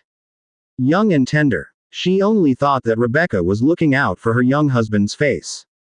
HMPH, it seems you really like him, you even take care of his face when we're together. I'm getting a bit jealous, Olivia said, feigning anger. Rebecca seriously said, what I'm saying is true. That must be from your tossing and turning all night, no wonder he looks all thin, Olivia said, pinching her buttocks. Rebecca dodged by swaying her waist. You're the one, you're becoming more and more like those ladies, always talking about these matters. You're the one. The two women frolicked in the room for a while. Fang Hao's voice came from outside the door. Rebecca, it's getting late, let's not disturb Lady Olivia's rest any longer. The romping in the room paused. Okay. Coming out now, Rebecca called out. Then, she whispered in Olivia's ear, I'm going back now, this outfit will absolutely mesmerize Doherty to death. Olivia's cheeks flushed. She had changed into evening attire and stockings and put on fine makeup. Naturally, it was for her husband to see. Having Rebecca directly point it out still left her somewhat embarrassed. Oh, what are you talking about? All right, I'm going back, you don't need to come out. Having said that, she opened the door and stepped out. Linking her arm through Fang Hao's, they walked out together. They got into the carriage and started heading back to their residence. Rebecca, very deliberately, sat on the man's lap, her arm around his back. Suddenly, a wave of her scent filled the air inside the carriage. Who knows what the two women had discussed in the room? After coming out, her cheeks were rosy, her eyes were dewy, and her voluptuous body radiated allure from every angle. Fang Hao wrapped his arms around her slender waist and slightly lifted the hem to a gap. He reached under the thin fabric. Soft, smooth, and full of elasticity. What's this? You're so passionate, Fang Hao whispered near her ear. If he didn't know that Rebecca and Olivia had a legitimate friendship, he would have suspected that they had played some little games during this time. Rebecca exhaled gently and spoke softly, "No, I just missed you." Missed what? Rebecca rolled her eyes and gave a light slap. Did you talk with Doherty? Rebecca whispered. I did. From the attitude he showed when we first started talking, he doesn't plan to let us enter the upper house. The previous nomination must really have been just a decoy, Fang Hao said plainly. From the very beginning of their conversation, even Doherty had no intention of letting them enter the council. So, Rebecca's efforts to facilitate the alliance with the Blood Clan turned out to be in vain. Though an alliance between the Blood Clan and the Federation alliance was already in the plans. But being misled by the council's empty promises, he still felt somewhat uneasy. Hearing Fang Hao say Doherty's attitude was bad, Rebecca immediately became anxious. He doesn't agree. Fang Hao shook his head and continued, he didn't explicitly disagree. I promised to supply the Hall of Justice with 10 pipe organs, and he said he would temporarily agree with us, and discuss it internally when the time comes. Dwarf pipe organs. How much are they worth? Rebecca knew a bit about weaponry, and the dwarf pipe organs were quite famous. Fang Hao reached inside her clothes, spread his fingers, and pinched, 50 million. Rebecca's eyes widened. Are you crazy? 50 million for him. 50 million was not a small amount. It would take Lis City several years to come up with that kind of money. Moreover, this was just the first negotiation, and already 50 million. What about the other 4? The upper house was over, but the lower house still had voting. This spending had no end in sight. Fang Hao smiled slightly and said, well, preemptive promises are just like his promise to let us into the upper house, then came a vote for discussion later. Agree first. Talk through them all and see how the situation goes. If it doesn't work, we'll just play dumb and not give anything. Then you can just say I'm a pretty face who knows nothing and talks nonsense. Rebecca looked at Fang Hao somewhat surprised. This was truly fearless, and it was the first time someone from the lower house had tried to trick the upper house. But then she thought about it and felt it was quite normal. With Fang Hao's current strength, Doherty wasn't much to worry about. Testing and bargaining with each other were quite normal. Okay, since you've already promised, I'll listen to you. Rebecca twisted slightly and continued, I've already booked an appointment with the Archbishop, you go talk to him before tomorrow noon. The church. Fang Hao looked thoughtful. From previous experiences, it was clear the church couldn't detect his allegiance. And it seemed the Archbishop had some bias against Rebecca. Wearing the light feather short sword, he wasn't afraid of the church's interrogation. Even the church wouldn't dare to detain him outright, as Silverwing City was under the control of the Hall of Justice. Bringing Demetria along, who possessed the ancient blessing, he was also unaffected by external influences. By then, talk to the Archbishop. Test the church's attitude. It's just about spending some money, isn't it? After contemplating, he nodded in agreement. All right, I'll go see what the church's stance is tomorrow. Yes, the most important things are the attitudes of the Hall of Justice and the church. If they agree, we'll move on to the next step. Okay. Oh, which members of the lower house are you planning to persuade? Fang Hao continued to ask. Rebecca thought for a moment and said, the most important is the Mage Association. Although it is not a member of the upper house, its influence is even greater than that of the 3 city lords of the upper house. If the upper house passes it, we will have to find a way to convince the Mage Association and the representatives of the Workers' Association, as well as the representatives of the Alchemy Association. The carriage moved through the night, the nightstones gently swaying. Rebecca broadly outlined all the ideas she could think of. But the members of the lower house were many and complex. When it came to discussions, they could only focus on a few critical ones. It wasn't about discussing with all of them, after all. Finally, after a bumpy ride, the carriage returned to their residence. Rebecca quickly straightened her clothes and was the first to step out of the carriage. Fang Hao followed her out and they walked toward the room together. Elsewhere. On the soft couch, Olivia, still in her gorgeous makeup, was dressed in a black gauze skirt, her curves elegant and exuding mature beauty. She kicked her husband beside her in annoyance. Is this all you're capable of? I'm embarrassed to speak of it. Doherty stretched out his long arm, wrapped her in his embrace, and said, I'm a bit tired. Otherwise, my performance would be much better than this. HMPH. You can't even compare to Rebecca's young husband. All those muscles you've trained are like a gorilla, Olivia scoffed. Doherty was taken aback, then looked at his wife with a peculiar expression. He was about to ask how she knew whether that young husband was impressive or not when he heard his wife say, Rebecca told me her husband can last much longer than you. Ah, you women always talk about these things when you're together. Obviously, it's an exaggeration, and you bring it up too, Doherty said immediately. Olivia kicked him again and didn't pursue the matter further. Continuing on, she said, You talked to Fang Hao, what do you think of him? Doherty was silent for a moment before saying, This man is no small-time husband, he's much more impressive than you think. Ah, what do you mean? Olivia's interest piqued, she propped her arm under her head and looked at him. Olivia and Rebecca were close, and she would find out from Rebecca eventually even if she herself didn't speak. So he started saying, Your so-called young husband offered me 10 organ guns on the spot. Do you think Rebecca can manage that? Rebecca was indeed a bold and capable woman, but she couldn't offer 10 organ guns. 10 cannons, what's so special about that? Maybe Rebecca just told him to say so. Doherty shook his head. 10 organ guns, 50 million warfire coins, and even with money, they can't be bought just like that. Can Rebecca afford that much money? What? 50 million warfire coins? Olivia exclaimed in surprise. So wealthy. Hearing this news, Olivia was even more astonished than Doherty. She had a very good relationship with Rebecca. In private, they were friends who could talk about anything and everything. But she truly thought that Rebecca had grown tired of her past life and had taken a young man she liked under her wing. Now it seemed, this young man was not as simple as she had imagined. No wonder Rebecca, despite her age, acted like a young bride. So, this person is not some young husband being taken care of. The room fell quiet for a while. Olivia then continued, Did you agree to him? I've temporarily agreed, but we still need to discuss it further, Doherty said. All right. Without speaking further, the two embraced each other and fell asleep. Help them renovate the temple. That's not a good idea.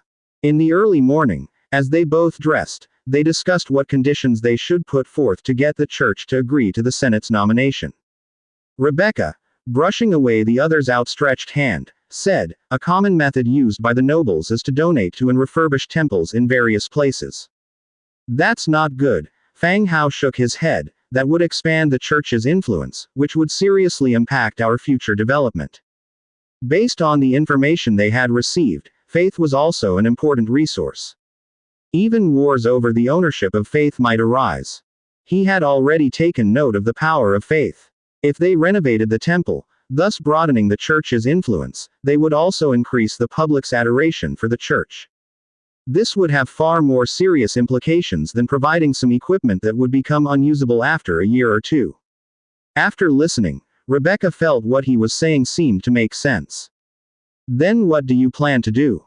Rebecca asked as she continued dressing. That will depend on the attitude of the archbishop. Ideally, we would provide some clothing and items, but funding the repair of churches and temples is out of the question, Fang Hao mused and then said. But with just that, the church is unlikely to agree. After all, there are plenty of people offering them clothing and equipment, Rebecca remarked. Then provide some armor. Doesn't the church have a nightly army of the temple? Give them armor. Armor was even better. He could mass produce it. Of course, he wasn't afraid of the church getting their hands on the equipment and posing a threat. The Union United Army couldn't even defeat Oddies, let alone him. All right, you decide, Rebecca said, putting on her coat. The two hurriedly left the room. After having breakfast, Rebecca then went out in the carriage to find Olivia, and visit the two council members together. Fang Hao wasn't in such a hurry, he still had some time before he had to meet with the Archbishop. Archbishop, Rebecca is debauched and incompetent, and Lis City has many issues. If she enters the Senate, it would pose a danger to the entire Federation, said Groot, the counselor of the Commerce Chamber, leaning forward with his waist bent, explaining the purpose of his visit. Though his voice was soft, his tone was somewhat hurried, clearly unrest stirring within him. Archbishop Milton, holding his staff, asked, "What is the House of Commons' stance on this matter?" Groot was startled, not expecting the Archbishop's first question to be about the House of Commons. Since when was the attitude of the House of Commons so important?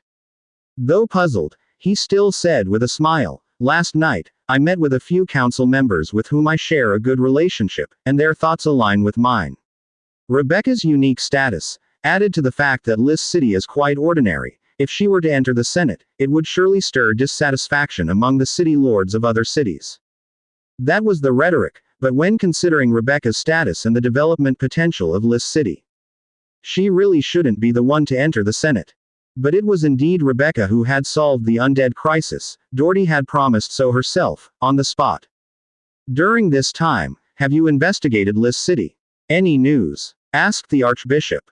Groot, bending even lower, replied, "Not yet. Lis City has been very tight-lipped recently, there's no news coming back." The Archbishop nodded and after some thought continued, "What do you know about Rebecca's husband?"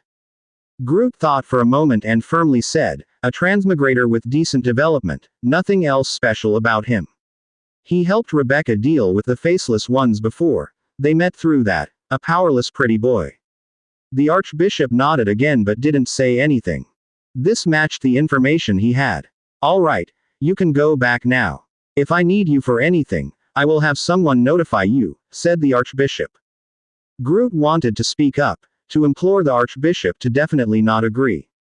But the words didn't come out, despite several attempts. In the end, he could only give a respectful bow and withdraw. Once the room was quiet again, the Archbishop asked someone nearby, "When is Fang Hao scheduled to come over?" "Archbishop, there's about an hour left," the attendant replied respectfully. The Archbishop stood up and left the room, heading to another room. Church. At the opulent Grand Hall, the Archbishop and several bishops were seated at the highest positions at the top of the hall. Looking down from above, they watched the young transmigrator below. Fang Hao had thought it would be a meeting similar to the one with Doherty. But he hadn't expected the church to pull such a move. It seemed more like a trial. Fang Hao looked around at everyone present, and his gaze finally settled on Archbishop Milton. He clasped his fists and said, "I have seen the Archbishop, and the bishops." His voice was not loud, but it echoed calmly through the hall. From this position, the distance from the Archbishop above was quite far, so it was impossible to discern the Archbishop's rank and level. But if one were to guess, he must also be an orange hero. After all, as the ruler of Silver Wing City, Doherty was still an orange hero, and if the Archbishop were dark gold, the church might have taken over this place long ago. The Archbishop curiously glanced at him several times and asked with a commanding tone, "What brings you here? Speak." Without hesitation, Fang Hao directly said, "To persuade the church to agree to Lis City's entry into the upper Senate." "What?" The bishops started discussing fervently. Faintly, some comments could be heard. "Rebecca actually let him come over." "Exactly, Rebecca is getting more and more arrogant. I think Rebecca knows she can't get into the upper Senate and is setting this man up to go through the motions, so as to avoid gossip later." "Yes, very likely." The hall was empty, and many seats for bishops were still unoccupied. Some were still not back from Sanctuary Fort. Even though they were whispering, some voices were clearly heard by Fang Hao. Fang Hao remained unflustered and also very calm. Since his identity had not been discovered upon entering, this had already reassured him. As for the trial-like situation at the moment, Fang Hao didn't mind. seeing it as just a meeting where both sides could use each other.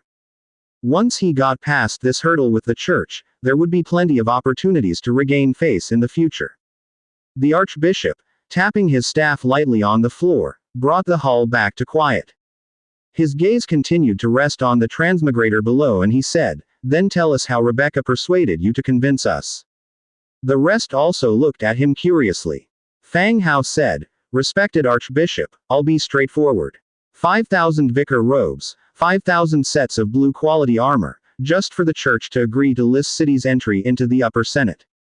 It was really blunt, devoid of the usual niceties and cover-ups among nobility. Directly a trade of money. This was not something that could be openly discussed.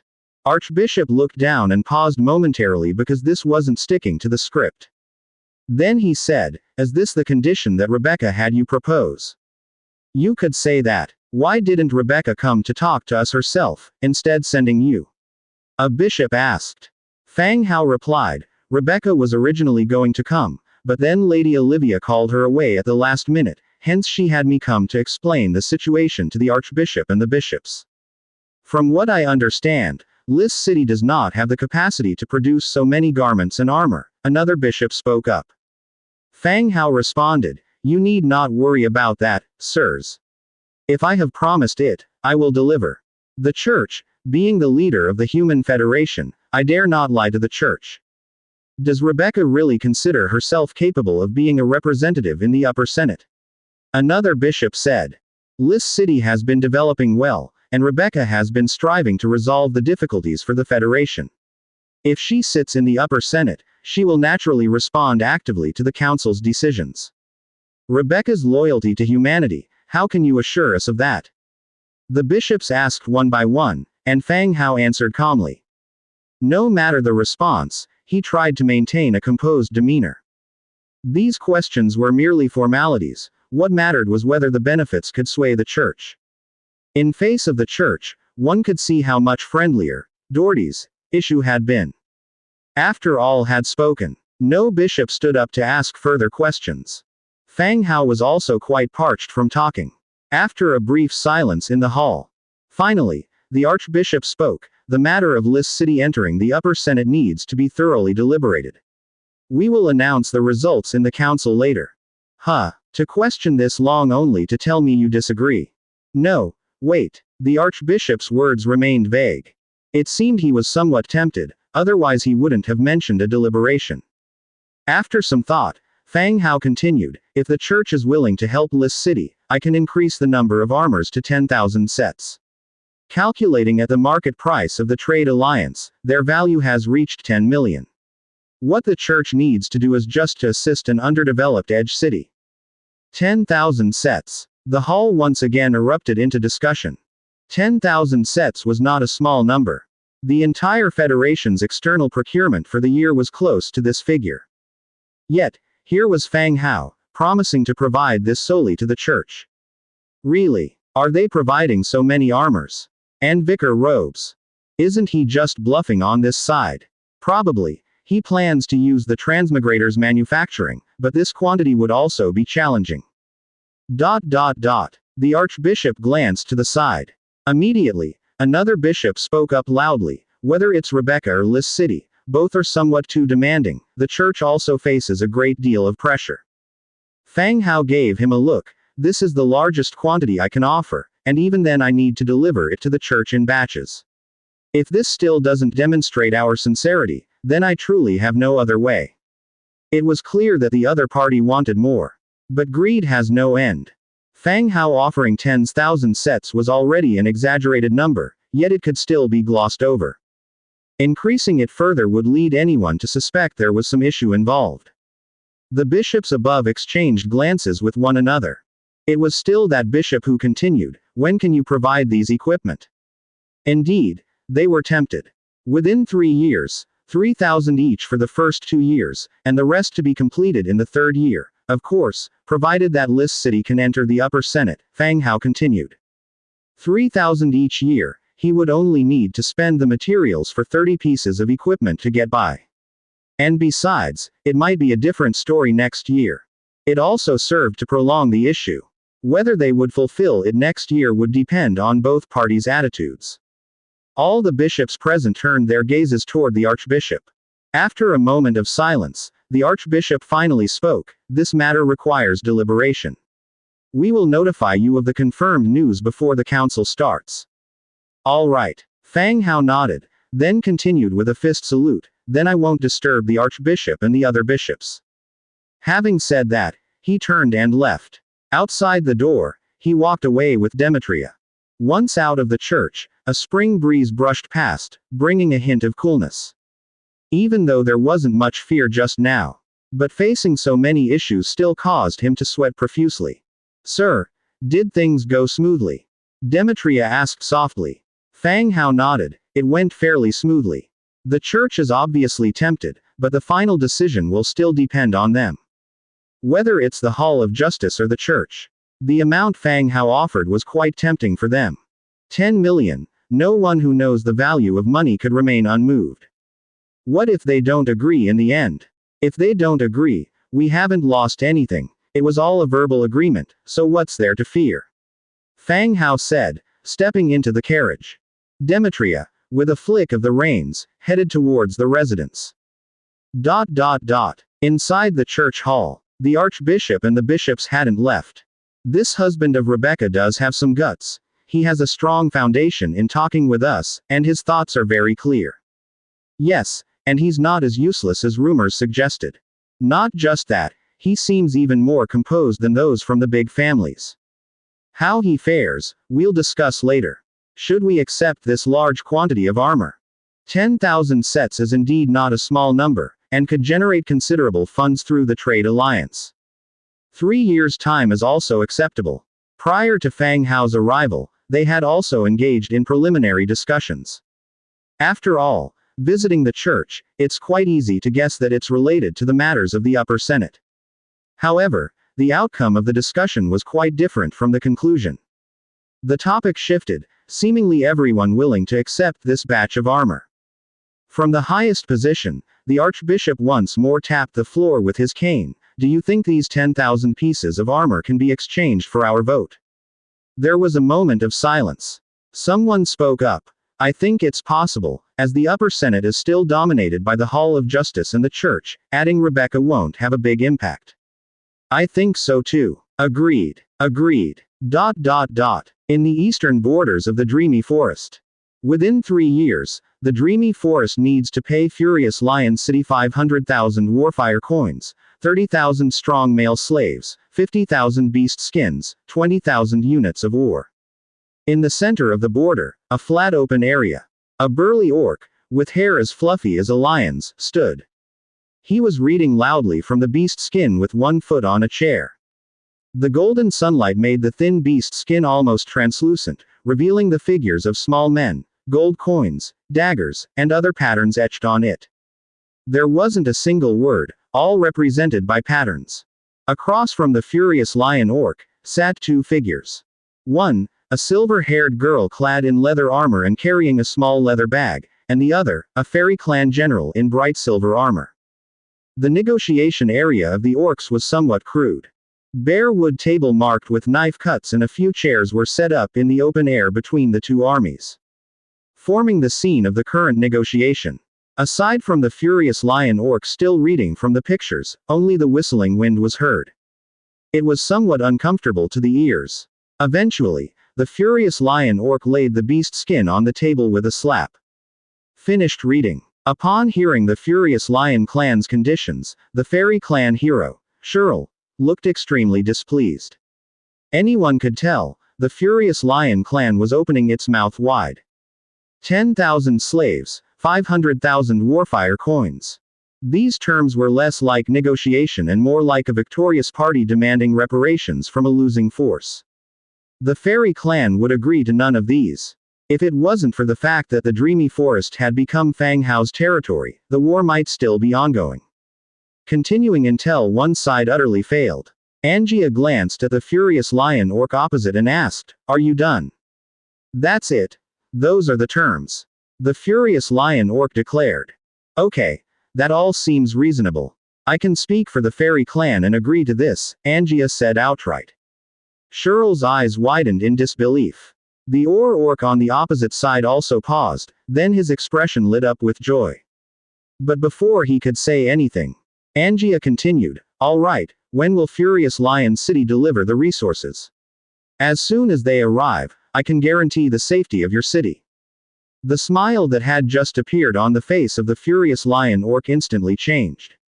It took a moment for him to react, then he slapped his palm on the table and cursed, "Damn fool, it's you who should be giving us these things, not the other way around."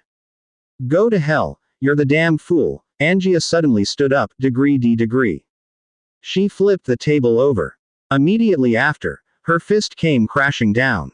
Bang! With a dull thud, the Furious Lion orc's body flew sideways. He tumbled over several times. The whole place went silent all at once, with both sides' forces staring dumbfounded at the scene. What was happening? Weren't they here for negotiations? They hadn't spoken more than a few words before coming to blows. After a brief silence, the Furious Lion orc staggered to his feet, roaring with anger. Both sides' forces quickly came to their senses, drew their weapons, and charged forward. In the blink of an eye, they were all embroiled in battle. In the midst of the team, Angia and Cheryl were in the throng, throwing punches and swings of their swords, striking down their enemies. At that moment, suddenly, an orc shouted, "Look, what is that? The Dragon Clan, so many from the Dragon Clan. It's the Undead's dragons, made all of bones." Many looked up. They saw several massive bone dragons approaching rapidly from behind the Fairy Clan. It was the first time the orcs of Furious Lion City had seen the form of a dragon, even if it was a bone dragon clad in iron armor. Whoosh! Whoosh! Several whooshing sounds filled the sky. The bone dragons swept overhead, lowering their altitude as they passed over the Furious Lion Clan, unleashing beams of black energy. The beams swept through the opposing camp. Whole swaths of undead began shedding flesh in the dragon's breaths, their bones scattering across the ground. "Damn it, it's the undead. Run! Flee, they're the undead." In an instant, the Furious Lion Clan's ranks began to dissolve into chaos. Orc soldiers were running helter-skelter, ducking and weaving, some even charging directly into the Fairy Clan's lines. The Furious Lion orc, with a grim face, stood his ground and barked out orders loudly. Moments later, Angia and the Fairy Cheryl charged at him. After a series of frenzied punches, they shut the Furious Lion orc up. Angia climbed onto a wooden table, surveyed the situation of the entire area, and shouted her command, "Pursue and don't spare a single one. For our fallen Fairy Clan brethren, take vengeance now." With that, she charged towards a fleeing orc. The Fairy Clan soldiers behind her also roared as they chased down the fleeing orcs. Due to their special abilities, the Fairy Clan moved far quicker than orcs in woodland, quickly catching up to them and ensuing in a fierce skirmish. Cries of battle and screams of agony filled the entire area. In the rear area, Bronze Bull's eyes widened in surprise as he looked at the returning troops. They were back from negotiations in less than an hour. And they were carrying carts filled with bloodstained weapons and equipment. What had happened? If he had known earlier, why bother negotiating at all? They should have just fought outright. Bronze Bull, Furious Lion City actually attacked, negotiations failed, Angia stated plainly.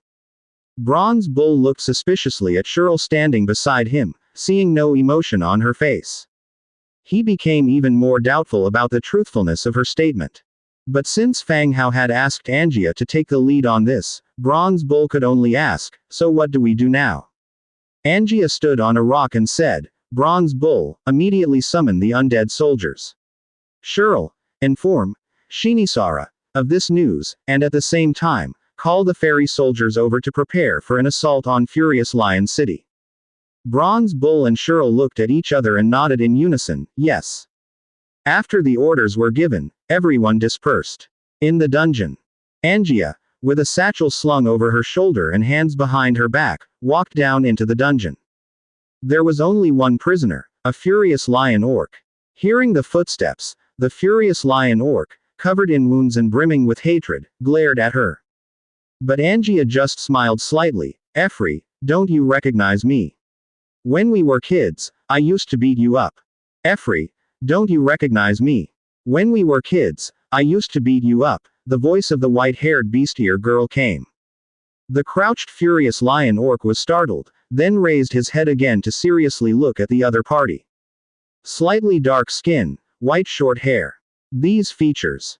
Effrey tried hard to remember, comparing this appearance to people he knew from his childhood. It felt like there was such an orc girl, but the memory was too vague. He just couldn't recall who she was. Are you also from Furious Lion City? Effrey, enduring the pain, gritted his teeth and asked. If they knew each other as children, then she must also be from the Furious Lion City. Angia thought for a moment, then said, you could say that. Hearing this reply, Effrey's expression immediately turned ferocious as he roared, you traitor. You actually helped fairies. You've killed so many people from Furious Lion City, you traitor to the orcs. Blood flowed down the wounds, and the sunken chest emitted crackling sounds of bones rubbing against each other with his roar. But none of these could stop Effrey from cursing at the traitor before him. Since she came from the Furious Lion City and had even collaborated with the fairy clan to kill nearly 10,000 orc warriors. Only he had not died yet.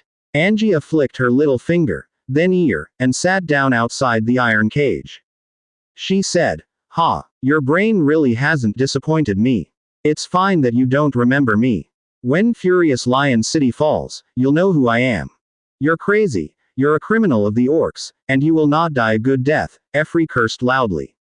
Back then, when you drove me out of the city, barring any village from taking me in, wanting to watch me freeze to death, starve to death, and have my body eaten by wild beasts, did you ever think of yourselves as the criminals? Angia spoke coldly. Effrey was startled, his brows suddenly furrowed. The next second, his pupils shrank, you're the one from the Fighting Tooth clan. His voice grew louder as he shouted, you're that child from the Fighting Tooth clan, you're actually still alive. Angia gave him a cold look without answering and turned to walk away. When she reached the door, she said to the guards outside, keep a close watch on him, give him a couple of slashes occasionally. The Furious Lion kind are tough, don't let him escape. Yes. The guard answered. A chill ran through Effrey's heart yet again. Exiting the church. Fang Hao did not immediately return, but had the carriage turn a corner. Following the streets, he headed for the West City area. The carriage moved along, reaching its destination about half an hour later. The Alchemists Association of the 100 Cities Federation. The Alchemists Association consisted of two parts. The front courtyard hall and the ivory tower. The front courtyard was responsible for purchasing alchemy materials and selling potions. It was where merchants with materials and nearby farmers growing alchemical plants sold to the association. And where people from the city bought potions. It served as a separate trading platform. The ivory tower, located at the back, was a white spire that tapered upward from a broad base, shaped like an elephant's tusk, and hence its name. It was where the alchemists created their potions. Aside from alchemists or special personnel, it was not open to the public. Having the coachman wait on the side, Fang Hao entered the association's main hall with Demetria. The front courtyard was still bustling. There were elegantly dressed nobles, as well as commoners carrying herb loads selling medicinal herbs. He walked straight to the reception area where a female clerk gave him a plain look, then glanced at the lizardman behind him. She asked, what do you need? Her attitude was somewhat indifferent. My name is Fang Hao, the city lord of Lis City. I'd like to see if your association's president is available for a talk, said Fang Hao to minimize trouble by introducing himself. According to the plan, Rebecca should have arranged for someone to make an appointment with the president of the Alchemists Association in advance. But today's church meeting ended earlier, and he had nothing else to do if he went back. So he had the carriage bring him straight here. Even if he couldn't see the president of the Alchemists Association, he could purchase some potions. Hearing that Fang Hao stated he was the city lord, the female clerk looked surprised.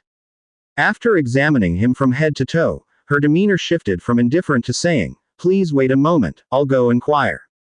Having said that, she hurriedly went to the back, returning shortly after. My lord, this way please. The president invites you over, said the clerk respectfully. Fang Hao nodded. Thank you. She led the way, swaying her hips, toward the back courtyard. They didn't enter the ivory tower, but she led him to the third floor of a central building, in front of a room. After lightly knocking on the door, an elderly voice came from inside, "Come in." The clerk opened the door, indicating Fang Hao could enter. Entering the room, the interior came into view. A desk with several pieces of parchment covered in research notes scattered on it, and a few glass vessels placed beside it. The four walls were lined with bookshelves, holding neatly arranged books. "President, I hope it's not a bother to come uninvited," Fang Hao said with a smile. Behind the desk was an old man. Dressed in a dark robe, his hair somewhat disheveled. "Haha, City Lord Fang Hao, just call me, Kenneth. What brings you here to see me this time?" President Kenneth asked. Fang Hao might not be very famous, but being Rebecca's husband was widely known in certain circles. "I plan to place an order for a batch of potions here, and I want to set up a long-term cooperation," Fang Hao said as he sat down, getting straight to the point. Kenneth nodded, not feeling too surprised. "Ordering potions isn't a big deal. I'll arrange for someone to take you to the front yard to handle it," Kenneth said softly, stroking his beard. "I was wondering if there could be a discount for a large order." As they talked, the door opened again. An attendant brought 2 cups of hot tea to them. "Oh, how much is a large amount?" Kenneth asked as he picked up his cup and blew on it. There were plenty of city lords who came to order potions. But alchemical potions were still luxury items, costing dozens to hundreds of warfire coins per bottle, not something ordinary people could afford. Thus, a city's purchase would only suffice for some family members or the local nobility. Orders of 200 to 300 bottles were already considered large customers. The Alchemist Association mainly sold its potions through the Trade Alliance. Besides, what purchasing power could a fringe city like Lis City have? Since the order covers a variety of products, it's difficult to give an exact number, but after discussing with Rebecca, we're prepared to start with a purchase of 1 million warfire coins, worth of potions. Pooh. Fang Hao had only said half of it when Kenneth spouted his tea out. 1 million warfire coins. Was he planning to distribute potions like water to the residents of Lis City?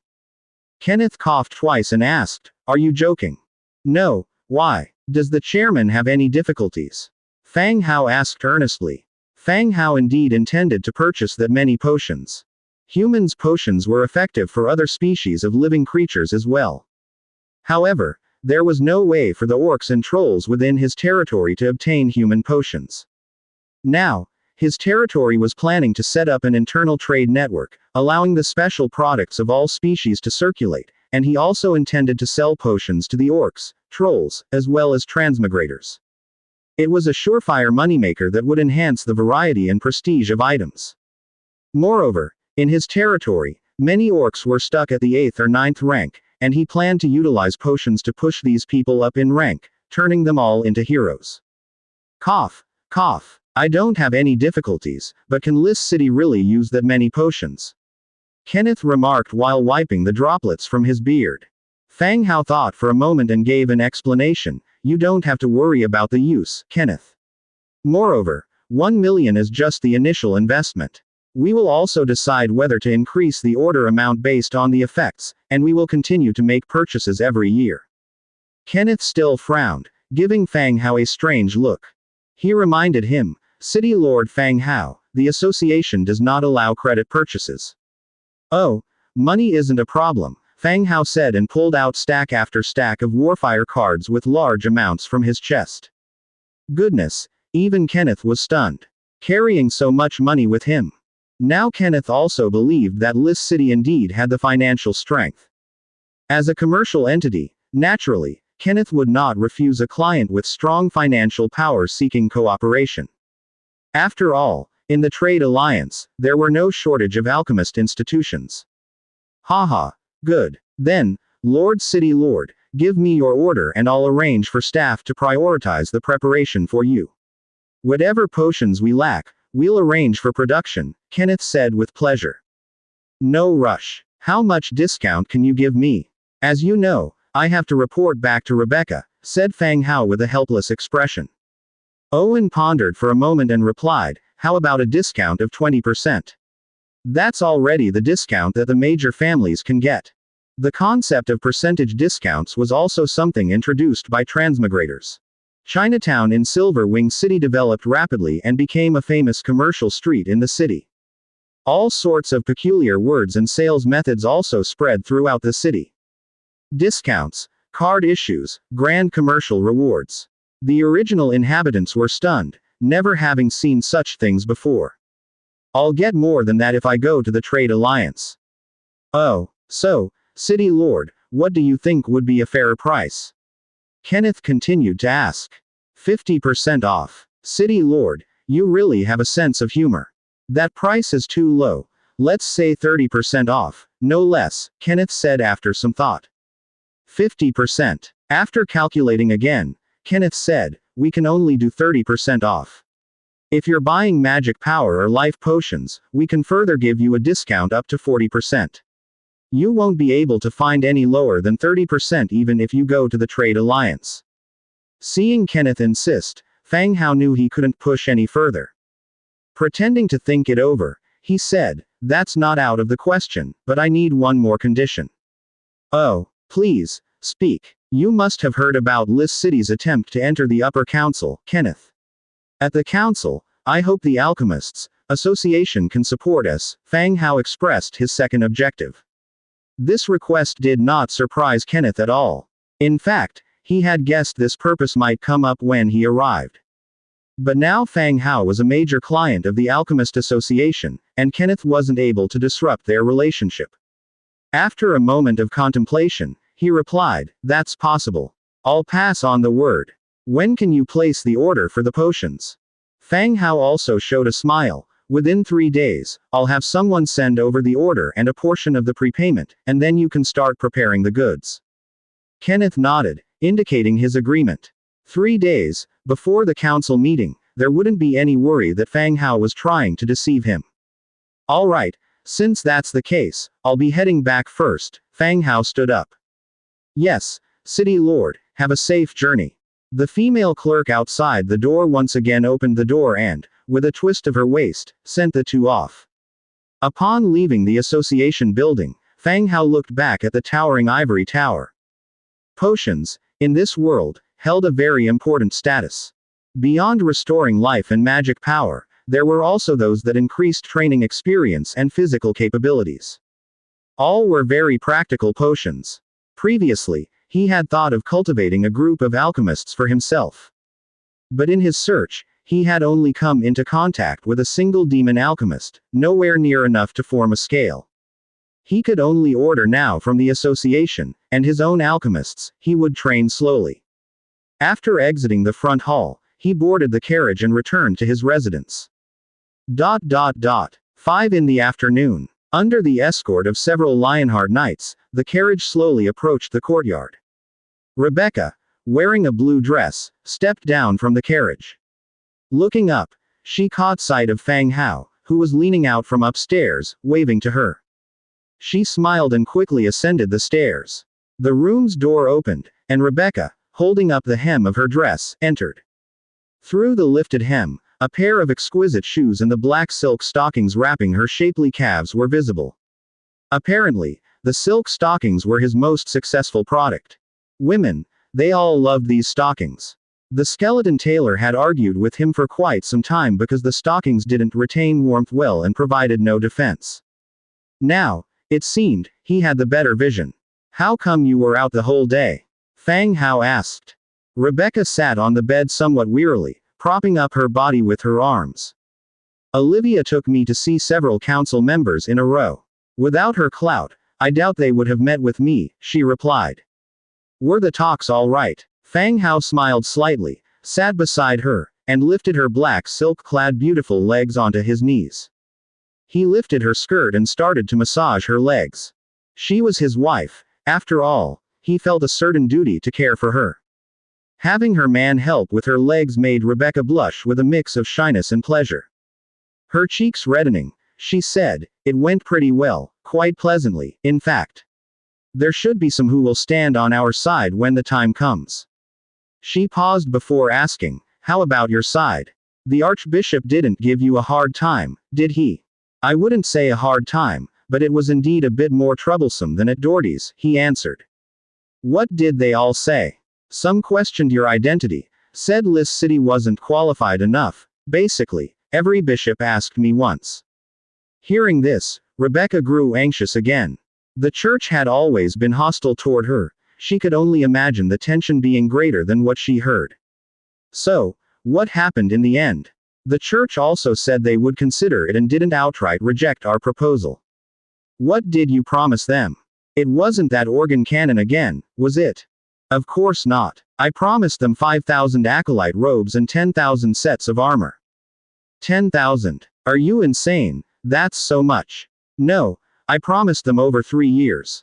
The first year only 3,000 sets. We'll see if they agree, and then we'll talk about getting into the upper chamber. It seems like we've lost quite a bit this way. Not really. As long as we get into the upper chamber, everything we give today will come back with interest. It's just an initial investment. As they spoke, Fang Hao undid the ornamental copper fasteners on the stockings, lifted her right leg, and gently pulled down, sliding off the black garter-style stockings, revealing her smooth, shapely thighs. What are you doing? Rebecca abruptly sat up, drawing her legs in, slapping him in displeasure. We're about to eat. Why are you still wearing that? Your concern is touching. Ah, we're an old married couple. There's nothing to be shy about. He pulled her legs back onto his knees. Continuing, Fang Hao said, I went to the Alchemist Association this afternoon and met with President Kenneth. Oh, and how did it go? Rebecca's attention was successfully diverted. I placed an order worth $1 million with him, and he immediately agreed to support us. Rebecca didn't know what to say. Why does every matter get resolved with money? This wasn't the strategy she had prepared. Relax, everything will go smoothly from here on, he reassured her. To the east of Dreamy Forest, a dense swarm of undead had already assembled, and under Angia's command, they began marching towards Furious Lion City.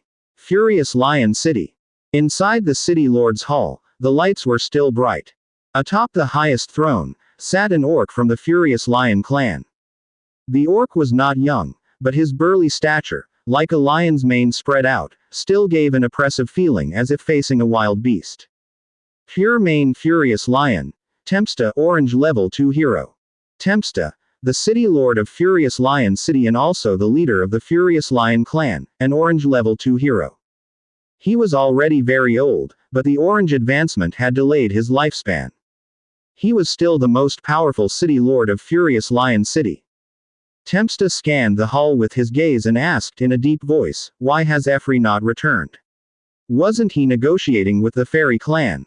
Why has it taken so long? After a brief silence, below, an orc responded, City Lord Tempsta, I have already arranged for people to check the borders, and we should soon have news. Efri, although full of faults, was among the few in the younger generation of the Furious Lion clan who had become a hero. As the city lord, Tempsta had entrusted this, risk-free, negotiation to Efri. But clearly, things had not gone as smoothly as planned. Efri had not returned, and not even a single soldier who was to relay messages had made it back to the city. Tempsta's expression darkened as he guessed where the problem might have arisen. Neither the Fairy clan nor Tazgo City should have the courage to start a war directly with Furious Lion City. So why hadn't they returned? My lord, there is no need to worry. Furious Lion City is some distance from the border. It's possible that young Master Efri might have been delayed by something on the way, someone continued. Useless fool, Tempsta cursed under his breath, suppressing his anger, and continued, the conditions we proposed this time, the Fairy clan is very likely to reject. Their alliance with Tazgo City has indeed increased their strength a bit. Furious Lion City's terms were tough even by their own admission. The Fairy clan was very likely to reject them, and so, Furious Lion City would have to face the combined forces of the Fairy clan and Tazgo City next. Compared to before, this indeed added quite a bit of pressure. However, Tazgo City still ranked below Furious Lion City in terms of power and military strength. The people below began to speak out in turn. Even if they unite, they're no match for Furious Lion City. There's nothing to worry about. It's good that Tazgo City is getting involved.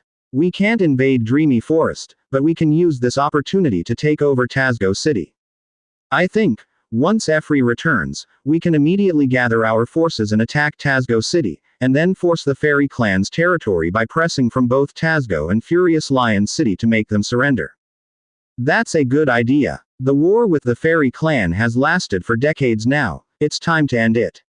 Indeed, when the time comes, the resources inside Dreamy Forest will be enough to compensate for our losses. Men can be made slaves, and the women can also be sold to human cities to make a good amount of money. Everyone voiced their opinions one after another. They seemed assured of their victory over the Fairy Clan. Tempsta listened and nodded his head, feeling it was indeed feasible. Since they couldn't invade the forest where the fairies resided, they would first occupy Tazgo City and squeeze the Fairy Clan's territory. Force them to surrender. Very well, let's settle on that and no need to discuss the upcoming negotiations any further. In the next few days, prepare to dispatch troops and attack Tazgo City, Tempsta declared decisively. Yes, Chief. Thump, thump, thump. Before the sound of voices had faded, a loud bell rang outside the room. Everyone was startled and looked at the door with puzzled faces. They knew it was an alarm bell, but the alarm bell of Furious Lion City had not rung for many years. Suddenly hearing it left everyone somewhat confused and bewildered. Soon after, a guard stumbled into the room, shouting, "Massive numbers of the undead have appeared on the eastern side of the city." What? Tempsta suddenly stood up, his face drastically changing. "An indefinable number of the undead are approaching from that direction," the guard repeated. "Quick, gather the troops, prepare for defense." Having said that, he led a group of followers towards the door. As they stepped outside, in the sky ahead, they could see several massive figures approaching the city, and beams of black light rained down on the top of the city walls, turning the soldiers who had just assembled into mere skeletons. Bone dragons. It was indeed the undead. How could such a force be here? The bone dragons began circling overhead. Beams of black light fell intermittently, clearing out the orc soldiers who ran out of the buildings. Following that, the undead began their siege, swarming toward the base of the city walls. The orcs, while trying hard to drive away and evade the bone dragons, also defended against the undead attacking from below. Due to the sudden turn of events, various siege engines couldn't even be deployed. They could only maintain positions for defense. When strands of golden sunlight spilled onto the earth, the city walls were breached, and the city gates were opened. The undead, like a tidal wave, surged through the city gates, crashing against buildings and then spreading through the streets. The city fell, and countless undead began to enter, engaging in combat with the last resisting orcs. Meanwhile, elsewhere, at the border, Fort Santee. Today was the day the first batch of personnel was returning, and Li Rong was on the list. Dawn was just breaking. Li Rong had already appeared outside her residence. She stood silently waiting, holding her belongings and standing next to the dark elf, Morse. Before long, Water Mage Maple also came out with her belongings from a building. "Let's go, I've arranged for a carriage," Maple said with a smile. The Mage Association, although it had no requirements regarding the status of a mage. Those who could afford not to work and devote their time to reading and studying magic, and had money to buy books and magical instruments, were mostly wealthy merchants and nobility. They all had personal guards. Maple, hailing from a family in Silver Wing City, had her own personal guards when she traveled abroad. They followed no one's orders but her own and protected her alone. Li Rong also had her own, recruited Lionheart Knights, and was protected by purple heroes. She glanced at her luggage, which wasn't much, and said, "Let's not take the carriage back. I have a teleportation scroll, we can use that to go back together." Maple was slightly taken aback and curiously asked, "Is it from that man you got along well with?" "Yes, it would take at least half a month to return by carriage, but since he's rich, I got a teleportation scroll from him." Li Rong took it out from her bosom and waved it. Teleportation scrolls, even among magic scrolls, were rare commodities. They were costly and difficult to obtain. The number of people they could transport was also limited. Unless it was a matter of great urgency, only those with power would use teleportation scrolls. Using such a scroll for travel was indeed surprising to many. "Where's the target point you've inscribed?" Maple asked. "My city. Then from there, you can return to Silverwing City in just an hour or two," Lirong replied. After thinking for a moment, Maple nodded. "All right, I'll inform my guards." After Maple and Lirong used the teleportation scroll to return, their guards had to follow the returning caravan back. After giving a few instructions to her personal guard, she returned to Lirong's side. Lirong didn't delay and opened the scroll directly. A light enveloped the three of them, and in the next second, they vanished from the spot. "City Lord, you've returned." Suddenly, voices of inquiry arose. Lirong and her companions opened their eyes to see several residents of the city, carrying tools and preparing to head out to work. Lirong nodded slightly. Then, more and more residents and guards greeted Lirong. And she responded to each of them in turn. After waiting for Morse and Maple to return to the city lord's mansion, she couldn't help but remark, "There's no place like home." She took a hot bath and changed into noble attire. After breakfast, she immediately got into a carriage and rushed towards Silverwing City. Furious Lion City, the Great Hall. City Lord, Puremain Lion King, Tempsta, was currently bound by the hands, kneeling in the center of the hall. Behind him, a myriad of orcs were also kneeling. There were city officials, commanders, and old orcs who were specifically summoned here. Hundreds of people in unison filled the hall as they kneeled. And at the top, a white-haired young girl dressed in leather armor, slinging a brown bag over her shoulder, sits on the city lord's throne, eating fruit and swinging her crossed legs. No matter how one looked, she appeared like an unruly young girl lacking discipline. Standing on either side behind the girl were a Tauren in shining gold and a fairy clad in bright silver armor. Hearing the cough behind her, the white-haired girl threw the fruit in her hand to the floor. She stood up, and stepping down, she began to speak. Dreamy Forest originally intended to resolve this dispute peacefully and had sent a peace proposal to Furious Lion City. However, against expectations, Furious Lion City still wanted to resolve the matter by force, forcing us to retaliate. All the captives below furrowed their brows upon hearing this. An army composed of the Undead, the fairy clan's forces. How could it be possible? Furious Lion City had been at war with Dreamy Forest for so many years. When did they manage to muster so many of the undead? The startled bronze bull behind also shared the surprise. What's with this opening statement, clarifying one's stance and criticizing from a moral high ground? It's simply not something Angia could have said. Not just Angia, even if any orc were to speak, they couldn't come up with such words.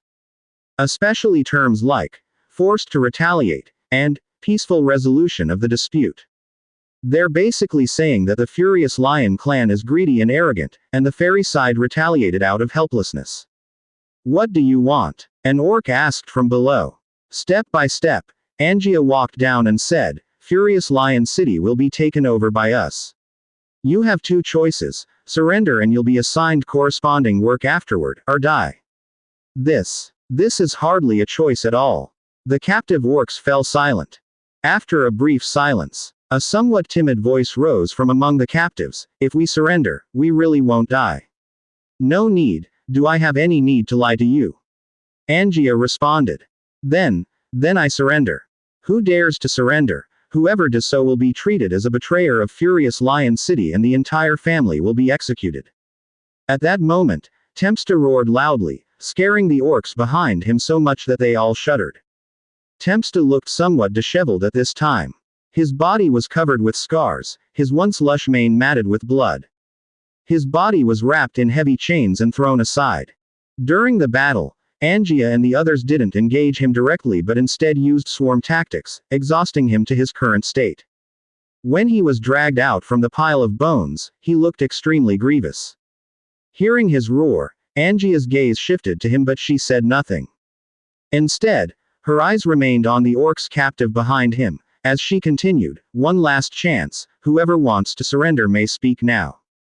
The orcs all glanced at Tempsta, badly wounded and securely bound, and finally said, I surrender. I also surrender, I am but a merchant. I too surrender. One after another, they declared their stance, and the majority chose to surrender. Angia nodded and continued, record all those who are willing to surrender, and for those who don't wish to surrender, unless they are heroes, take them out and kill them. Yes. A fairy soldier at her side nodded and accepted the order. They escorted out the group willing to surrender, as well as those who were not.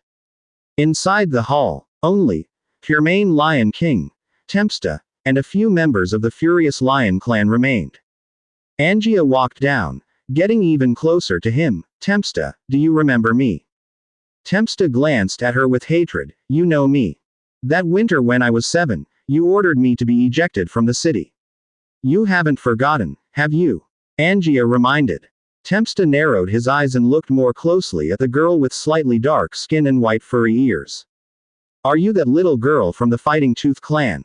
You have a better memory than Efri. He didn't remember me. Did you kill Efri too? Not yet, but he's close to death, Angia said calmly. Tempsta took a deep breath and said, have you come back for revenge? What do you think? Back then, those were the rules of Furious Lion City. The Fighting Tooth clan broke the rules, and you were expelled from the city. If anyone is to blame, it can only be your own people from Fighting Tooth. It has nothing to do with Furious Lion City. Bullshit. Is it the city's rules to have all the tribes refuse to shelter us, to set up an ambush and kill us? I know what you were afraid of. Old Mill was more esteemed than you, and you feared that everyone would support him. Angia took a deep breath and continued, Tempsta, did no one ever tell you that you're actually a despicable man? For naturally robust orcs, their bodies do not age or get sick as easily as humans do. With a breakthrough in their rank, their lifespan even increases. But when Old Mill died, his body was emaciated, looking like a skeleton with just a layer of skin wrapped around it. Angia still remembers it. When Old Mill was taken, he was very light. He hung on a mere breath, instructing her to go west, go south, even to the cities of humans, but never to return to Furious Lion City. The moment Angia was declared a hero in the merit training ground, that was when Old Mill breathed his last. On the side, the members of the Furious Lion clan who overheard the conversation between the two also revealed surprised expressions. Meyer had once been a hero of the Furious Lion clan with great talent. But later, Meyer left Furious Lion City with Fighting Tooth's niece and never sent any news back. Now, it seemed the situation was not so simple. If what this white-haired girl said was true, then, Tempsta had resorted to some shameful means. Not only did he cause the death of Meyer, but he also left behind a hidden danger that led to the downfall of Furious Lion City today. You're talking nonsense. Meyer's death has nothing to do with me, Tempsta, noticing the gazes around him, refuted loudly. It doesn't matter whether you admit it or not, in the end, you're going to die, Angia strolled back. You. Tempsta's expression changed, and fear of death began to rise in his heart. He added, I surrender too. Didn't you say surrendering means not having to die? I surrender. Furious Lion City is yours now. The list of those who can surrender does not include you. Tempsta almost spit out a mouthful of blood and roared, you can't kill me, you have someone behind you, don't you? I am an orange hero, the leader behind you will definitely want to recruit me, you can't explain it to him if you kill me, you can't kill me, I assure you, I won't seek revenge after being recruited, it will be as if nothing ever happened. An orange hero is enough to preside over a power. Even war prisoners are usually recruited, not killed outright. Therefore, he believed that, setting aside his personal vendetta with Angia, the opposing leader would definitely want to recruit him. Angia scoffed, unfortunately, he's off to some meeting, I make the decisions here. Her gaze returned to the Furious Lion clan members, and Angia continued, out of regard for Old Mill, I'll give you one more chance to surrender, choose whether to live or die. There was hesitation again. Some members of the Furious Lion clan, who had just been willing to die rather than surrender, chose to give in. They had no intention of dying alongside Tempsta. Angia nodded. Shirl. Miss Angia. Shirl stepped forward. Have Tempsta, and those unwilling to surrender, killed, Keep the heroes' bodies and take the ordinary ones back to be thrown into the conversion site, Angia commanded directly. Just as Shirl was about to accept the order, Bronze Bull stepped forward and hurriedly said, Angia, should we wait for the Lord to return? That's quite a number of people to kill. The number of people being killed among the prisoners clearly involved personal vendettas. No need to ask. I'll explain when he returns. You don't need to worry, Angia concluded, then looked at Shirl. Shirl, what are you waiting for? Kill them all. Yes, bring them all out, Shirl called out loudly. A large group of fairy clan guards rushed in, dragging the cursing orcs out. This group included the orange hero, Tempesta. For Shirl and these fairies, they were naturally eager to see these men executed. In the years of warfare that persisted, many fairies had died at the hands of the orcs from Furious Lion City. Now, to execute these men with their own hands was to avenge their fallen kin. Truth be told, Angia's decision to kill so many people, apart from revenge, also involved her own calculations. Tempesta was an orange hero, initially badly wounded by sheer numbers, and it would be a long time before Fang Hao returned. Should he seize any opportunity to retaliate, no one here would be his match. Furthermore, the Furious Lion clan held significant esteem within the city, failing to kill more to deter them. They might rally at his call, the city's orcs once again taking up arms, a precarious situation indeed. Rather than leaving a threat unaddressed, it was better to execute those who must be killed, ensuring even if they wished to rebel, they lacked the means. The rest would wait for Fang Hao's return. Apart from vengeance, leading the troops solo, one couldn't afford to be too lenient either. All the prisoners were taken out. The hall instantly became silent. Bronze Bull asked, Angia, what's next? You stay and take charge of the city lord's mansion, control the soldiers within the city, then call in the military forces from Tazgo City, Angia instructed. Bronze Bull nodded. Okay, should we inform the lord? I will notify him. Okay. The two walked out of the city lord's mansion again and began making arrangements according to plan. Time hurriedly passed. On the last day before the assembly vote. In the carriage, Rebecca, leaning back in her seat, softly said, the Mage Association, as a governing body, doesn't enter the upper senate, but its influence is still enormous, so their vote is very important. The Mage Association was their final stop. In the days they spent in Silver Wing City, the two had visited many assembly members. There were good and bad encounters, and the ultimate outcome still wasn't easy to judge. Are you familiar with the head of this place? Fang Hao continued to inquire. Not familiar. I've only met him a couple of times, I guess it's neither good nor bad, Rebecca answered. Neither good nor bad, huh? That meant this matter was not going to be easy to discuss. Apart from promising benefits, who else would want to see you enter the upper senate? Fang Hao nodded, then said, it's fine, Li Rong said this chairman is her teacher, perhaps that relationship could help us get a bit closer. The ability to arrange a meeting with the chairman of the Mage Association was indeed thanks to Li Rong's connection. Otherwise, there wouldn't even be a chance to schedule an appointment. Rebecca glared at him, beginning to doubt his relationship with Li Rong. By the way, what's the name of this association president? Gregoria, a fire elemental mage with great prestige in the city. Fang Hao frowned, feeling that this name sounded very familiar. The carriage proceeded on its way. It eventually stopped in front of the Mage Association. Guided by an attendant, in a study piled with all kinds of books, they met the mage, Gregoria. In his 50s, wearing a dark red mage's robe with the symbol of the Mage Association on his chest, flames patterns could be seen around the chest and collar. Fire red hair showing a few strands of silver, but with eyes that were still sharp, exuding an aura of intimidation. Crimson Flame Demon Rider, Gregoria Orange Tier 3. Another Orange Tier hero. If the Archbishop is also the Orange Tier as he guessed, then Silver Wing City would indeed have 3 Orange Tier heroes stationed there. That sort of prestige wasn't low at all. President Gregoria, he collected his thoughts and greeted with a smile. Take a seat. Gregoria put the book he was holding to one side. At this moment, an attendant brought over pastries and hot tea. Gregoria continued, I've heard about your matter from Li Rong. You hope that the Mage Association will cast its vote for you, right? Yes, President Gregoria, I hope the association will cast this vote for us at the right time, Rebecca said. Actually, the association isn't keen on adding another person to the upper council, Gregoria said bluntly. Rebecca's expression changed to an unnatural one in an instant. But she still said, Lis City entering the upper council isn't detrimental to the association, and we'll remember the assistance provided to us. Gregoria thought for a moment, then continued, after entering the upper council, what do you feel the Mage Association would gain? A lot, naturally. Firstly, an ally in the upper council, the proposals submitted by the association, we will fully support them, and I will, in terms of authority. Rebecca and Gregoria began to discuss back and forth with each question and answer. Meanwhile, Fang Hao sat quietly to the side, not interfering with their discussion. He recalled in his mind where he had heard the name Gregoria before.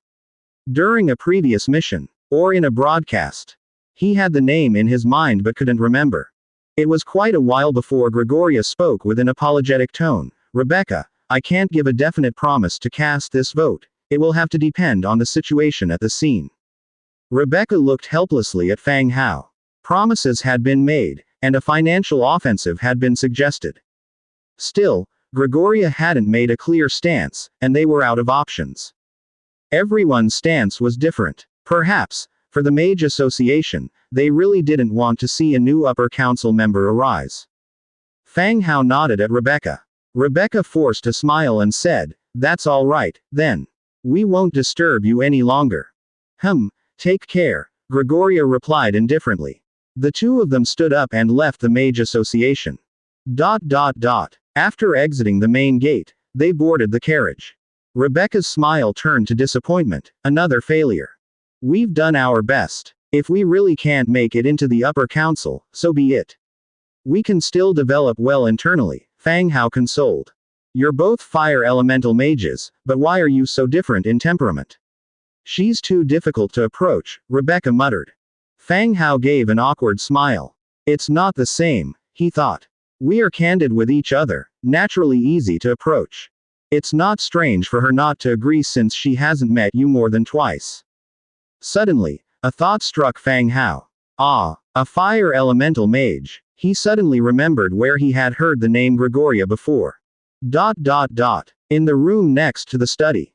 President Gregoria, your decision is truly wise, praised Groot loudly beside her. Exactly. Her entry into the upper council wouldn't benefit the Federation whatsoever. Yes, I knew President would agree with our stance, added another. The other councilors nodded in agreement. Before Fang Hao's arrival, these people were already there. They came to discuss the same matter with Gregoria, but their goal was the opposite: to persuade Gregoria absolutely not to approve Rebecca's entry into the upper council. They were mid-discussion when Fang Hao and his companion arrived. Gregoria, in the next study, received the two of them. Groot and his companions quietly overheard some of their conversation and knew that Gregoria hadn't agreed to the request.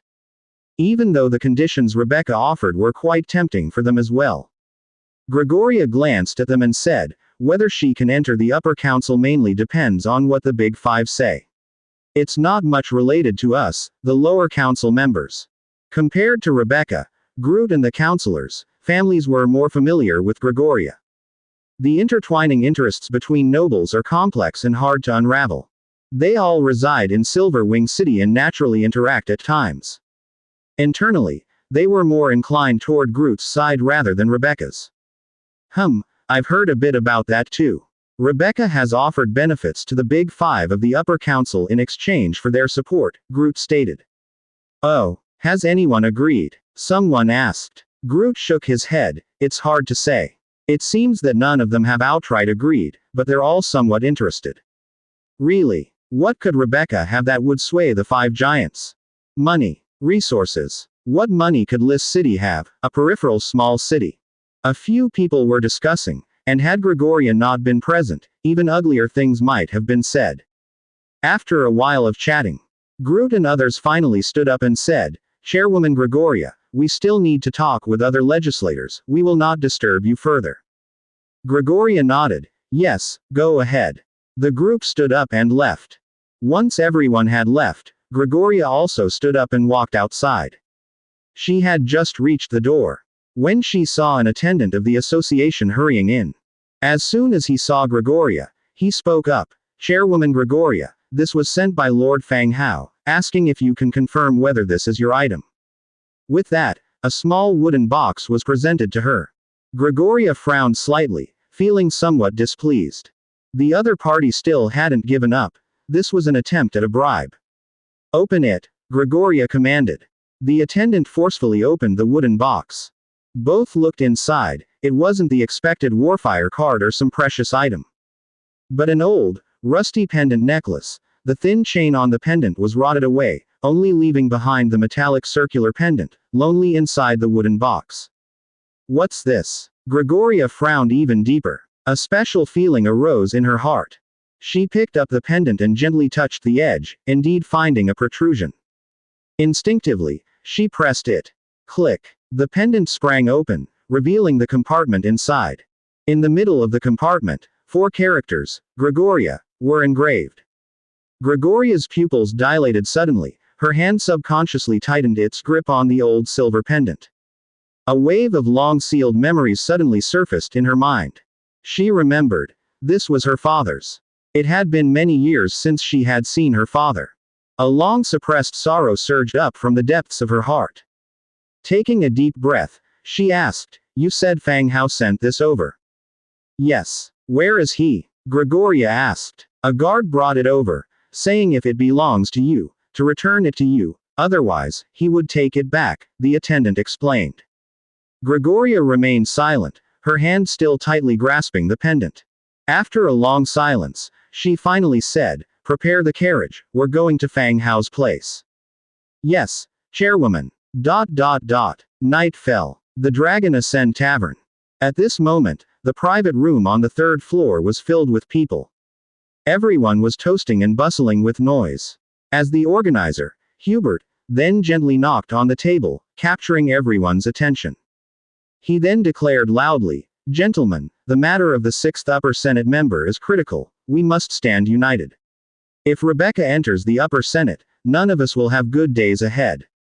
The people below were all local representatives of the legislature. Rebecca had met and talked to some of them, while others she hadn't met. Now, Hubert had gathered them again to revisit this matter. They exchanged glances. One person spoke up. "Rest assured, Hubert, unless that little lady spends a night with me, there's no way I'll agree." Rebecca wanting to enter the Upper Senate is a mere fantasy. Exactly, let alone the Upper Senate, she might not even make it through the Lower Senate. Seeing that everyone largely shared the same sentiment, Hubert also showed a smile. He continued, "Then it's settled, no one casts that vote." "Agreed, it's decided. We cannot let this woman enter the Upper Senate." The Hall of Justice. The hall was brightly lit. Doherty sipped his tea and asked softly, "Archbishop, what brings you here at this time? Do you have something important to discuss?"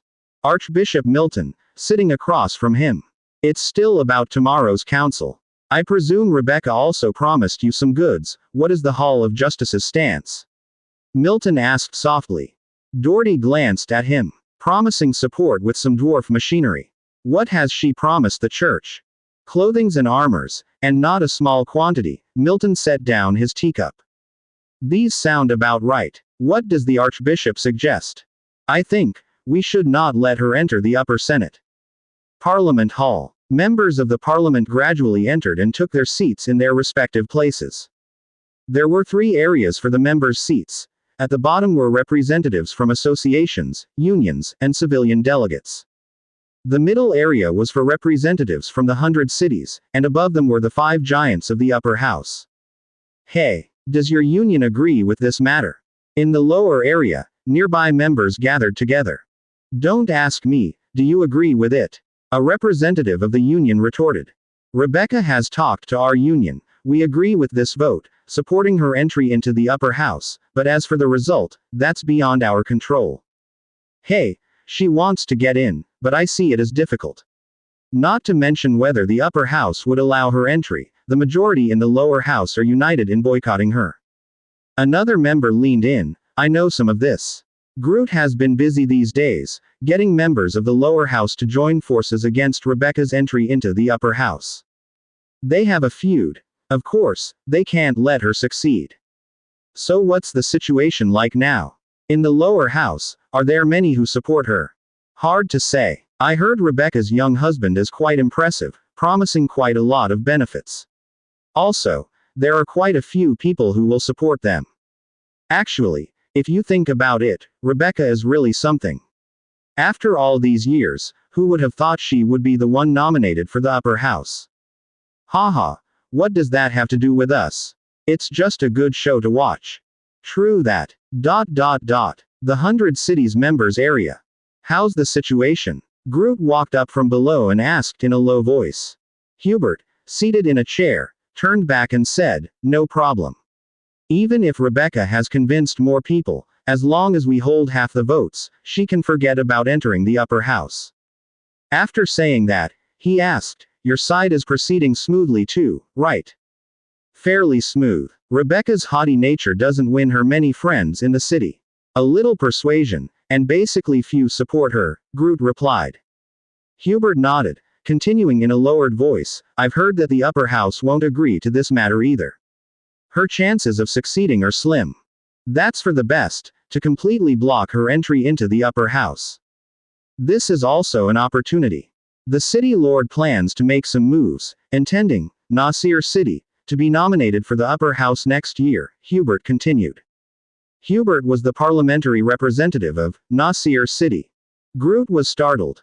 He hadn't expected Nasir City to set its sights on the upper house as well. Don't worry. I understand. I'll help you out when the time comes. Good. That's what friends are for. The city lord won't let your assistance go unrewarded. Groot smiled and continued, it's about time. I'll go remind those people one more time so that no mistakes happen later. Right. Time passed slowly. Members' seats gradually filled up. A chaotic buzz, everyone discussing in low voices about Rebecca's entry into the upper house. Some supported, some opposed. Their voices overshadowed the nearby music. Boom. At that moment, the bell rang. At the very top of the hall, 3 enormous banners unfurled from the ceiling. The music being played on the side suddenly grew louder, shifting from calm to powerful and uplifting. The entire hall fell silent. Amidst the applause of everyone, the 5 giants of the upper house walked out from the back. They each took their respective seats. Once the applause had quieted down a bit, Doherty stood up and said, everyone is clear about the purpose of this parliamentary decision. Now, I invite the city lord of List City to make the final statement.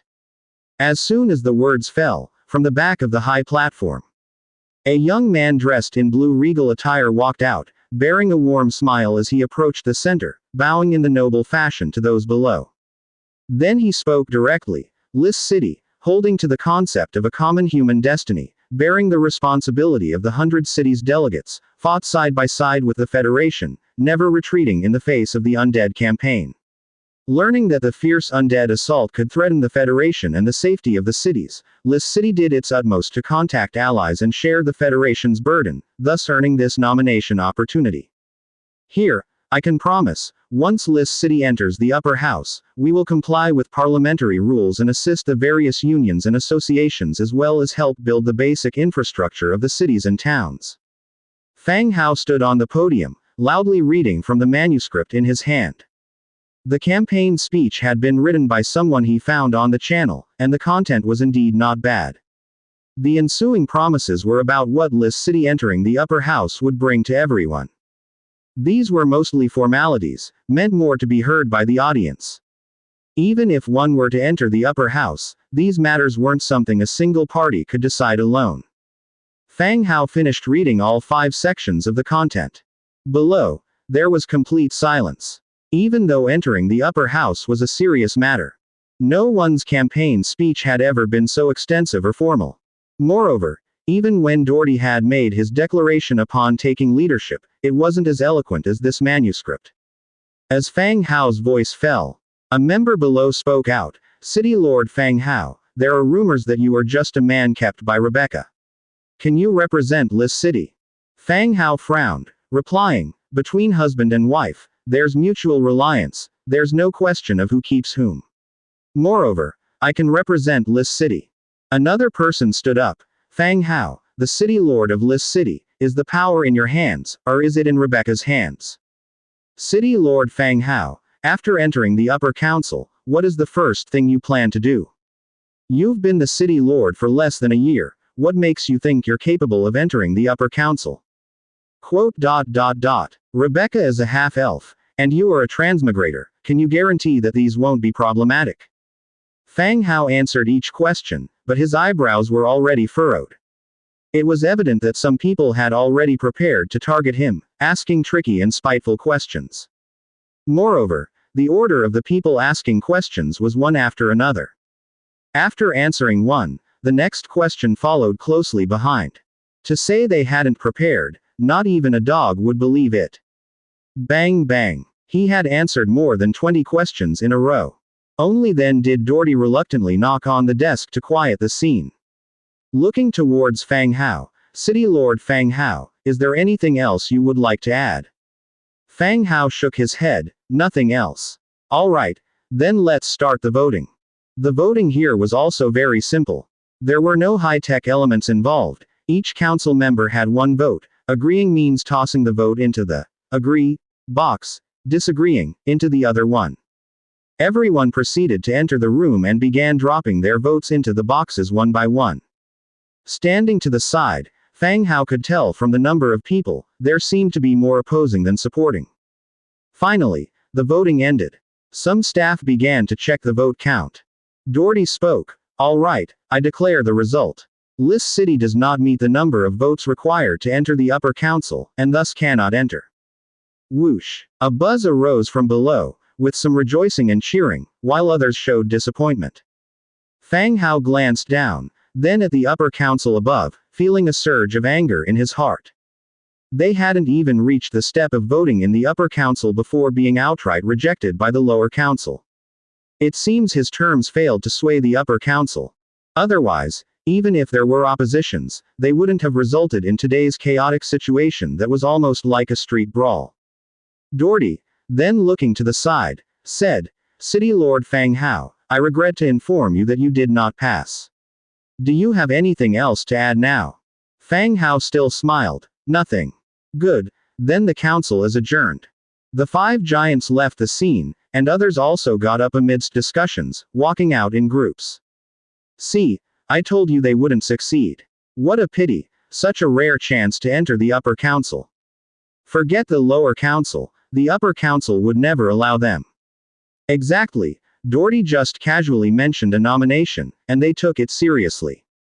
Hubert and Groot were walking out together. Groot, not bothering to lower his voice, announced loudly, Gentlemen, today I suddenly recalled a happy matter. I have reserved a feast at Dragon Ascend Banquet Hall, and would like to invite everyone to join me in celebration. As people walked out, they stopped in their tracks. Laughing as they turned back, of course, it's a joy for all of us. Just now, I also remembered something joyous. We must celebrate properly, ha ha ha. Listening to everyone's taunts and jeers.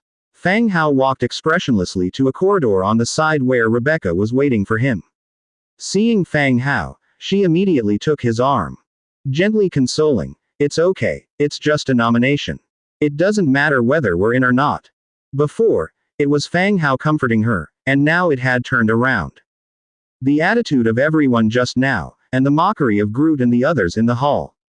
She heard it all and worried it might infuriate Fang Hao. Fang Hao looked outside and said, they dare to make such a scene only with the upper council's tacit approval, thinking I'm really begging them. Embracing her waist, he said, let's leave Silver Wing City today. The two hurried out, ignoring the ridicule from people along the way and went straight into the carriage.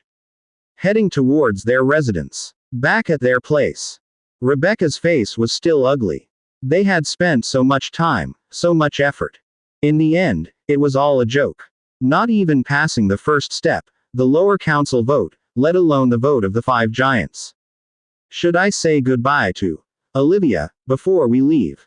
Rebecca suggested. Regardless of the outcome, Her best friend had sincerely helped her. Fang Hao shook his head. Just say it through the sound transmitting shell, let's leave now. After quickly packing up, he took Rebecca by the hand, directly boarding the carriage. Under the protection of a few Lionheart knights, the carriage left Lis City, heading towards Li Rong's city. There at Li Rong's place, after briefly explaining the situation, they used a teleport spell to return to Lis City again. As soon as Fang Hao's feet touched the carpet of Lis City, he opened the Book of Lords and sent a message to Dong Jiayu.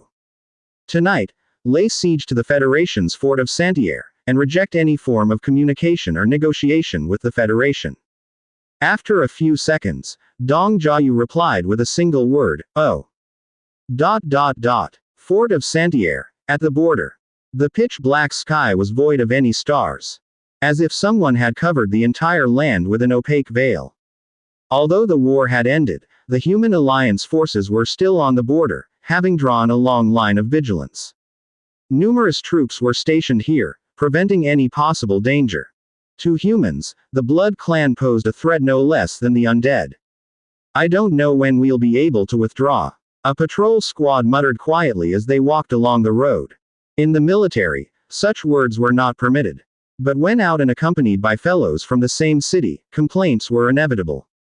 HMPH. Just wait. After all the mages and the churches have pulled out, then it'll be our turn. We charge first in battle and retreat last. We're the ones who get exhausted the most. Exhausted. The others go back to rewards and lands, while we might get a few more silver coins at most. Forget it, some people say we'll get gold coins. Gold coins for those who die in battle, do you dare to take that money? Stop talking nonsense. Halfway through his sentence, the man suddenly paused, curiously asking, "Did you hear something?" The others all listened intently, their faces changing instantaneously. One of them, somewhat panicked, took out a flare and shot it ahead. Whoosh! Pop! The flare illuminated the distant sky in shades of orange and red, revealing the scene below to everyone. Crowds of undead were advancing toward them. The group stared wide-eyed, frozen in place. Suddenly, one of them turned and ran, shouting loudly, "The undead are attacking." The rest of the group snapped out of it, stumbling as they ran toward the rear. They shouted loudly, "The undead are attacking, the undead have started attacking again." In an instant, the glow of torches lit up the camp brightly. Whoosh whoosh whoosh. Several flares, trailing flames, lit up the area ahead. All one could see were dense masses of the undead army, carrying weapons and moving swiftly in the dead of night.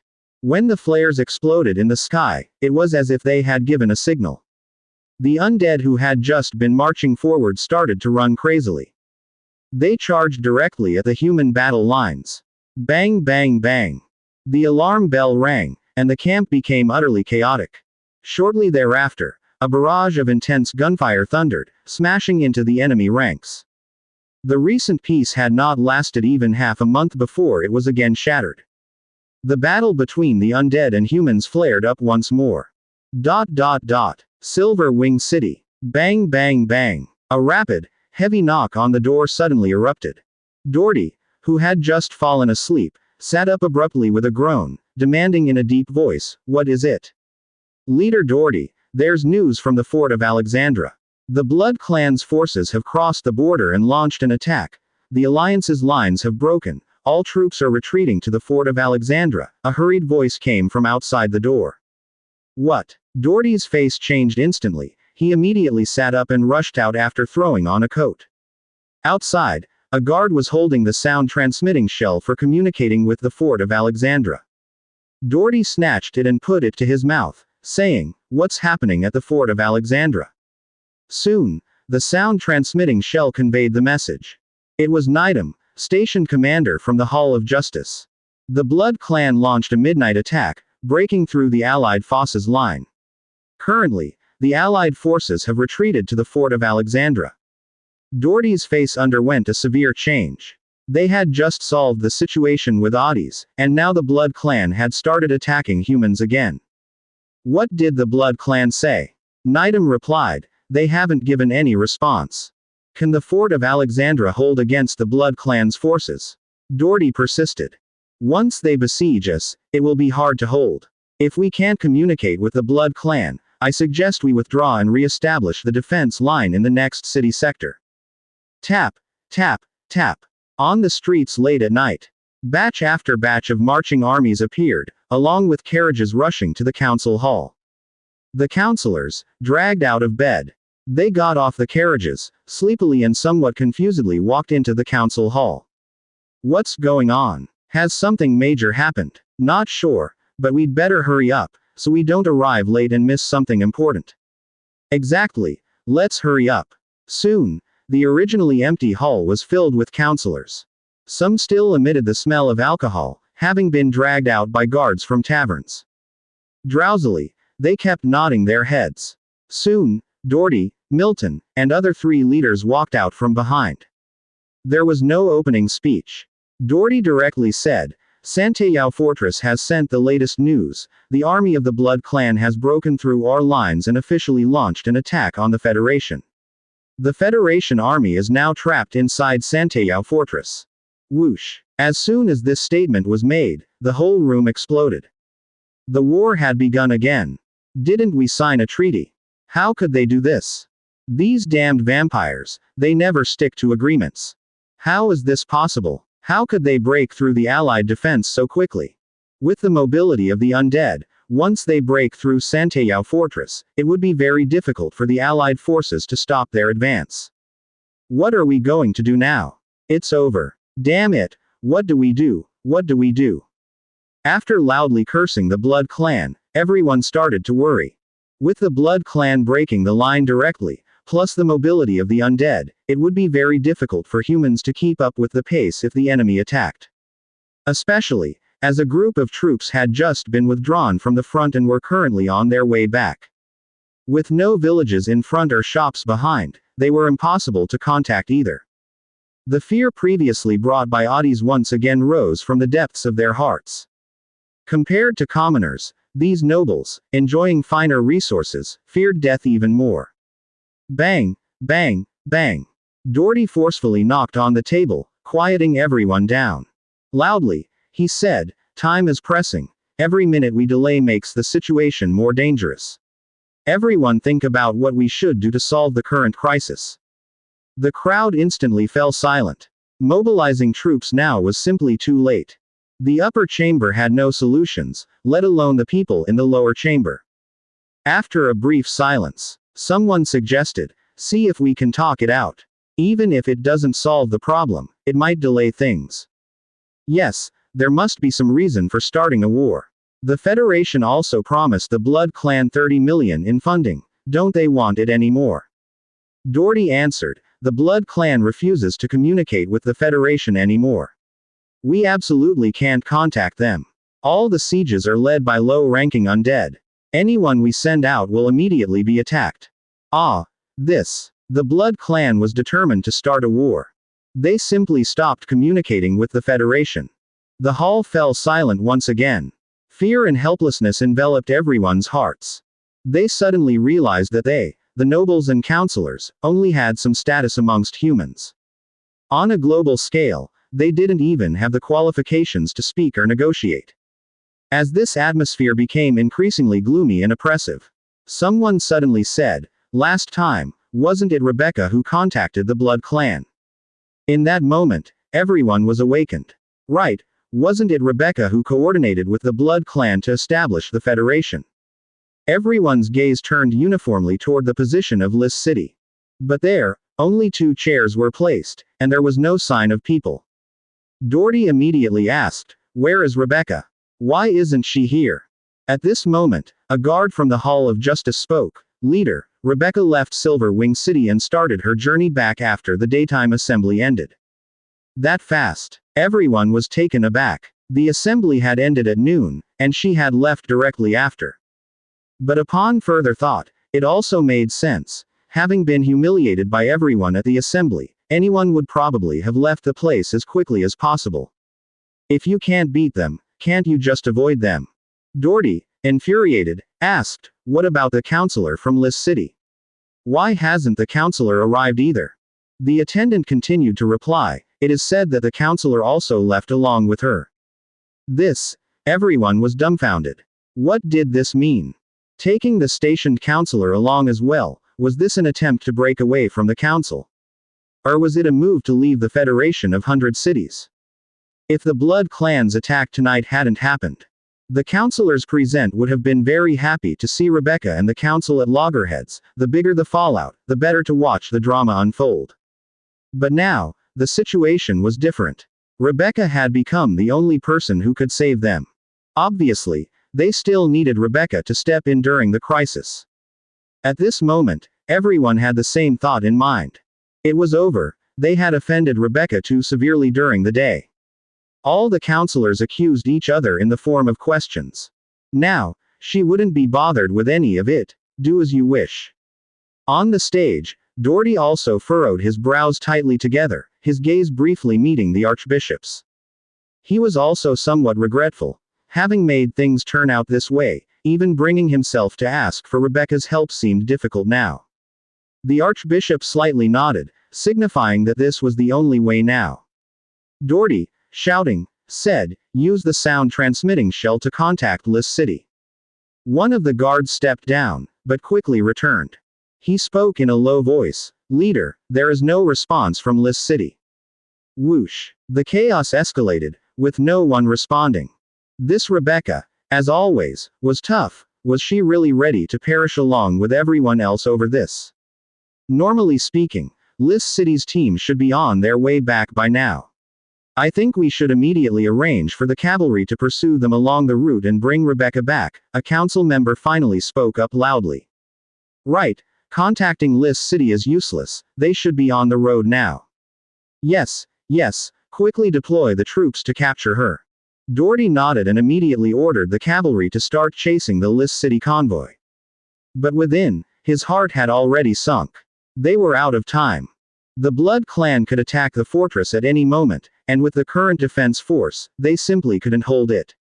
Perhaps they should retreat, abandon this city, and fall back to the next one to reorganize the defense. Time. They needed time. After no member of the council proposed any significantly better ideas, Doherty could only say, "Everyone go back, let all the cities know, continue to mobilize troops, prepare to support the front lines, and the rest of the council members should also prepare to fully cooperate in this war." All right, that's all. Meeting adjourned. Everyone stood up, weighed down with heavy hearts as they left. There was none of the joy seen at the end of the day's earlier session. A denser presence of death than even in oddies hung over each person's heart. All night long, guards shuffled through the streets, council members' carriages constantly shuttled back and forth between the council and their residences. When dawn broke over the usually bustling streets, they too turned eerily deserted, as if an invisible gloom had enshrouded the entire city.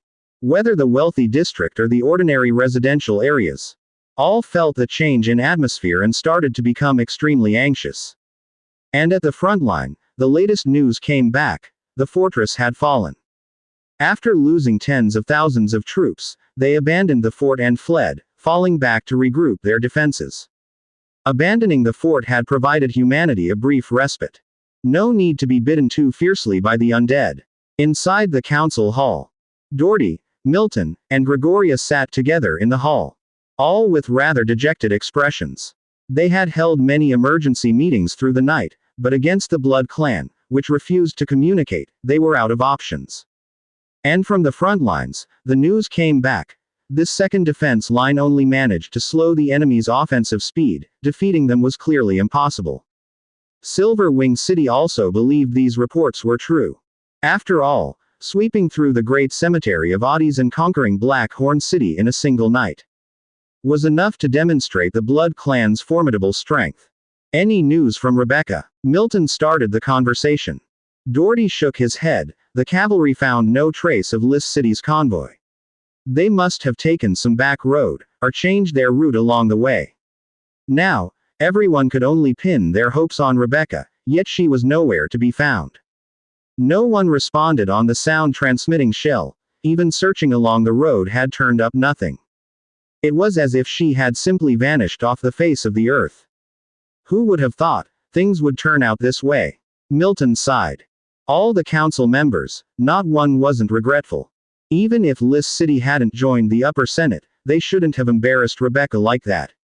Thinking about these now is useless, we should rather discuss how to convince her, once we see Rebecca, to help us establish contact with the Blood Clan, Doherty said. Rebecca was famously stubborn among the council members. This time, by leaving directly, she was clearly angry. If she could be caught on the way back, it would still be negotiable, as they could coerce her to represent the council. But since she wasn't found, once back in List City, they would have to use terms to persuade her. At this, Gregoria spoke up, "It's hard to say." "Why is it hard to say?" Milton was taken aback. Gregoria continued, "Previously, when Doherty proposed to promote her to the Senate, Rebecca helped the Federation solve a problem, yet not only did she receive no benefits, she was met with scorn and ridicule from the entire room. Not just Rebecca, anyone in her place would hardly trust your words now." This. Doherty and Milton both paused momentarily. Put like that, Rebecca indeed faced an unfair treatment. At the time, they were only considering how List City entering the Senate would affect them. They had forgotten about Rebecca's contributions. The Senate, and even the entire council, had turned into thankless, bridge-burning entities.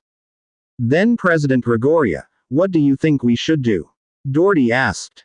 Gregoria shook her head, "I'm not sure. If it comes to that, you might allow Rebecca to set her terms, see what she wants." The other two fell silent, falling into deep thought. If they let her make demands, what if she asked for something excessive? To agree or not to agree?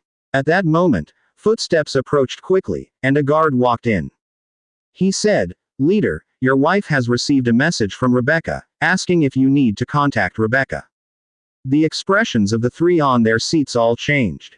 That's when Doherty suddenly remembered, his wife and Rebecca had a private sound transmitting shell. If he couldn't get through, as Rebecca's best friend, she certainly could. The sound transmitting shell, bring it here. The guard handed over the sound transmitting shell that he brought. Doherty took it, took a deep breath, and began, "Rebecca, it's Doherty. Last night's meeting, why didn't the representative from List City attend?" There was a moment of silence on the other end before a cold voice came through, "What is it?" "There's an important matter at the council that requires List City's participation," Doherty continued. "The representative from List City is unwell, and a new representative is being selected. We'll talk again once that's settled." She really was angry. In the whole Federation, there weren't many who dared to speak to Doherty in such a manner, if any at all. At this moment, Doherty didn't know what to say. After some thought, he continued, "Where are you now?" "Return to Silverwing City immediately for the upcoming meetings." Another brief silence followed before the reply came, "I'm already back in List City, and for this year's meetings, List City will not be attending." Good gracious. The three heavyweights present were all somewhat dumbfounded. When Rebecca got angry, she didn't even consider Doherty worth her attention. "You decide whatever you want to decide. We, List City, will not be participating." After that, whatever Doherty said was met with silence from the other side. Groot's mansion. Bang, bang, bang. The door was being knocked on fiercely. Groot, bleary-eyed, rubbed his still swollen head. He tossed aside the arm of the woman lying next to him and shouted towards the door, "What's the matter?" He hadn't slept off the previous night's drinking by the time the knocking had rudely awakened him, and he was full of anger. And from outside the door, the butler's voice came. "Master, more than 20 counselors have arrived this morning and are waiting for you in the hall. If you don't get up now, I fear they're going to burst in," the butler immediately said. Groot frowned, rubbing his head again. He grabbed roughly at the still sleeping woman next to him before continuing to ask toward the door, "What are they here for? Didn't we finish hosting them last night?" I'm not sure, sir, but it seems it's not about last night's banquet." The counselors arrived with quite a bit of fury, the butler immediately responded. "Fury? Damn it, what's there to be furious about this early in the morning?" Groot cursed, but he still climbed out of bed with difficulty. He woke up the woman beside him to help him get dressed. Then he opened the door and went out. "Where are they?" Groot, holding onto the wall, asked. "In the hall." Let's go. I want to see who's come to trouble me, Groot said irritably. With the support of the butler, Groot made his way to the hall. Upon entering, he saw that the room was filled with people. Looking closely, he recognized them. It was none other than the counselors he had been entertaining the past few days, those united in opposition to Rebecca. Early in the morning, instead of staying home with their mistresses, they were sitting here in my place. He muttered to himself internally, but a smile still appeared on his face. Hey, everyone still hasn't had enough fun. I'm really struggling to keep up. Tonight, as usual, we'll continue at the Dragonrise Swallow Banquet Hall. Groot greeted them loudly. He seemed exceptionally generous in spirit. But the hall was unusually cold. Across from him, no one revealed a smile, but glared at him with anger. Groot's smile became a bit stiff. What's wrong with everyone? He had drunk too much last night and had slept until now. He knew nothing of what had happened. But from everyone's expressions, he could feel something unusual was going on. Did I go on a drunken rampage last night and harm someone in their family? Why does everyone look at me like I'm their enemy? At that moment, someone squeezed through the crowd, a person who was one of the heads of the Federal Commerce Association. Last night, as Groot could not be roused for the Federal Conference, this person had taken his place. Approaching, he whispered, "Last night the Blood Clan attacked Fort Santer, and the Federation held 5 emergency meetings from then until now. Everyone's been looking for Rebecca." Groot's brows furrowed tighter, still somewhat slow to react. He asked subconsciously, looking for her for what? To contact the Blood Clan, of course. Otherwise, if this fight continues, the entire Federation may be lost. The Federation may be lost. Groot instantly sobered up. Is the Federation going to fall? Upon hearing these words, Groot abruptly came somewhat to his senses. The Blood Clan has attacked the Federation. Damn it, how could they suddenly violate the treaty? Groot had just realized the gravity of the situation and had yet to figure out what it had to do with Rebecca. The waiting counselors had already started speaking out. Groot, are you trying to get us all killed? Why did I ever listen to someone like you and make such a mistake? Groot, you maggot of the Federation. You are a disgrace to the Marshall family. The torrent of insults nearly knocked Groot off balance. But he quickly realized the severity of the issue at hand. Each of the counselors here was a cunning old fox, rushing to criticize him and disassociate from him, clearly attempting to prove something. Could it be that the council, unable to find Rebecca, was looking to place the blame on his own head? That shouldn't be the case, as many had voted against it, and it was mainly sanctioned by the upper house, after all. Listening to the reprimanding voices around him, Groot felt irritated but couldn't just retaliate against so many counselors outright. He could only say, yesterday's decision was made collectively by us all, how come it has come down to me deceiving everyone? Besides, nothing has been finalized yet. I believe everyone's worries are somewhat premature. After all, coming from a great family, he knew how to phrase his words. It was a collective discussion, and there was no such thing as him deceiving anyone. Moreover, the final verdict had not yet been settled, so it was indeed too early to conclude who was right and who was wrong. Upon hearing this, the crowd got even more furious. Groot, from now on, we don't know each other.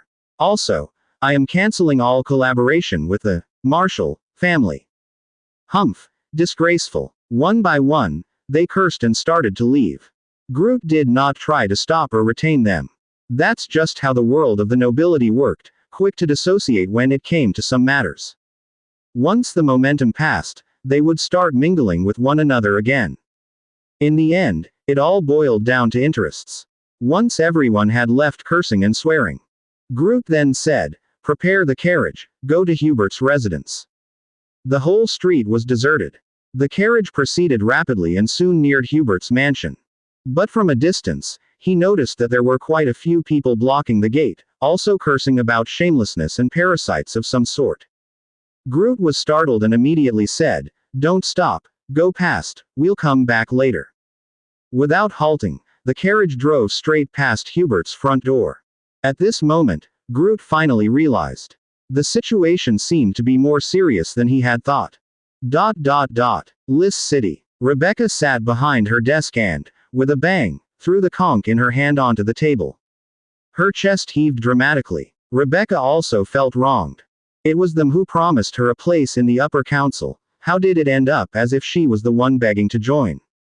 And to be pointed at and scolded by everyone, mocked for lack of ability and delusional aspirations. Seeing Rebecca with a gloomy expression, Fang Hao immediately approached her. He helped to calm the anger in her chest and said softly, "Sweetheart, don't be angry, soon they will come over, begging you to go back. You can make any demands you wish at that time." Rebecca frowned, curiously asking, "What exactly happened last night?" Doherty sounded quite urgent. Fang Hao didn't hide anything from her, outright saying, "I ordered Amanda's troops to attack Son Fort. Now, you are the only one who can contact them. If the Federation still wants to solve this peacefully, they will seek you out to discuss this matter." Rebecca, wide-eyed, looked at him in astonishment. She hadn't expected him to take such measures. Starting a war directly, won't that make the situation uncontrollable? Rebecca said. Fang Hao shook his head. "No worries, the Federation's council is nothing but a bunch of good-for-nothings. You couldn't achieve anything by discussing with them anyway, it's better to give them a beating." Rebecca was somewhat slow to react and paid no mind to his increasingly presumptuous hand. Continuing on, she said, "You mentioned Doherty will come over. It may not necessarily be Doherty, but the council will definitely send someone. They'll want you to step in and mediate with the Blood Clan. Be prepared for that moment." Prepared for what? Prepare for revenge. 8 a.m. In List City Square, a dazzling array appeared. When the array vanished, several figures emerged from it. The leader, tall and imposing, was none other than the head of the Hall of Justice, Doherty. The two others were the Bishop of the Church and the Mage of the Association, respectively. As it wasn't their first visit to List City, they were quite familiar with the place. After explaining their identities to the guards who had gathered around, they hurried to the city lord's mansion. In the council hall, Doherty finally saw Rebecca, who was lightly made up in a long blue dress. Without any unnecessary pleasantries, Rebecca, with a cold demeanor, started, "Head Doherty, do you have some important matter for coming to my List City?" Doherty took his place on a nearby seat, and bluntly stated, "Rebecca, last night the Blood Clan launched an attack on the Federation. They have now occupied Son Fort, and the Federation is currently facing unprecedented danger." Rebecca showed the appropriate surprise. Then she questioned, "This seems to have little to do with me, or with List City. The Federation is unclear as to why war was declared all of a sudden, and the Blood Clan is refusing to communicate with us," Doherty explained. "So, therefore, I hope you could try to make contact with the Blood Clan and help the Federation end this meaningless war." From his words, it was clear that Doherty had no confidence in this war. He just wanted to quickly find out the reason behind the Blood Clan's sudden declaration of war and to end the conflict.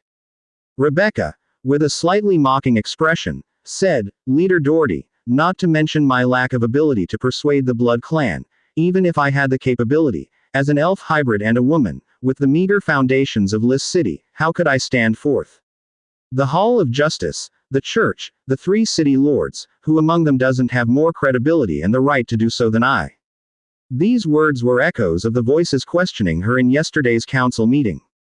The entire council had turned into a denouncement session. They spoke as if Fang Hao and Rebecca were good for nothing, nearly wishing to expel them from their ranks. After finishing venting, "You all felt better and now you want to come to me to handle matters. Where is the justice in that?" Doherty's face also grew unnatural. In the past, no council member would dare to mock the council in front of him. But now, facing Rebecca, he really had nothing to say.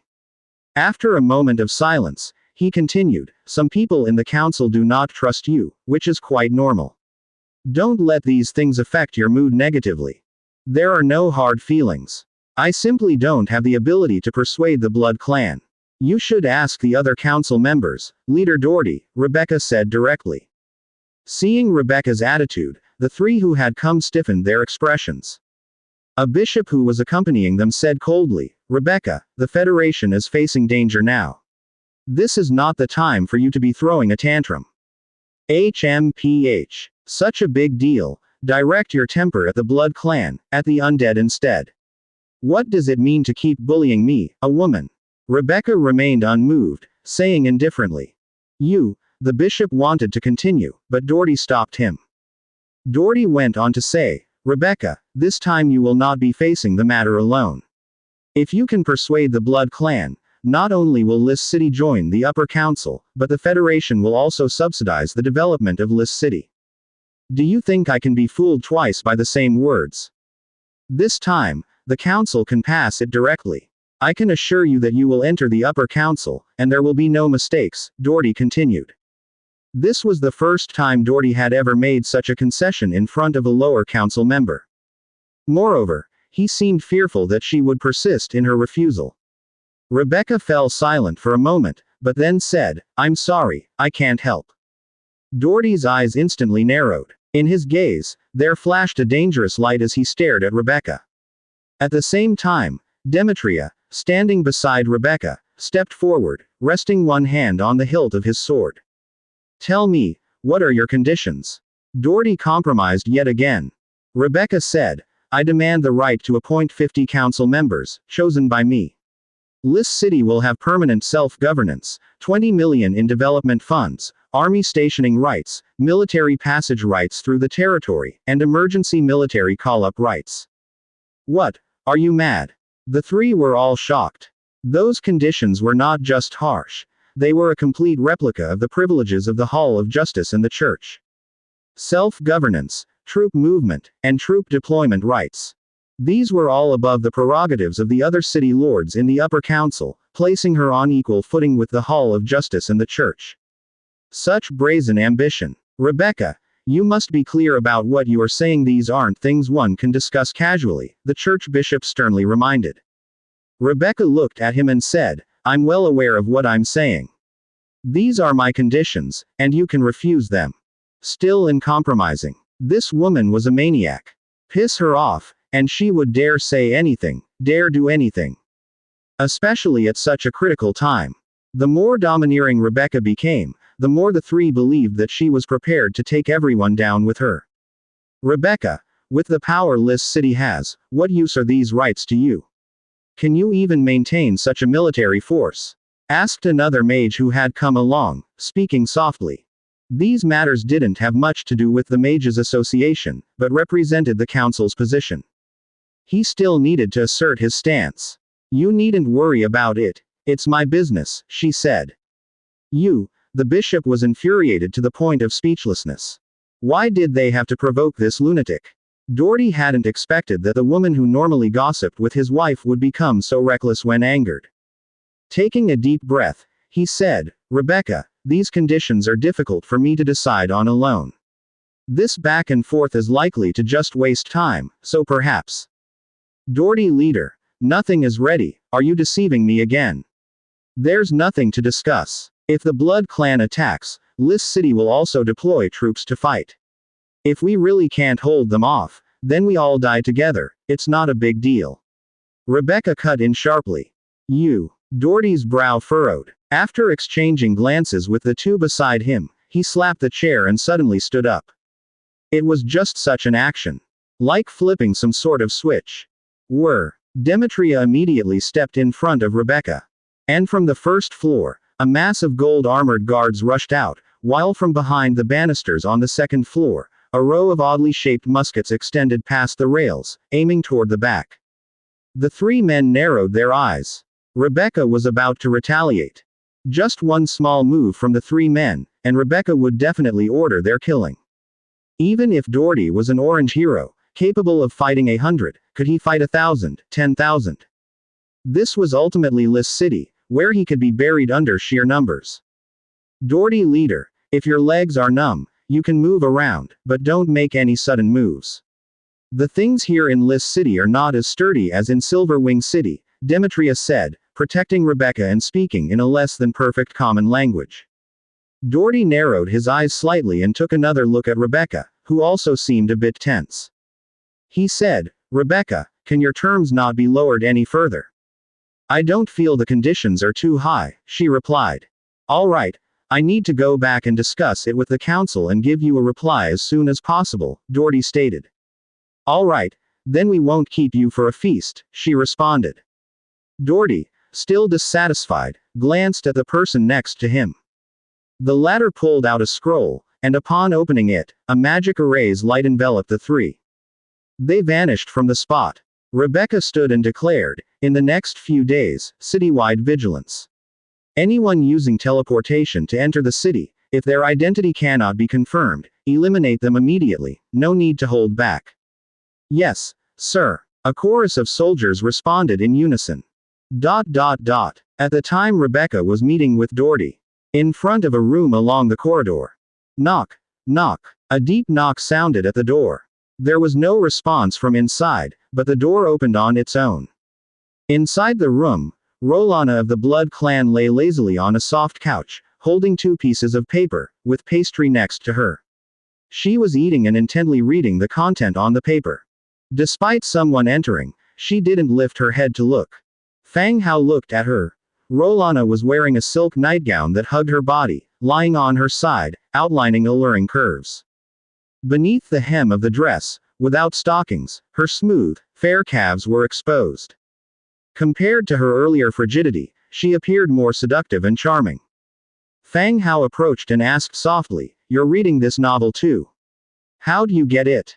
This novel was only serialized in the Transmigrators channel. Given Rolana's reclusive nature, she shouldn't have discovered it. "Didn't you say you'd keep my room for me? I went back to take a look the other day and just happened to find these novels, so I borrowed them to read," Rolana said without changing her posture.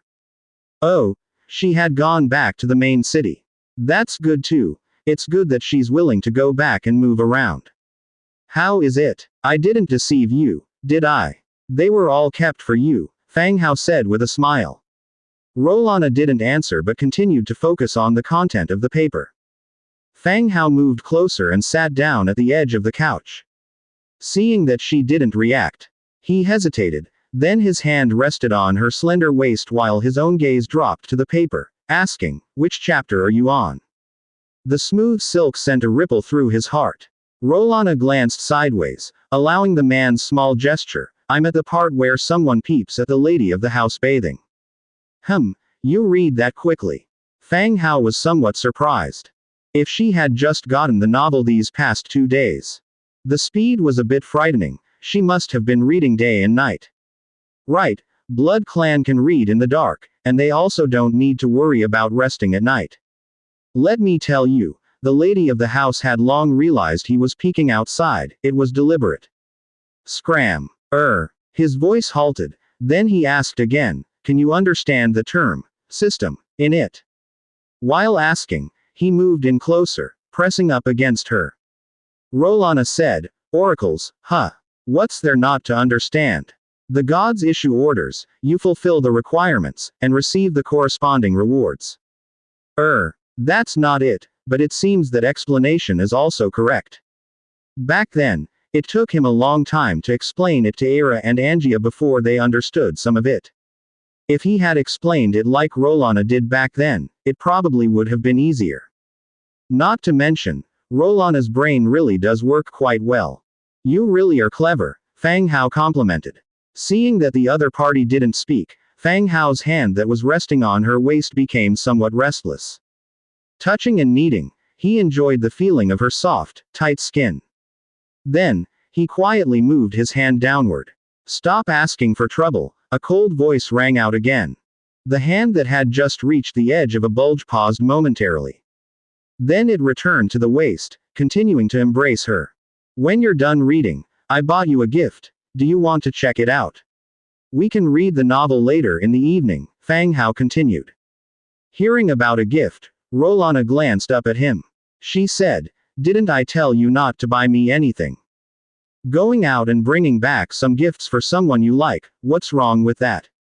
Rolana glared at him again, but she still swatted his hand away and sat up.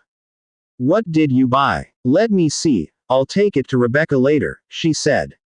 Fang Hao was speechless. Do you really need to give it to her? She has what you have. Moreover, she had even helped pick them out, so what's the point of sending them back to her? Thinking this, Fang Hao's hands didn't stop. He took out each of the items one by one. One was a filigree gold inlaid wooden box, which contained a cosmetics set from Fairy Dream Tower. This was a new product, specifically made for nobility. This is from Fairy Dream Tower, a newly released set. It must be very suitable for you, Fang Hao said. Gently opening it, an ingenious little mechanism activated, elevating all the cosmetics inside. Displayed before her, sold to noblewomen, the appearance was quite attractive. Adorned with gold and silver, it looked very pretty. Rolana's eyes lit up, clearly liking it, but she quickly returned to an expressionless face, murmuring a soft, "Hm." The second item was a purple gemstone necklace, quite large and valuable. Rolana liked black and purple, and he chose it for her because of the purple color. The third item was a new collection of stockings, including not just regular stockings but also various kinds of patterned garter stockings, mid-calf, and thigh-high socks. All of them were well crafted, especially the ones with gold thread embroidery. Of these, 2 were from their own production, with only the gemstone necklace being bought. But Rolana liked them, not mentioning giving them to Rebecca, and instead held them, carefully examining them. The beauty of the lonely night. Lorana's loyalty towards you has increased by 5 points, current loyalty is 97. It increased by 5 points. With ordinary heroes, it's the beginning where you see the sharp increases, and it slows down the further you go. Lorana started with 1 and 2 point increases. Now, a little makeup and stockings raise it by 5 points. The growth rate becomes larger later on. It must be related to their respective mindsets. Rolana is gradually accepting herself, accepting the territory, so the increase is a bit faster. Of course, this is good news. Let me help you put it on to see the effect. Fang Hao picked up the necklace. Seeing him pick it up, she turned her back to him. Rolana didn't refuse, lifting her hair to reveal her flawless neck. Draping the delicate gold chain over her slender neck. The purple gemstone hung down over her chest. Fang Hao returned to her front, examining it closely. It looks beautiful, are you an angel? Even as she tried to keep a straight face, Rolana was amused by that line, the corners of her mouth lifting into a crescent. An angel indeed, not a blood clan. Rolana stood up, went to the mirror, and looked at herself closely. She touched the necklace, feeling it was indeed quite fitting for her. I really like it, thank you, she said. Fang Hao, feeling emboldened, continued, do you want to try on the stockings? They're the latest from our tailors. Maybe next time, I'll give it a try when there's a chance, she replied. Try them on now, I'll help you see if they fit. Fang Hao pulled her over to sit down beside him and lifted her legs onto his lap. Rolana was startled by his sudden move, but in the end, she didn't resist. Fang Hao also didn't dare to be too bold, fearing he'd get another beating. He lifted the hem of the falling skirt to the calf area. He took out a pair of thigh-high stockings. Her crystal clear foot arched slightly, and Fang Hao slid the stocking over her toes. Rolana lifted that leg a bit, and the man twisted the stocking, gently covering her white, straight calves, all the way up to her round, well-proportioned thighs. You really do like legs. It's because I like your legs, he replied. Taking out the other stocking, Rolana cooperated by laying the other leg over his. Fang Hao repeated the action just as before, only slower this time. Gently caressing the soft sensation. Just as both were silent. Bang! Suddenly, the door was pushed open. Rebecca, holding the railing, looked in surprise at the scene inside the room. Without waiting for a reaction from the two, bang, the door was immediately closed again.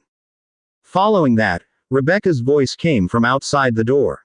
Fang Hao, come out for a moment, we still need to discuss matters regarding Silver Wing City.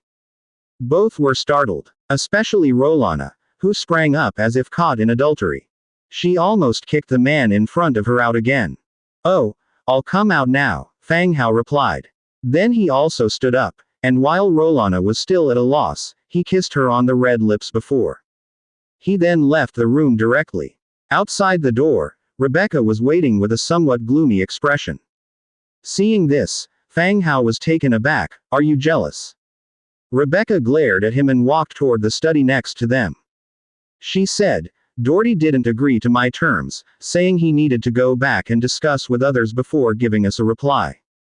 Fang Hao followed, nodding. They don't have a choice, there's only one option for them to agree to.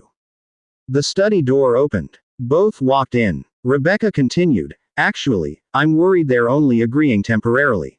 Once the difficulty passes, they'll find various reasons to weaken our authority.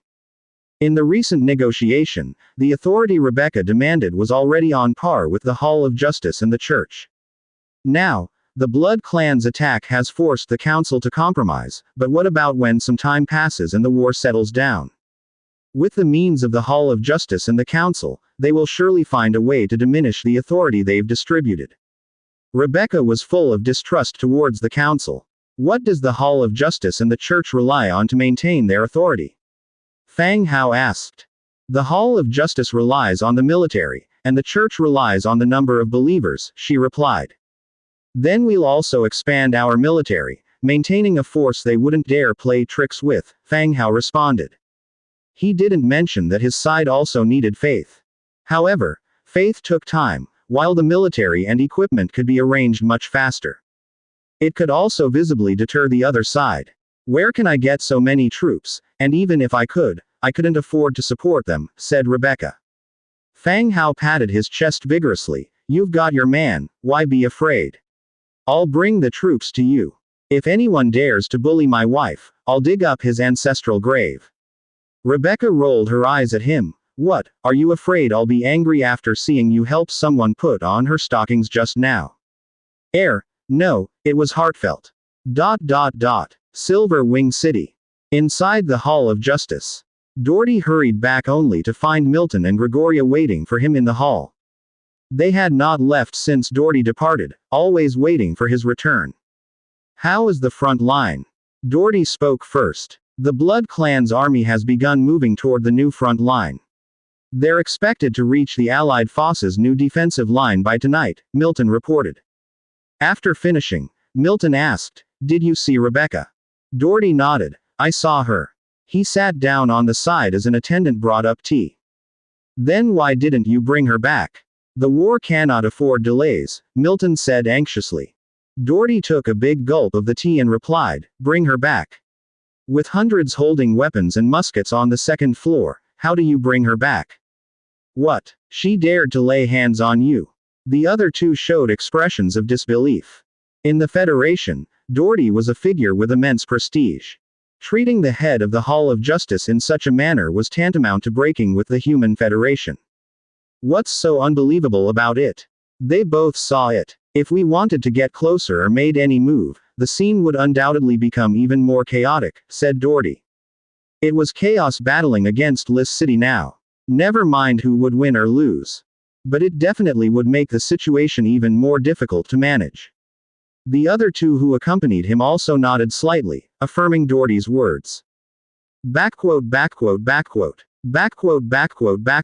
This Rebecca wants to leave the Federation.